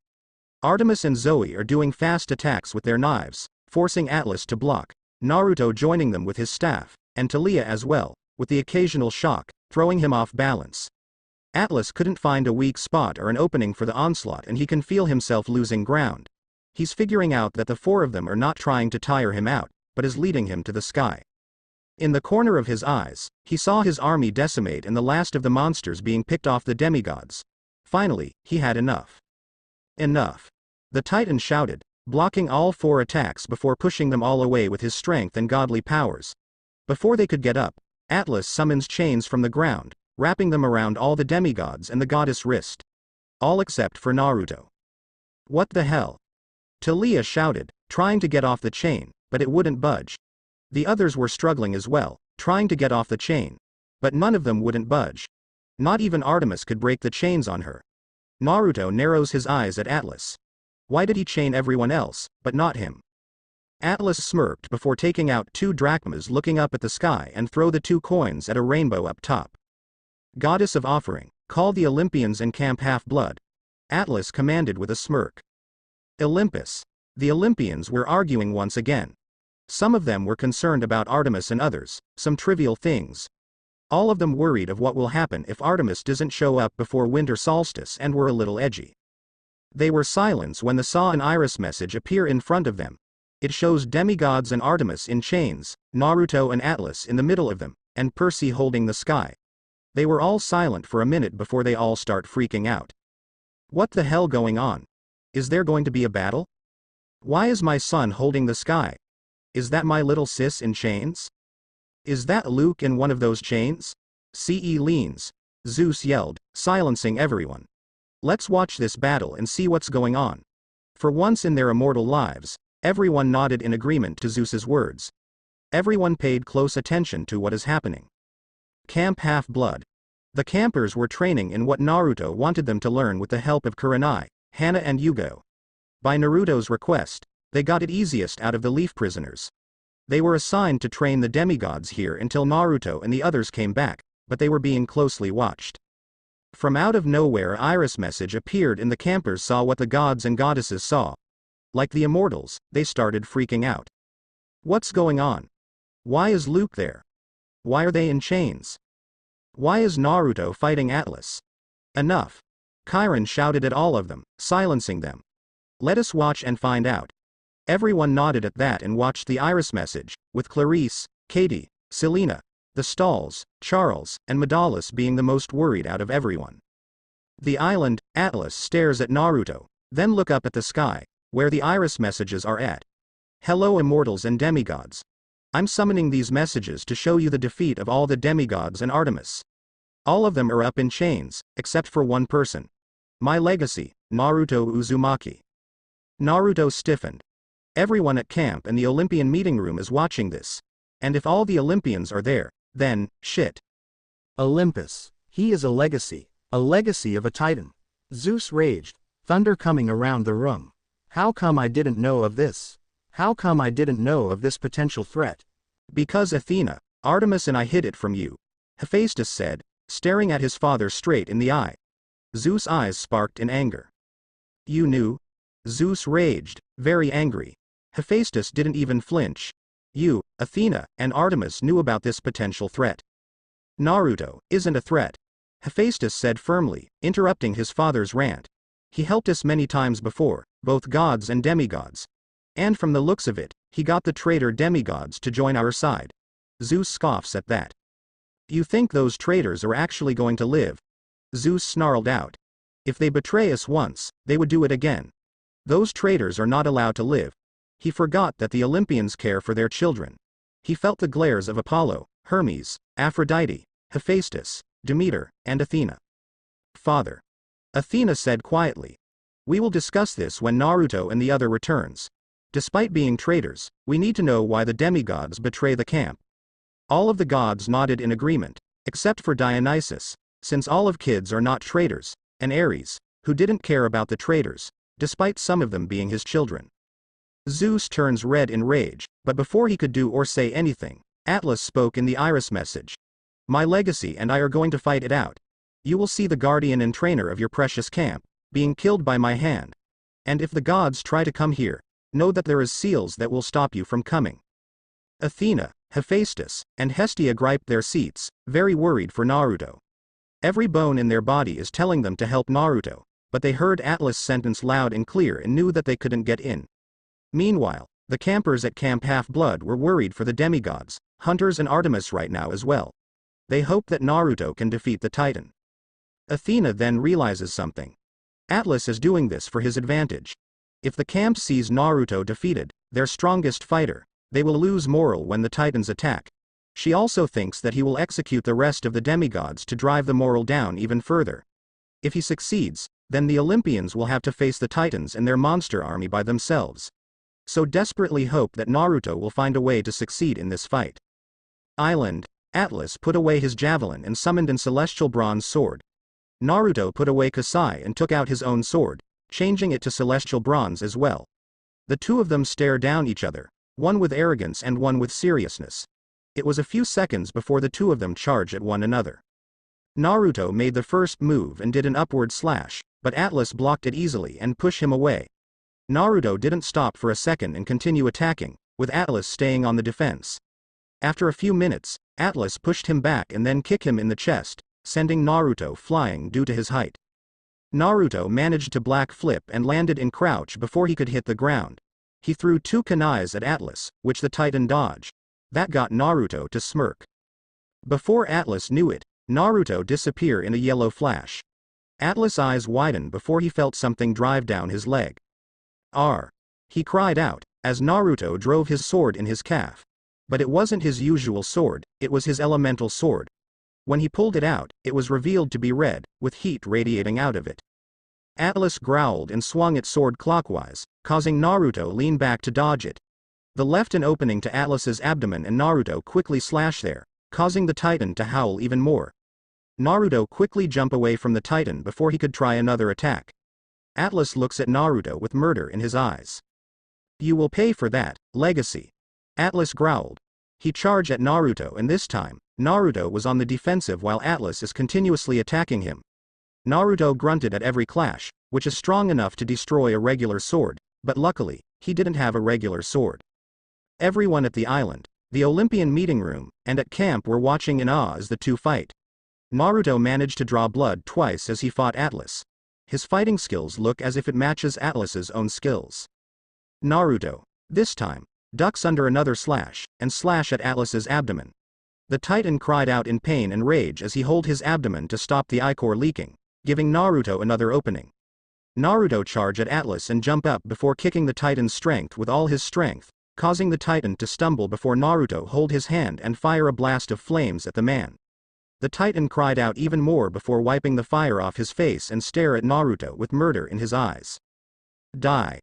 Atlas yelled before charging at Naruto, summoning his javelin in his other hand. Naruto's eyes widened before Atlas began his onslaught assault on Naruto. His strikes was quick and powerful, causing Naruto to slowly lose ground with each blow. Each blow caused Naruto to sink lower into the ground until he was on his knees. Finally, Atlas turned his sword around and hit Naruto on the head with his hilt, causing Naruto to fly in the air before landing on his side by a sweating Percy. No. Tia, Annabeth, Bianca, Luke, Artemis, Phoebe, and Zoe yelled from their position. The same thing happened at Olympus, with Hephaestus, Athena, and Hestia yelling it. And at camp, with Medalus, the Stalls, Katie, Charles, Selena, Kurenai, Yugo, and Hannah yelling it. Ru, too. Percy strained out, too tired from holding the sky. Naruto groaned and opened his eyes halfway as Atlas slowly walked to him. The Titan tossed his sword away and tightened his grip on his javelin. When Tia, Annabeth, Artemis, Bianca, Luke, and Zoe saw Atlas slowly walking towards Naruto, they tried to break the chains on them, pulling on them with all their strengths. But it was no use. Percy tried to summon the water from his canister, but the weight of the sky is stopping his focus. At Olympus, 3 of the gods gripped their thrones tightly. Hephaestus is visible shaking like a volcano, the stormy gray eyes of Athena turn to mist, and Hestia has tears in her eyes. At camp, the campers felt despair as well. While watching this, the girls that love Naruto are crying so hard that they could not stand up straight, they needed help standing up. The ones who see him as a brother aren't doing well either, trying to hold back their tears, but the worst is Medalus. She is on the ground crying so hard. She is praying very hard to her father, Aunt, whoever would hear her, that she does not lose Naruto again. Naruto, himself, feels his muscles bulge even more.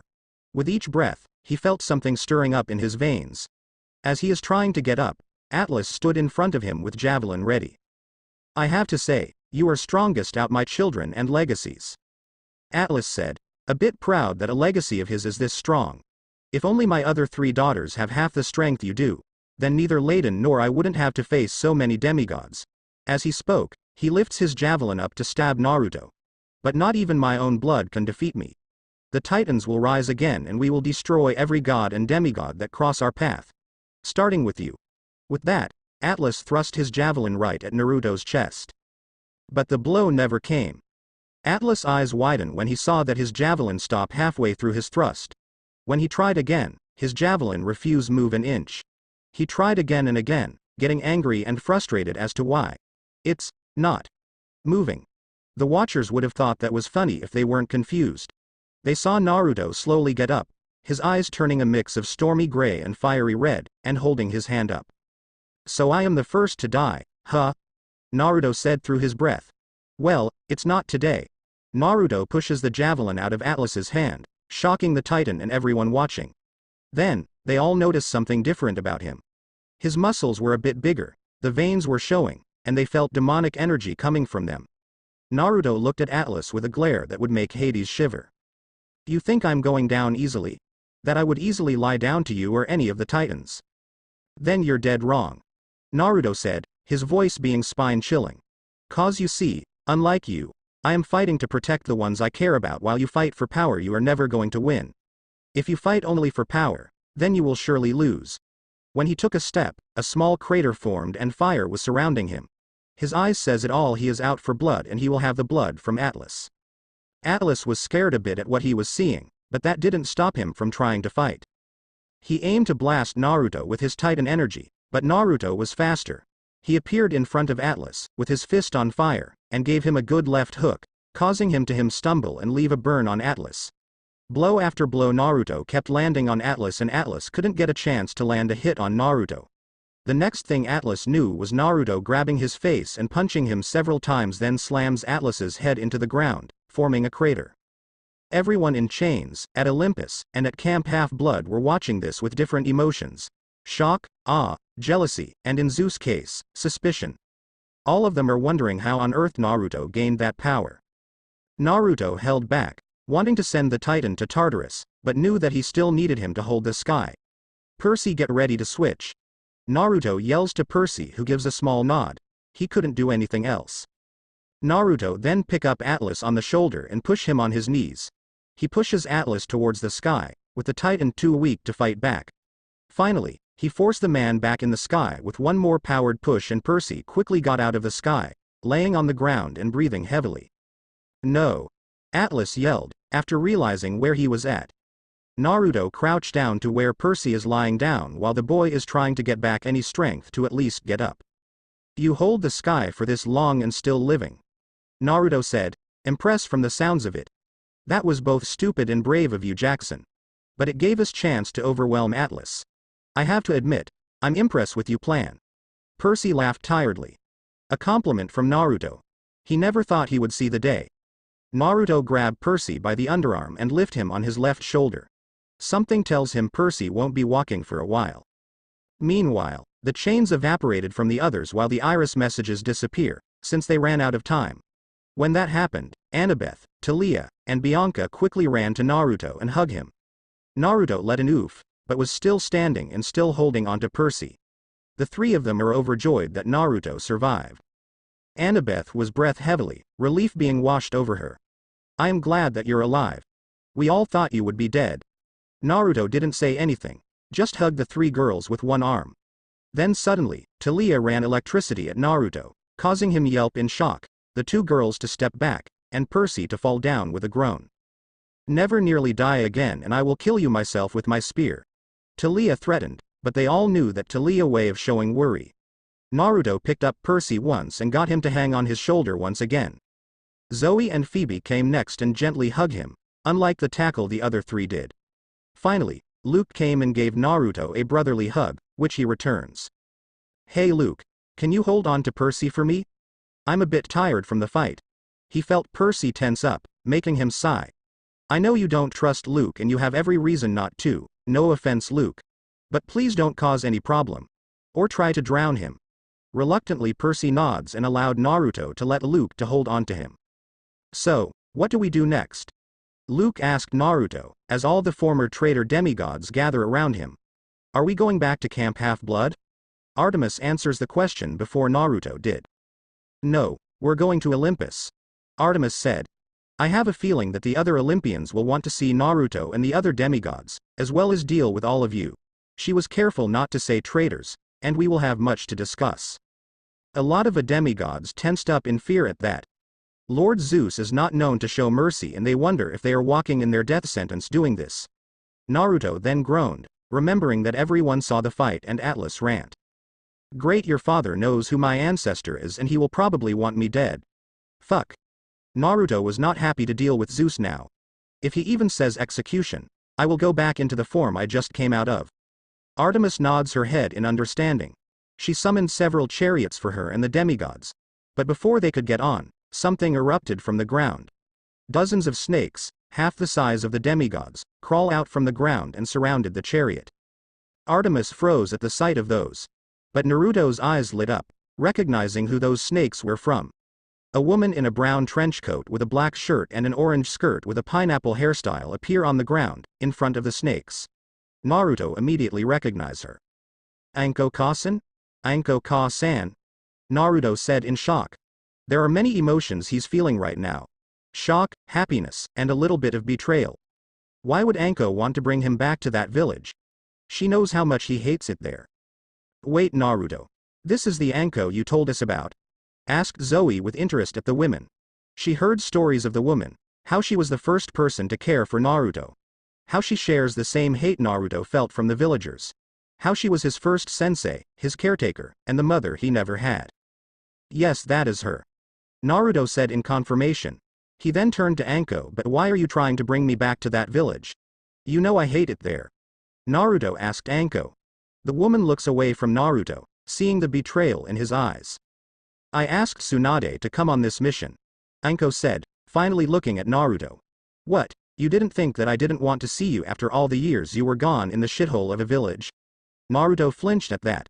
He didn't thought about how she would feel about his disappearance. Right. Sorry about that. Naruto apologized. But he is still tense, ready to fight her if he needs to. Are you here to capture me, Ka-san? Anko had a conflicted look on her face. That was my order from Tsunade. At that, the demigods tense up. But I don't think I can follow that order. I know how much you hate the village and I can see that you're happy with your friends. But there are other villages that will want to kill in many fucking ways and I don't want that to happen. Naruto's eyes soften and let his guard down a little. That's not going to happen, Ka-san. Naruto said to her. I got stronger during my disappearance and face things stronger than any regular nin in the elemental country. I also have friends on my side, who are as strong as any other shinobi. You don't need to worry about me. He can see the conflict in her eyes. While she did hate the villagers for what they did to her in Naruto, she is still a loyal shinobi. And her mission is to capture Naruto and get back the others, even the pervert. Before she could say anything, explosive kunai were thrown at Naruto. Quickly, he deflected or dodged those kunais before they could blow. What the fuck? Naruto said in shock. Right then, Anbu appeared in front of Anko and behind the demigods. The demigods pulled out their weapons, with the Anbu doing the same. Hang on a minute. Anko exclaimed, summoning a snake and blocks the Anbu in front of her. I told you that I would talk with Naruto. We were ordered to capture Uzumaki Naruto no matter what. The leader said emotionlessly, causing Anko and Naruto to stiffen. You were interfering with that plan and we cannot allow you to join the enemy. Root. Anko and Naruto both thought angrily. Either Danzo interfered or Tsunade purposely sent the Root Anbu. Root Anbu, Naruto hissed venomously. Guys, do not hold back. These Anbu will not negotiate and won't stay down. Kill them, if you can. Some of the demigods' eyes widen at that. Naruto is telling them to kill them. Many were hesitant to kill a person while Percy and Bianca felt sick in the stomach at the thought of killing someone else. But they didn't have the chance to protest as the Root Anbu engaged at them. They demigods were startled, but they fought back. While the demigods have the number, the Root has the skills. While that was happening, Naruto took on the leader. Artemis stood at the side, knowing that she couldn't interfere, but out of nowhere a kunai was thrown at her and then she got involved. Percy and Bianca teamed up with one of the Anbu. Annabeth, Luke, and Talia are facing against two of them. Zoe and Phoebe are facing against two of them. And the rest of the demigod face the rest of them. The one Naruto is facing is using a sword, so he transformed his kasha into a shield for the first time and grabbed his sword from his seal to fight. The Root's strikes aimed to cripple him, but Naruto blocked every blow. The next strike caused the two to get in a sword hold. Something the Anbu planned. We have you now, Uzumaki. The Root said emotionlessly. Naruto's eyes widen and he can feel someone behind. He moved his shield hand to block, but it was too late. Before the Anbu behind him can strike him down, bunches of snakes were launched at him, sending him to the ground. The man didn't scream as the snakes wrapped around him, breaking his bones and skull. They froze in surprise, giving the Naruto the chance to push him back. Naruto turned to where the snakes were launched, to see his surrogate mother, smirking to him. Naruto smiles back. Looks like his mother is on his side. The two of them got into fighting stances, side to side. Naruto with his sword while Anko in her taijutsu stance. The two Roots prepare themselves as well. They made first and charge at them, with Anko and Naruto meeting their charge. Naruto and the leader met each other in sword combat. Naruto was on the offensive, with the leader on defense. Each slash Naruto made was blocked by the Root, though not easily.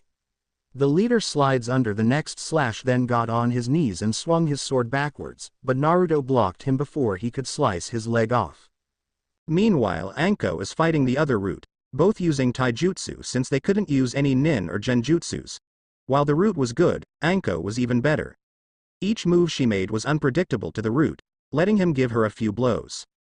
Percy was fighting one of the Roots with his sword while the emotionless man was using two kunai. Percy had to use all he'd learned and his powers in order to keep the man off of him. He really appreciated Naruto's short lessons now, when it comes to hand-to-hand combat. It also helps when Bianca is giving support, using the shadows to separate them in order for Percy to catch his breath. And her arrows to keep the man from making killing blows. Talia and Luke were using a spear and sword respectively, against the Root's own kunais.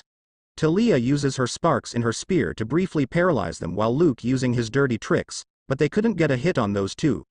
Even with Annabeth helping them by attacking them in their blind spots, they dodge and block every one of their moves. Zoe and Phoebe, meanwhile, are using their hunting knives.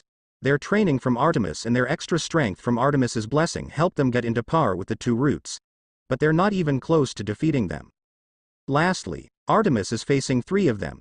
They were 5, but she killed the other 2. She's using her hunting knives and giving the Roots a fight for their lives. While fighting the Root, Naruto wonder why the Root agents haven't killed anyone.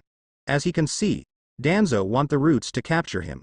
And the Roots would kill anyone who gets in their way, unless. His eyes widen as he found out the man's plans and push the leader back before throwing a fireball to disintegrate him. Artemis, summon carriages to get the demigods out of here.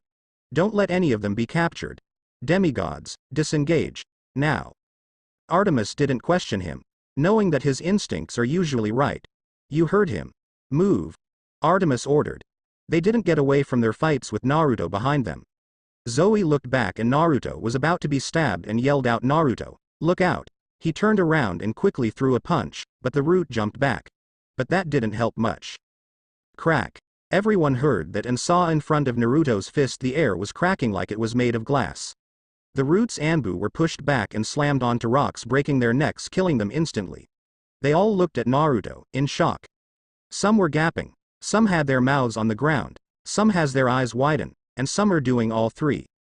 Naruto was also wide-eyed at what he did. But he wanted to test something.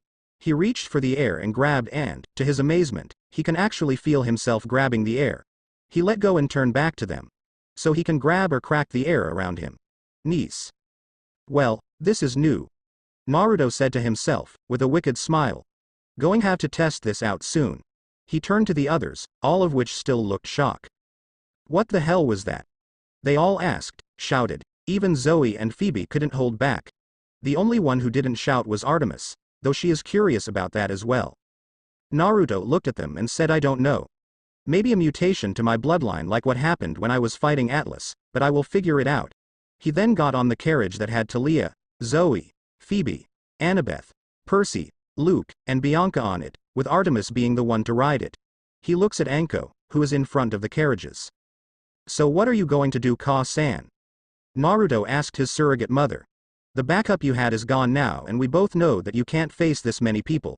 Your only option is to join or leave. Anko furrowed her eyebrows, thinking of what to do. Finally, she came up with something. I'll go with you, but only to get the people you captured. Anko said to her son. That was the other part of the mission. At the very least, I'll complete that and Lady Tsunade won't ban me from my dangos for failing my mission to get you. Naruto shook his head at that and smirked. You and your dangos, Ka-san. Anko merely grinned at that. Says the brat who visits Ichiraku's ramen 10 times a week. The woman shot back. She got on the carriage with Naruto and right when she did, Naruto hugged her tightly, startling her. Missed you, Ka-san. Naruto whispered to her, smiling softly. Anko smiled back, a rare smile she showed only a few people, and hugged back. Missed you too, Naruto-kun. Anko whispered back. As the two finished hugging, Artemis got her deers in flight, with the others following her lead. Tia yelped and quickly grabbed Naruto's arm, her fear of heights controlling her emotions. Naruto chuckled at that and let her hold her, knowing that she's not going to let go of her. Anko's motherly instincts came in and narrowed her eyes at Tia. She will need to keep an eye on her. Probably the rest of the girls as well, seeing the jealous stares a couple of them were giving Tia. Her eyes widened when she saw the Empire State Building, the most impressive thing she's seen in this world, and even more when they went up high and travel in Olympus. As the chariots landed, Anko was looking around in shock at what she was seeing. What in Kami's name did she get herself into? When they got off the chariots they went to the council room with Artemis growing to her godly height. All of the demigods went into the chamber room, with the former traitors having fear gnawing in their heart. They wonder if they made the right decision into coming back, as they remembered that Zeus is not the most forgiving person. Artemis got to the door and opened it and walked in while everyone else waited. All of them were nervous of what's going to happen in the chamber. While they are waiting, Naruto decided to explain where they are at and what they are waiting for to Anko. Anko was shocked as hell to say the least to find out that the one you see as a son is the child of a god and that there were a whole camp for them and the gods and goddesses of Greek myth are real and she is about to meet them.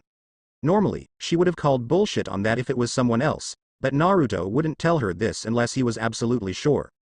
Anko put her hand to her head, shocked out of her mind. Wow, I knew I would expect shocking things in this trip, but I was not expecting this. I am very surprised, but the funny thing is, I believe you. The other demigods are surprised as well. Most people wouldn't believe it at first, until they saw proof. This woman must trust Naruto a lot. Finally, they got the signal from Artemis to come in, and all the demigods, the 2 hunters, and the snake mistress went in the room. All of them saw the gods in their 30 feet tall form, most of them wearing modern clothing. Hephaestus, in certain eyes, is in his Minato form, wearing his shinobi outfit. Only a few see him in that form, and one of them was Anko, making her eyes widen. Most of the demigods, Bianca, Zoe, Annabeth, and Phoebe immediately bow down to the gods, while the rest didn't. Luke, Naruto, Percy, Anko, and Talia are one of the few who didn't. The one thing the 5 have in common is that they go against tradition. Zeus scowls at that. Aren't you supposed to be kneeling down to us? Especially the traitors and the leader of them. Naruto merely gave him a hard stare. With all due respect, Lord Zeus, this is not medieval times. Naruto said, being careful with his words. This is the 21st century, where people don't need to bow down to others to show respect. That tradition was in the past.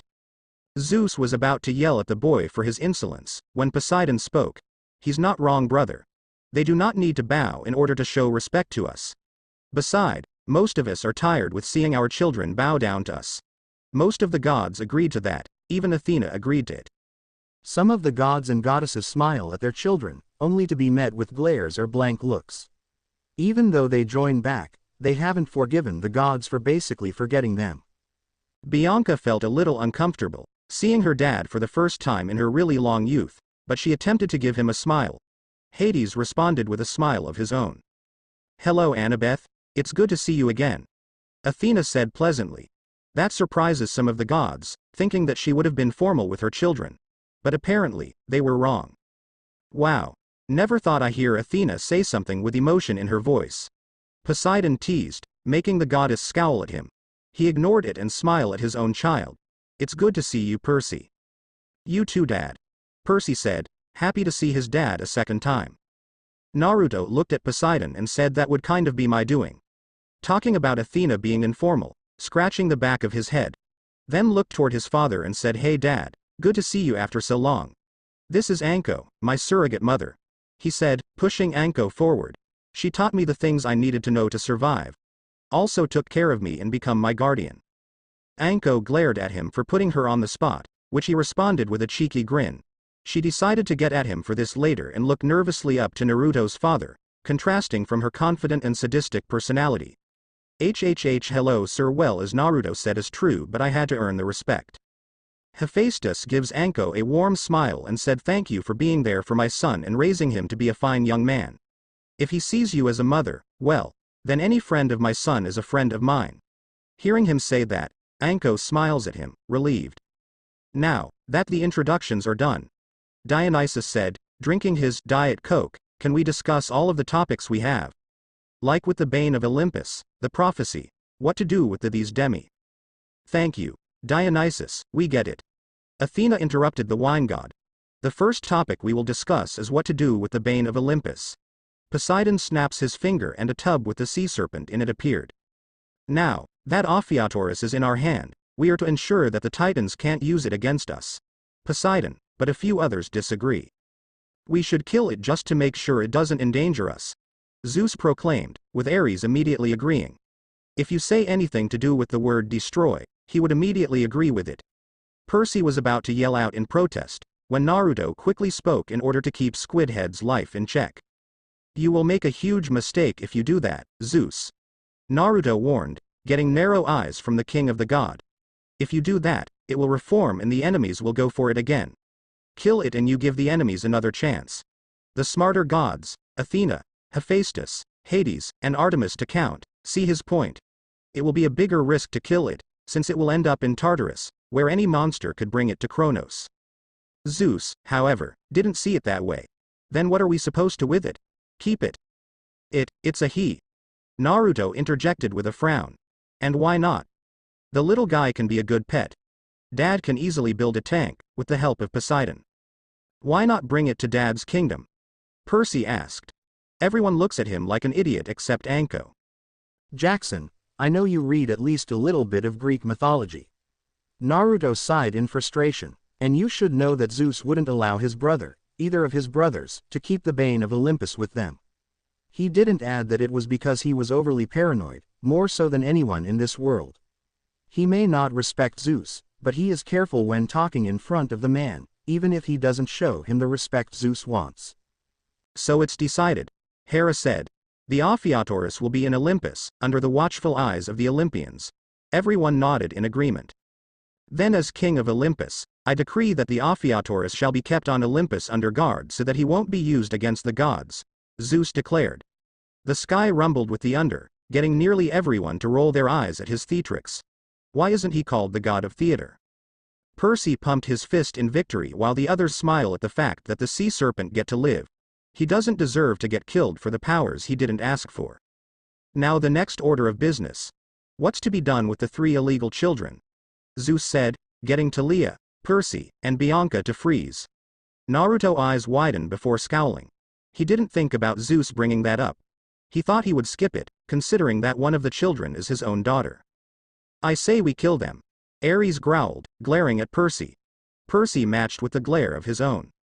I disagree, considering that it's one of my daughters. Hades clipped, glaring at Ares. Bianca felt some relief and warmth that her dad is defending her. I agree with my brother on that one. Poseidon piped in. I'm not going to have my son killed because of paranoia. You don't have a say in it, you two, Zeus declared, getting glares from the two.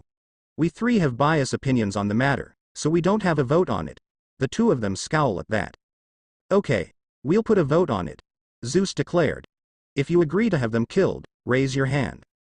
Only Ares raised his hand at that. Whoever wants them to live, raise your hand. Hephaestus, Hermes, Apollo, Aphrodite, Artemis, Demeter, and Athena raised their hand. Dionysus didn't vote, because he didn't really care about what happened with the demigods. And Hera didn't vote, since she doesn't want any conflict with Naruto, but couldn't stomach to vote for letting a child of her husband to live. Not because she loves Zeus, but because she's the goddess of marriage. So it's settled, Zeus proclaimed. The 3 demigods will live and we will see what will happen in the future. He was about to get on to the next topic, when Naruto interrupted. Lord Zeus, I don't think Bianca, Talia, and Nico will be the prophecy child, Naruto said. Zeus frowned, silently asking him to explain, so Naruto did. Bianca and Nico are too old to become the prophetic children. And before you tell me your age, I want to remind you that the 2 of them been in the casino ever since the 1930s. So technically, they're at least 70 in years, though not physically or mentally. The gods and goddesses consider his argument. He's got a good point. Since they're past that age because of the Lotus Casino, technically, they're not part of the prophecy. But what about Talia Grace? Demeter asked. Naruto responded immediately. Did you forget how old she is now? The immortal's eyes widened. They forgot that she was 22 now. But how come she didn't meet the prophecy at the time she turned 17?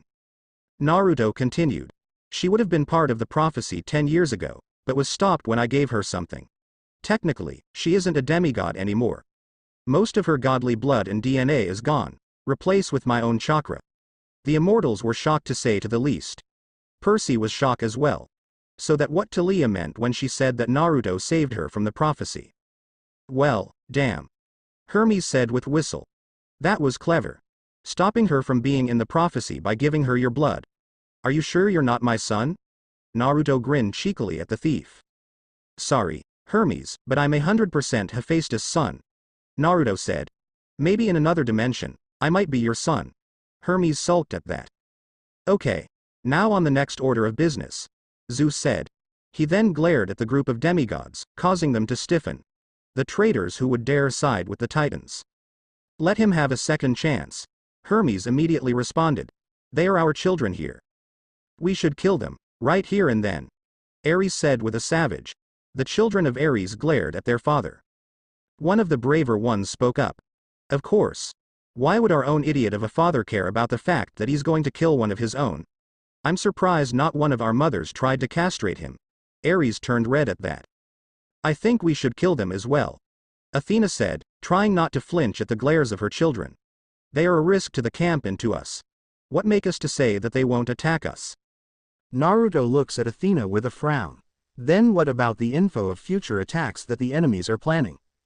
That info would save us so much trouble, Athena. Naruto countered, plus you're better than that war-loving warmonger idiot. Athena sighs knowing Naruto is right about that.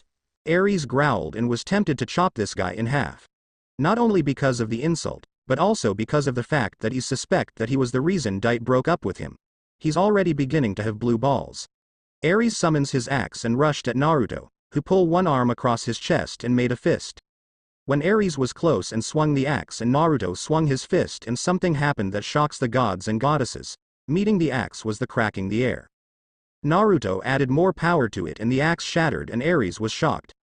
Naruto used it to his advantage and grabs Ares' head that has his helmet on.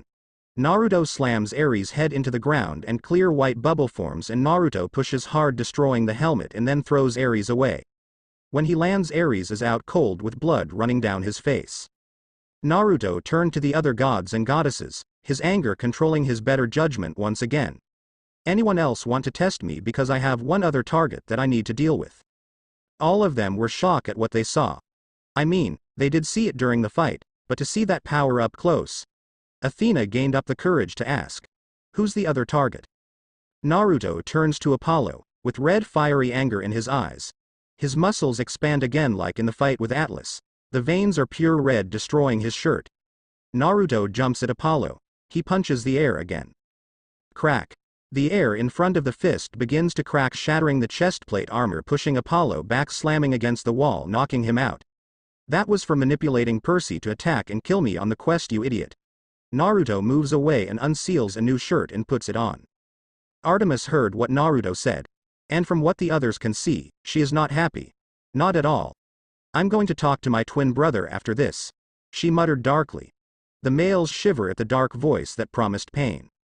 Naruto cleared his throat, getting the others to look at him. Why not put them under my care? I'll give the suitable punishment and make sure none of them are spies. If they cause harm to the camp or Olympus in any way, I'll be held responsible for what they do. The demigods were shocked that Naruto would do that, especially the traitors. They knew Naruto would defend them from the gods, but they didn't think he would take all responsibility for what they do. Zeus didn't like the thought of Naruto keeping an eye on them. How can we trust you? Zeus demanded to him. You are a descendant of a titan, more specifically Atlas. You think we can trust you to watch these traitors? Do you really want to deal with what two of your sons had to deal with? Naruto asked, raising an eyebrow. Plus, you weren't the only one to think that I was a spy. I'm only going to say this once. I hate Atlas. He yelled the last part to Zeus. Zeus was about to argue, but Hephaestus defended Naruto. Naruto has been helping us for years, Zeus. He's my son and a champion of Athena.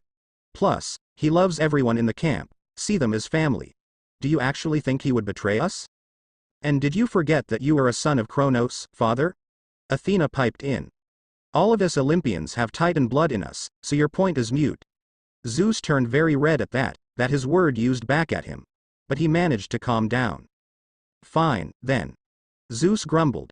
Those who want Naruto to be responsible for the traitors, raise your hand. Demeter, Hermes, Poseidon, Hephaestus, Athena, and Artemis raised their hands. Those who oppose. No one else raised their hand. Ares might have, but he's knocked out at the moment. Very well then. Zeus said, not happy about it. The traitors will be under Naruto's watch. If they do one thing against us, Naruto will be punished instead of them. Naruto gulped a little at that. He hoped that none of them would cause trouble or he will give them hell. And now that last topic. Zeus declared. Naruto's new power. Now it's Naruto's turn to freeze up now. He had a bad feeling about that. But first, wake up Apollo and Ares for the meeting.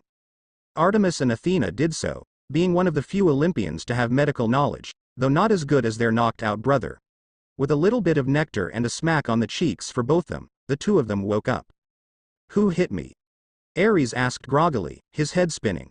Whoever did will face my shotgun. Naruto whistles innocently, making some of the others snicker. Get up, you two.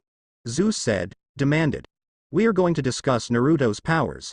When the two of them got back to their seat, Zeus stared Naruto down. Now tell me, what was that? Naruto rolls his eyes at Zeus' attempt of intimidation. He faced the villagers, his sensei and mother, an S-rank nin who has a giant blade, a sand demon, which is part primordial, a crazy art bomber, a crazy puppeteer, and recently, his ancestor Atlas, so now all the fear in his body is either locked up or gone from his system. It's a bloodline from a clan that is mostly gone. The Uzumaki clan, Naruto said. They are known for having enhanced stamina, strength that could outmatch 10 pro wrestlers, and are masters of sealing techniques. It took 3 great villages in order to take them down. But they took so many down with them, that about a quarter of the enemy was left. A few of us remain, in hiding, and in other villages or countries. But you are looking at the heir of the clan. Most of the people of the room are very shocked about that. The only ones who weren't, were Athena, Hephaestus, and Artemis, since they studied up on the elemental country's history or been told about it to Naruto. I heard about that. The Cloud, Rock, and Mist, 3 out of 5 great hidden villages, fought the Uzumaki and barely won. Athena informed them, shocking everyone even more. Being the last heir, there is a law that the last of clan the male must marry more than one wife in order to replenish those he lost. Athena continued. Naruto grumbled under his breath about that. And I really hate that law. Naruto mumbled out, though some of the women feel differently about that. I don't want to be told who to marry. I don't marry for power, fame, or wealth. I would rather marry for love. I want to get to know my future wife because I think if I go back to that hellhole that I was born in, I'm going to be used as a stud to breed. Love is what I want in a marriage. Naruto sighs after saying that. Some women that heard that perked up, wanting to be with Naruto. Zeus narrows his eyes at him. But what was that power you show? You didn't explain how you cracked my domain. Naruto sighs in frustration, wanting to skip that part of the conversation, but he knew Zeus isn't going to let go. Well, I only have one theory, and that is my bloodline mutated. Naruto says to Zeus. How I did it is a mystery to me as well, but I think there is more to this new power that I have to see. You saw what I can do in the new form, right? Zeus nods. Well, that form is just new to me, but it is not easy to explain. I have to explore this power first because I'm curious about this power as well. That power should be locked up. Zeus responded immediately. No mere demigod should have such ability. Naruto narrows his eyes at him. Then he smiles evilly at him and everyone shivers at the smile. I think I found a way to test this out. While he said that, he grabbed the air and pulled. Nothing happened, confusing them. Then, they heard a noise. They all looked outside and they were shocked. The ground was rippling. It shocked everyone half to death to see. Some roads were destroyed. Holy Mother of Zeus! Screamed Aphrodite in fear. Naruto let go and the ground returned to normal, but he looked at Zeus with red eyes. I don't like to be controlled. I have had enough of that in my childhood in that hellhole of a village. Naruto said, yelling the second part. So choose your next words carefully because you don't want me as an enemy. Zeus felt both fear and anger. How dare that boy threaten him? He is the king of the gods, the ruler of Olympus. He can turn this boy into dust if he wants to. He was about to do just that when he saw the glares of most of the gods, the strongest being Hephaestus. Zeus gritted his teeth. Despite his desire to kill the boy, he does not want to be enemies of most of this council. So he stayed quiet. There was an awkward silence. Finally, Athena cleared her throat. Okay, so this is our final discussion. Naruto will study more about his new power and we the Olympians won't interfere with his studies in any way. She gave her father a pointed look at that. Now, all the demigods are dismissed. All the demigods let out breaths of relief, including Naruto. All of them got out of this meeting with their heads still attached. All of them exits the council door, with Naruto at the front. Soon, there was a party at Olympus. It was fun for many of them, though Naruto was real uncomfortable with the advances from the nymphs. Whenever he was away from his friends, a nymph would always ask for alone time with him or for a dance. Luckily, although strangely, his female friends would always chase them away before Naruto could respond. Anko, Talia, and Zoe mainly the ones do it. He mainly danced with Annabeth, Talia, Bianca, and most surprisingly, Zoe. Though he did force her to dance, telling her to have fun and it's just 2 friends dancing. He never noticed that each of the females was glaring at each other. Though the embarrassing situation was when Kiyone joined in. When he first saw her in the party, he paled a bit. She made several advances and obvious flirts, causing him to turn tomato red. When she kissed him on the cheek, Percy, Grover, and a couple of nymphs and minor gods to hold back Thalia, Anko, and Zoe. Artemis, Athena, Annabeth, and Bianca, meanwhile, are glaring at Kiyone as she disappeared in the ice. The girls made sure no other nymph or minor god would be near Naruto after that. After that, Poseidon pulls Naruto aside to somewhere quiet, and when they get there, Naruto sees Hestia and his father. What is up? Naruto, you asked the three of us to help look for the Biju in our domain. Naruto nods at that. Well, we found 4 of them. Hestia found the 2 tails, your father found the 4 tails, and I found the 3 and 8 tails. Naruto's eyes light up and Poseidon asks, did you find any? Yeah, I found the 9 tails. Please, give them to me. The 3 pulled out the 4 canisters and Naruto seals them away. Now we only have 4 left. Remember, you can't let Zeus know about this. He would throw a hissy fit. The 3 nodded in agreement. Thank you for your help. You're welcome, Naruto, said Hestia, with her signature comforting smile. Hope you can find all of them. Suddenly, they heard a scream of pain, and they all know that the scream came from Apollo. Sounds like Artemis is chatting with him. Do you think he'll recover? Poseidon asked them. They heard another scream of pain, and they all agree that Apollo probably won't recover for a while. That brought a smile to all of them, even Hestia. She doesn't like the fact Apollo used a boy to try and kill Naruto. Camp Half-Blood. The demigods, the hunters, Anko, and Artemis returned to Camp Half-Blood. They were met with cheers, with Medalis hugging the life out of Naruto. Inside, she's very nervous of how Naruto will take it that she lost his belt. Before Percy could go train, he felt a hand on his shoulder when he turned around to see a very scary Naruto. Where do you think you are going? Naruto asked, his voice sounding nearly demonic. I'm going to train. Percy stuttered, scared half to death. Oh no, you don't. You are going to the council room to be punished with the others for sneaking out and making my little sister worry herself about my belt vanishing. Medalis looked at Percy with anger. You took the belt? Yelled an angry Medalis. Percy gulped, silently hoping his father would help him out of this. Naruto knew what he was thinking. Jackson, your father will not help you. So your punishment, along with the ones who came back from the Titans, is to be decided by the council, and I would like a hunter there as well. Council meeting in 5 minutes. Percy, Luke, and the other demigods were incredibly nervous. They all knew that Naruto will give them hell for what they did. Council room. The leader of the cabins, Chiron, Anko, Artemis, and the hunters are all in the room, along with Luke as well as the ones who were in the quest. First off, I would like to congratulate the group that saved Artemis. Chiron said to them. Without you, we would have already been at war with the Titans. The group smile at each other. They are glad they delayed the war, enough that they could prepare themselves for battle. And secondly, I would like to discuss the punishments for many of our demigods as well as the release of our prisoners. Luke and Percy and the others who left pale a little once again at that, seeing the stern look Chiron gave them. Percy, you went into a quest you weren't chosen in, again, and stolen a possession of Hephaestus.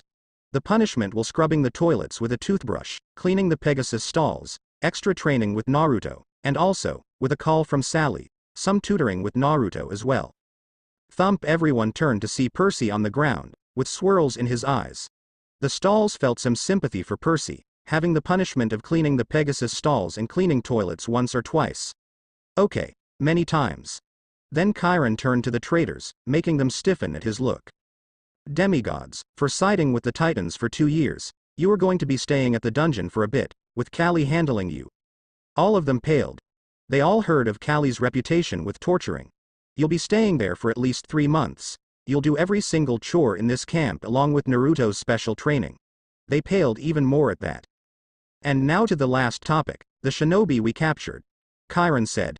Dionysus, who was away from the demigods, snapped his finger and the shinobi and Kunoichi appeared in the room, chains tied around their wrists. Anko, who was with Yugo, Kurenai and Hana and her dogs, think that they have seen better days. Jiraiya is the one who looks the worst out of 3 of the teams, crumpled and beaten. The guys wince at that while the girls and Naruto smiled with glee. They are relatively unharmed, except for the Toad Sage. Chiron informed. They don't have any fatal injuries or ones that would cripple them. Anko nodded. That's good. As for Jiraiya, don't worry about it. Anko assured. Every woman that met the man wanted to castrate him and beaten him down, but somehow, he always get back up. That's right. Jiraiya suddenly said, jumping back, like he hadn't been tortured for days. And all that time in there got me time to think of what to write for my research. It should do well with all the other research I did when I forced Naruto into that brothel. Those ladies had a fun time with him, They didn't even ask for pay. When he finished saying that, Naruto was in front of his with his fist out in the air cracking, pushing Jiraiya back, slamming him into the wall, knocking him out with blood coming out of his head. Every woman looks at Naruto, who is back in his seat giving. Naruto looks at Artemis and her hunters and said, do whatever painful thing to him. Thank you. Artemis and the hunters yelled in glee. They dragged the unconscious Jiraiya, whose scream was muffled by the many hunters. Okay, moving on. Chiron finally said, you can have them back, if you swear that they won't attack us again from now on and stop trying to capture Naruto. The shinobi looked down shamefully at that. Anko furrowed her eyebrows. I'll have to talk about with Lady Tsunade, but I think the terms are doable. I can't promise anything with the other villages or any root Anbu. Chiron was confused about the root Anbu, but Naruto told him that he will tell him later. I'm glad we have an accord then, Chiron said. You may leave with the prisoners. With that, the chains on the leaf nins were gone. Before they were gone though, Anko hugs Naruto tightly. I'll miss you, Sochi. Anko whispered to her surrogate son. Naruto smiled and hugged back. I'll miss you too, Ka-san. Naruto whispered back. With that, Anko disappeared along with the other nins. Even Jiraiya, after the hunters were finished with him. After that, the former traitors went with Kali to the prison, fear eating them up. Her laughing gleefully doesn't help any matters. Good luck, Luke. Naruto called out to his friend. You're going to need it. Luke merely gulps. He feels that he's going to regret that stupid decision of joining the Titans the minute he gets in that prison. Alright, the rest of you, get training. And get your brothers and sisters, now. Naruto commanded the council. They all nodded immediately and they quickly went to get their siblings. Naruto created a couple of clones to help the other train. He even created a clone for Bianca, since he needed to train with his powers. An hour later, everyone was training. As the others were training, Naruto was on the seawater, practicing using his new powers. Learning how much power to put into the swing and in his new form, which he calls devastation form. This is going to be interesting. He knew that he needs to learn quickly. He has a bad feeling that a lot of things are going to happen over the years. Templars, the Akatsuki, the other villages aiming for him, Titans, and finding the other Biju. He hoped the others are prepared for everything in time. They are going to need all the training he could give him. He's not going to lose his family to anyone. Thanks.